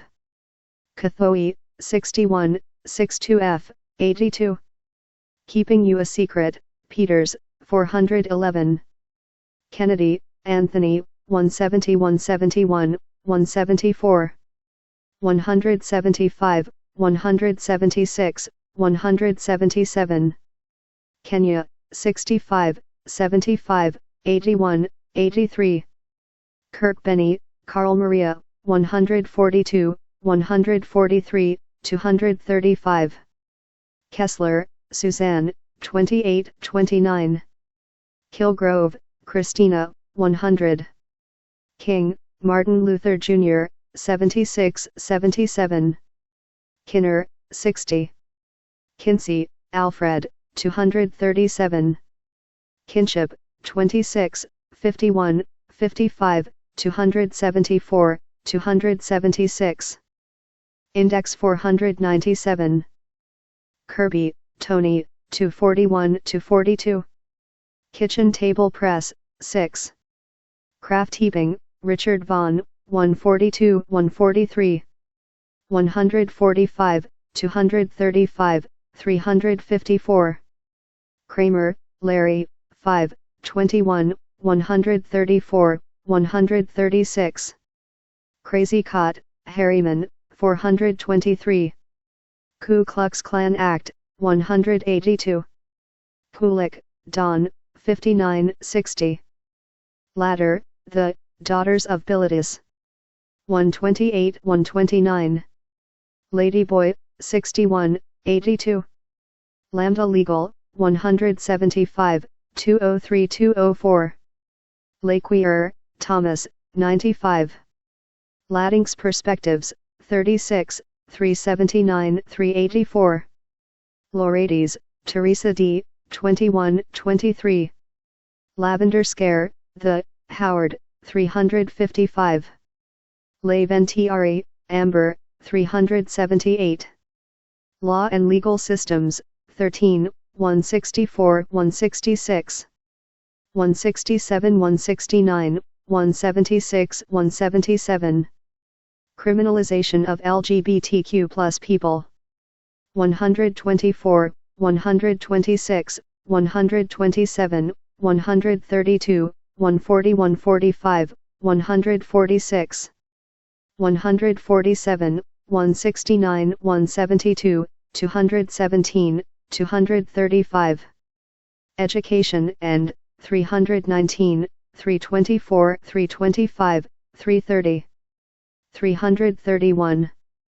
Family and 268, 284, 286 287, 295. Hate Crimes and 139, 182 185. Marriage and 139, 172 176, 288. Media and 356 357. Lawrence v. Texas, 132, 170 172. Leftist Politics, 13, 130. Lerner, Gerda, 122. Lesbian Avengers, 138. Lesbian History Archives, 6, 122.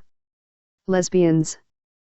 Family and 280, 291, 399 401.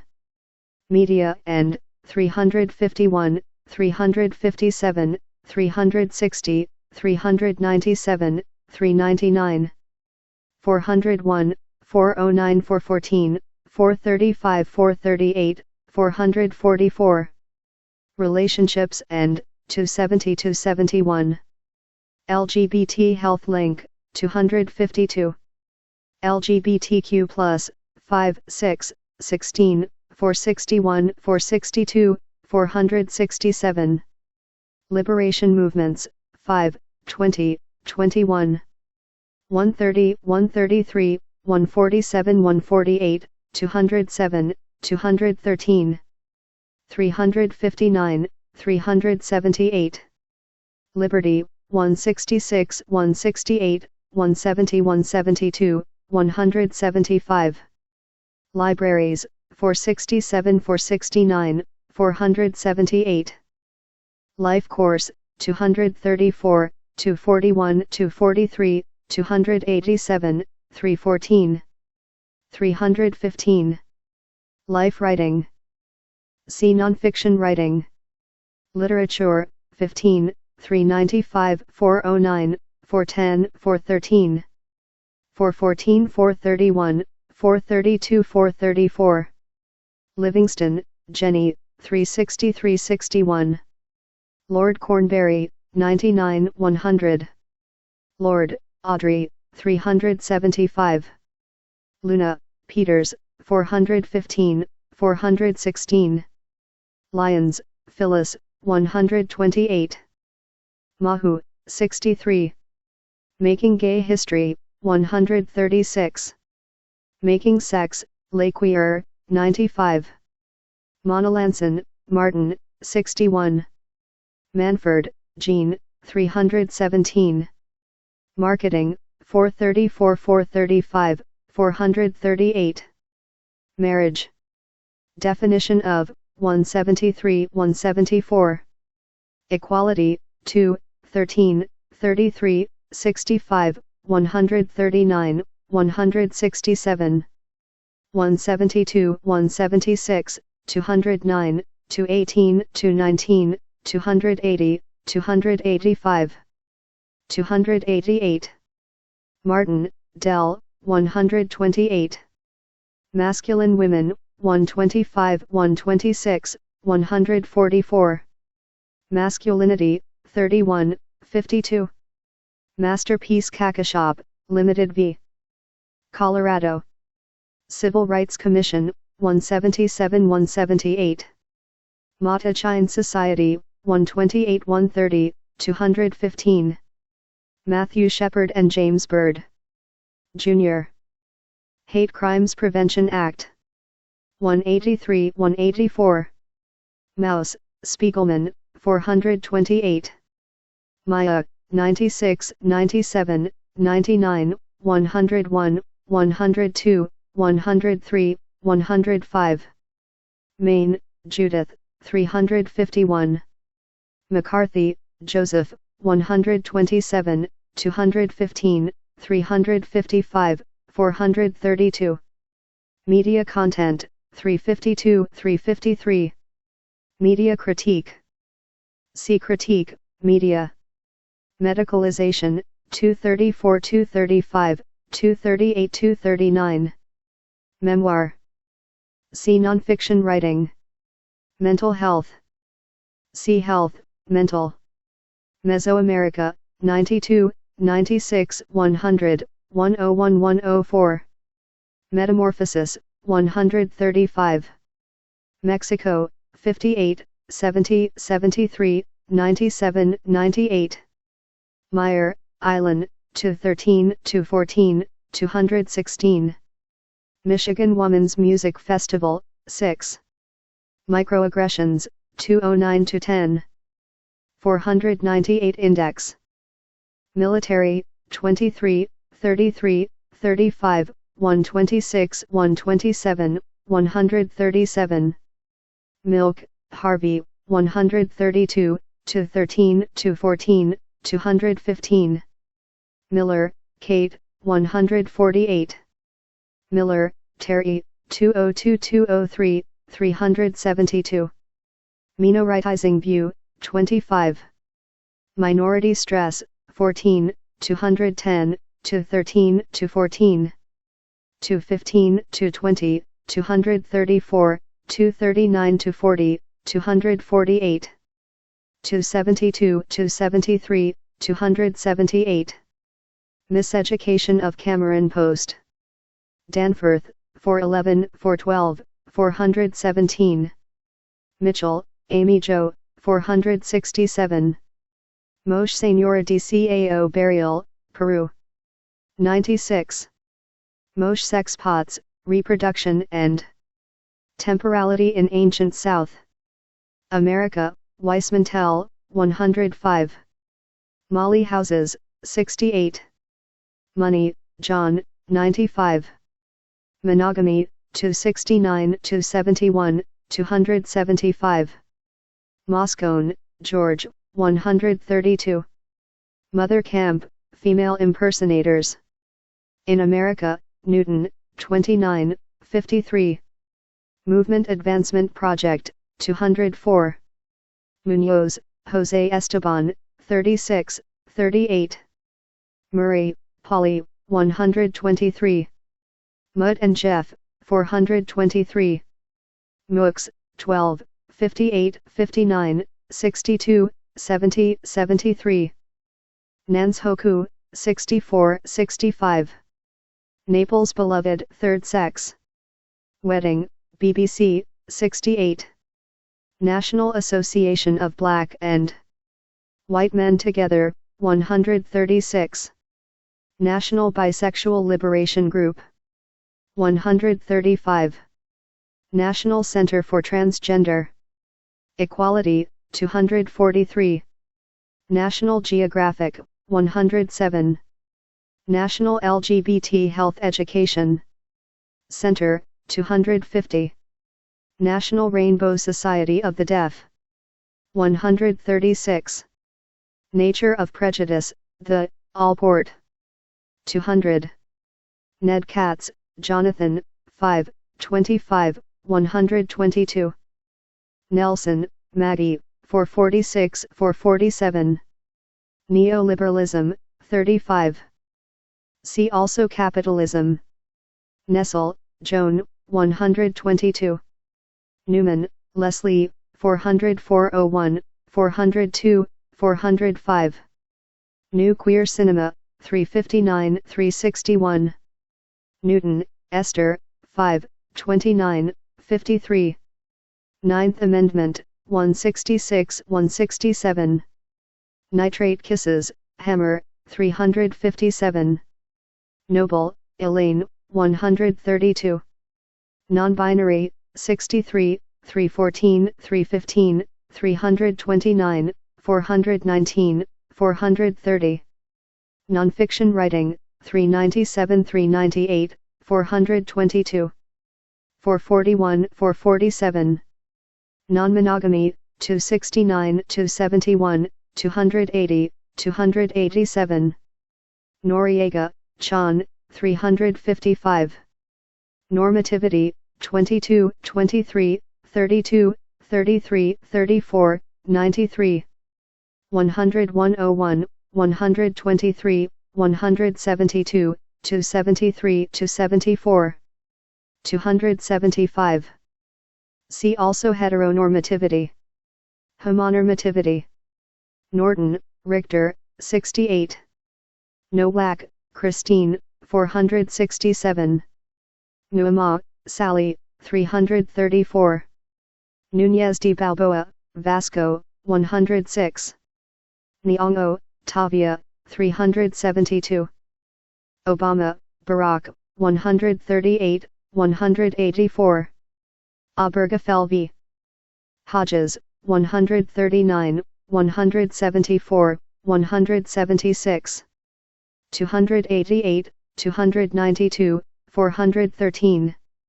Obler, Rugine, 65, 66. Obscenity. See Censorship. Achman, January M., 398. Oedipal Crisis, 146. Oer, Open Educational Resource, 1. Olivia Records, 6. 1. Magazine, 128. 1. Inc. v. Olson, 356. One Day at a Time, 379, 384. Open Relationships. See Non-Monogamy. Orange is the New Black, Cohen. 366. Orsi, Clarence Harlan, 421. Osh Tish, Crow Two-Spirit Person. 56, 57. Our Bodies, Ourselves, 237. Pauco v. Connecticut, 168. Index 499. Pan-Africanism, 73, 78. Pansexual, 122, 240-41. Paragraph 175. See German Imperial Penal Code. Parenting, 211, 268, 269, 280, 281. 284, 285, 286, 292. Media representations of, 399 400. 402 403. Paris is burning, Livingston, 360. 361. Parrotfish, Whitlinger, 416. Passing, 126. Pathologization of LGBTQ+ people. 13, 126, 127, 131, 205, 234, 235. 236, 237, 355, 357, 383. Patriarchy, 173, 208, 275. Patterson, Charlotte, 283, 284, 288. People with AIDS, 134. Performativity, 29, 39, 102, 103. Perry, Barbara, 180. Perry, Troy, 131. Perversions, 146. PFLAG, 7, 278, 279, 317. Pink Panthers, 138. Pinkwashing, 55. Planned Parenthood v. Casey, 168. 169. Plato, 141. Plessy v. Ferguson, 170. Polyamory. See non-monogamy. Population management, 25. Porter, Billy, 133. Positionality, 102. Pottery, 104-105. Power, 24, 25, 104, 180. Prager, Sarah, 70. Pregnancy loss. See reproductive loss. Prejudice, 205-206, 215, 380, 383. 476, 477, 478, 479. Contact hypothesis and 200, 212. 214. Definitions of 200, 211. Health and see health, prejudice, and violence and 182, 184. Youth and 200, 202, 203, 242, 321. 323, 324, 325, 326, 372. Pretty Little Liars, 380. Price Waterhouse v. Hopkins, 179. Primary sources, 465, 466, 469. 472, 473. Privacy, 23, 167, 172, 466. Privilege, 34, 334, 380. Project 10, 319, 326. Pronouns, 462. Psychoanalysis, 146, 147, 236, 237. Psychology, 14, 126, 127. Psychopathia sexualis, Kraft-Hebing. 142, 235. Poyer, Jasper, 35, 36, 372. Public Opinion, 205-206. Public Sphere, 36. Pulp Fiction, 396. Pulse Nightclub, 179, 201. Queer, 22, 269. Community, 276, 409, 410, 411, 412. Desire, 395, 396. Reading, 350 351, 398 399. Queer Archaeology, Some Basics. Amers, 92. Queer as Folk, 363. Queer Nation, 6, 21, 138. Queer Theory, 5, 6, 12, 20, 21, 23, 29. 31, 38, 53, 92, 93, 94, 208, 354. Q. E. Reing Archaeology, 93. Quilt, AIDS Memorial, 135, 401. Racism, 54, 124, 168, 170, 178, 182. 184, 372, 378, 425. Rainbow Alliance of the Deaf, 136. Rational Basis Test, 177. Reagan, Ronald, 134. Red Scare, 127, 215, 355, 432. Refugees from America, A. Gay. Manifesto, Whitman, 130. Rehnquist, William, 177. Relationships, 216, 217, 220, 268, 269. 271, 274. Religion, 130, 131, 380. 500 Index. Religious Freedom, 178, 203, 209. Representation, 312, 330, 331, 334. See also Coming Out. Definition of, 351. Media and, 378, 379, 395, 397, 398. 407, 408, 415, 416, 421, 444, 446. Reproductive. Loss, 290-96. Sex, 142, 146. Technology, 288, 289. Requiem para un Al-Kataban. Avendano, 71. Research questions, 462, 463, 464. Resilience, 219, 220, 278, 330. Resistance, 13, 14, 22, 74, 130, 200. 269, 271, 289, 377.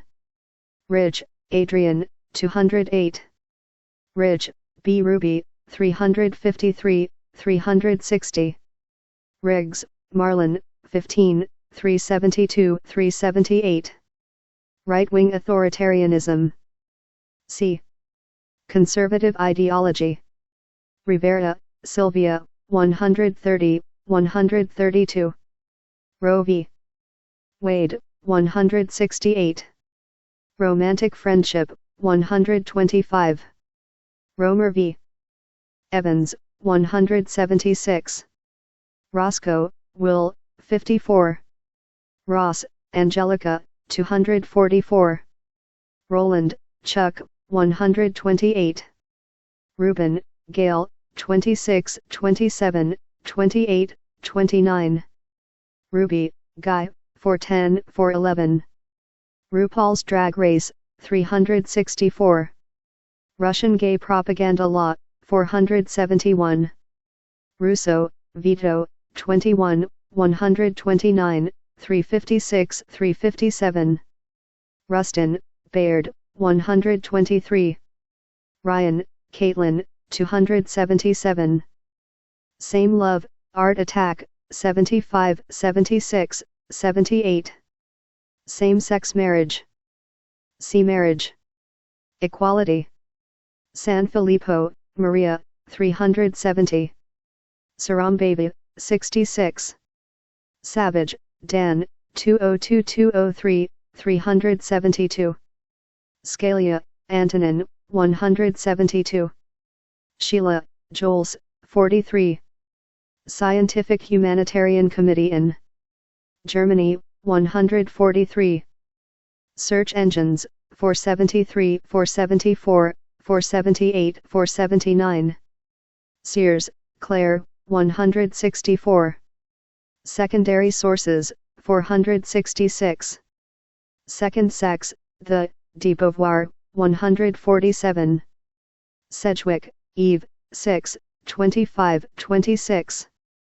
Seduction of the Innocent, The Influence of Comic Books on Today's Youth, Wortham, 424. Segregation, 170.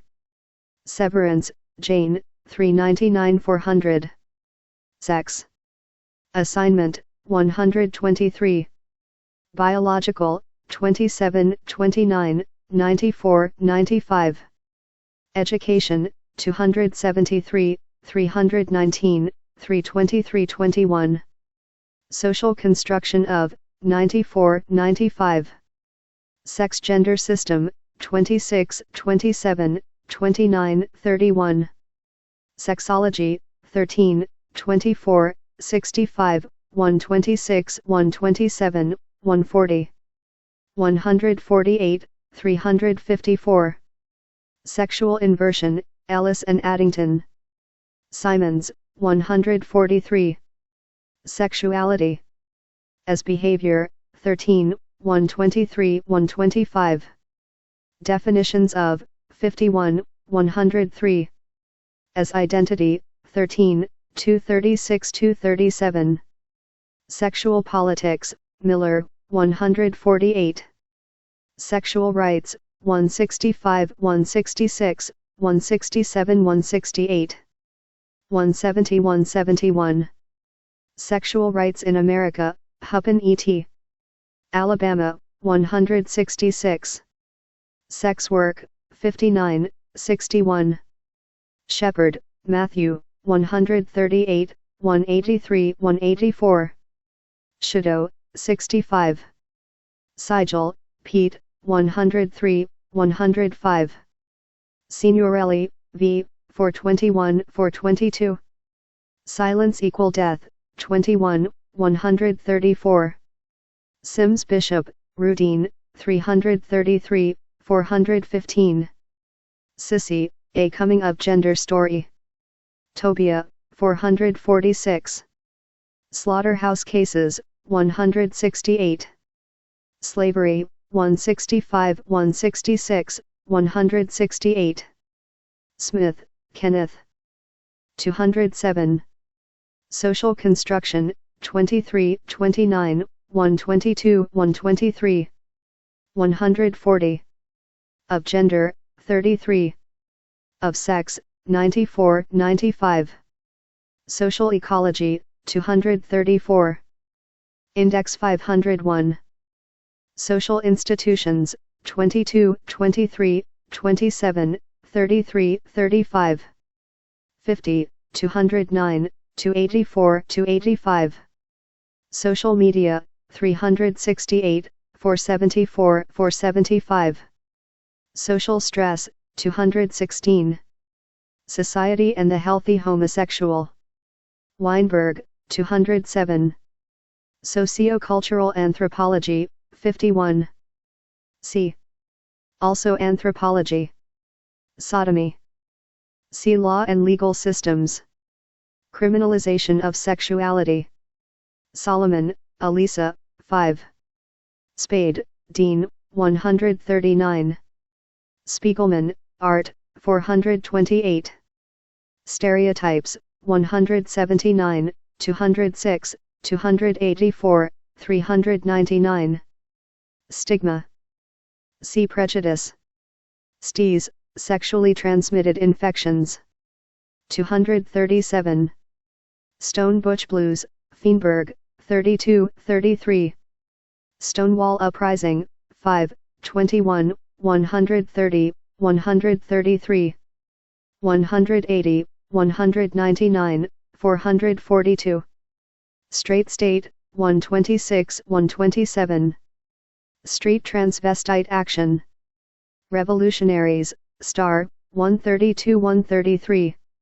Stryker, Susan, 32. Suicidality. Sea Health, Mental. Sullivan, Doreen, 467. Superheroes, 424, 425, 428, 430. Supreme Court of the United States. 13, 132, 134, 139, 164, 165. 166, 170, 209, 356. Simons, John Addington, 143, 144. 235. Symposium, Plato, 141. Takatapui, 55. Tinala, 66. Tapestry, 135. Talapapa McMullen, Dan, 63. Taxonomy, 95. Tina, Brandon, 138, 183. Television, 362, 364. Terminology, 145, 235, 236, 461, 462. 463, 464, 466, 469, 477. Terrorist assemblages. Homonationalism in Queer Times. Poor, 35. Tezcatlipoca, Aztec God, 98. These Witches Don't Burn, Sterling. 412. Third Gender, 52, 58, 60, 61, 62, 63. 64, 66, 70, 73. Third Sex, 236. Thornburton-Dunwell, Michelle, 241 to 42. 3 Essays on the Theory of Sexuality, Freud, 146. Tijuana Bibles, 423. Title 9, 324. Tobia, Jacob, 446. Tomboy, 61. Tongues Untied, Riggs, 15, 372, 378. Traffic in Women, Notes on the Political Economy of Sex, the Rubin, 26. Trans, A Memoir, Jacques, 444, 445. Trans Day of Remembrance, 20201. Transgender Activism, 130. Education and 314, 315, 317, 322. 324, 325, 327, 329. Family and 268, 282, 290.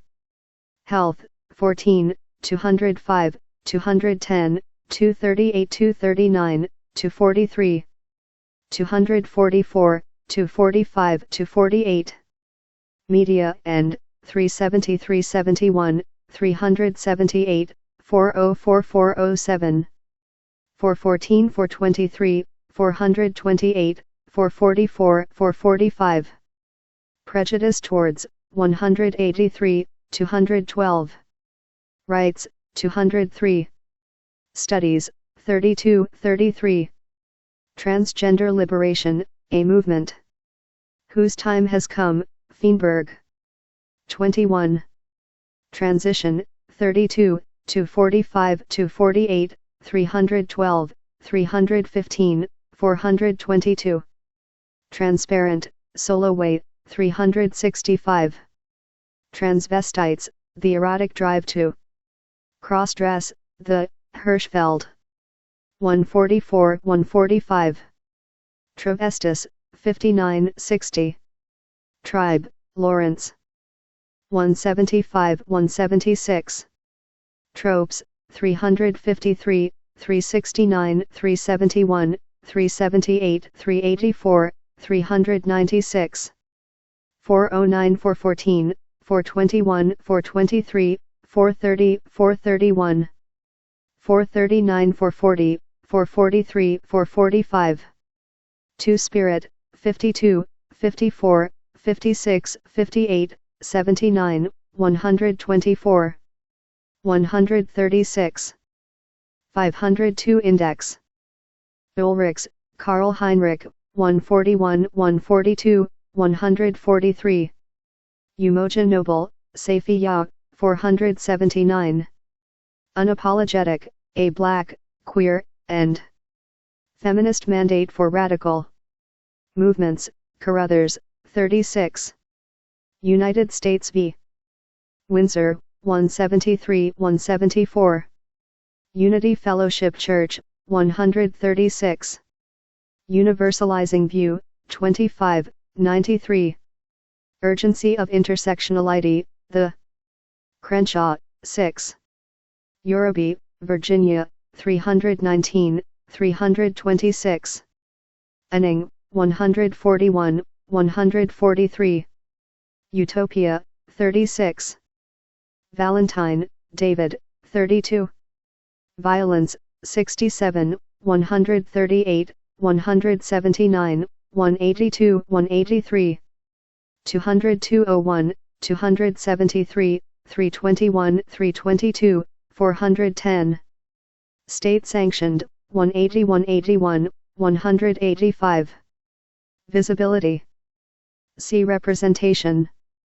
Voguing, 375. Wachowski siblings, 371. Wainana, Binyavanga, 74, 75, 76, 78. Wakashu, 64. Warhol, Andy, 357. Warrior Women, 57, 58, 96, 97. Waters, John, 359. Wedding of Zizia, The Play, 68. Weeks, Jeffrey, 5. Weinberg, George, 207. Weismantel, Mary, 105. We Must Free Our Imaginations. Wainana, 75. Wortham, Frederick, 424. Western Culture, 25, 53, 54, 92, 101. 106, 217, 234, 235, 275. What is a Fa'afafine? Pacific Beat. Street, 53. White, Byron, 170. White, Dan, 132. White middle-class gay men, 22, 34. 369, 370, 372, 397. White supremacy, 124, 178. Whitman, Walt, 144, 396. Wikipedia, 475, 476. Will and Grace, 362. Windsor, 173, 174. Whitman, Carl, 130. Women's Barracks, Torres, 435, 436. Women's Rights, 166, 168, 169. World Archaeology, 93. World Professional Association of Transgender Health, 244. World War II, 126, 127. Sochi was, 105. Xochiquetzal, Aztec Goddess, 96. Yandadu, 65. Yay, 65. Young Adult Fiction, 396, 397, 414. 423. Youth, 14, 313, 315, 330. Bullying and See Prejudice, Youth and Education and 288, 311, 312, 320. 321, 325, 326, 327. Family and 268, 282, 284, 316, 318. Health and 241, 242. Media and 398, 413, 414 423, 445. Relationships and 273. Zald, Anne, 471. Zap, Crum, 425. Zapatek, 58, 70. Zuni, 54.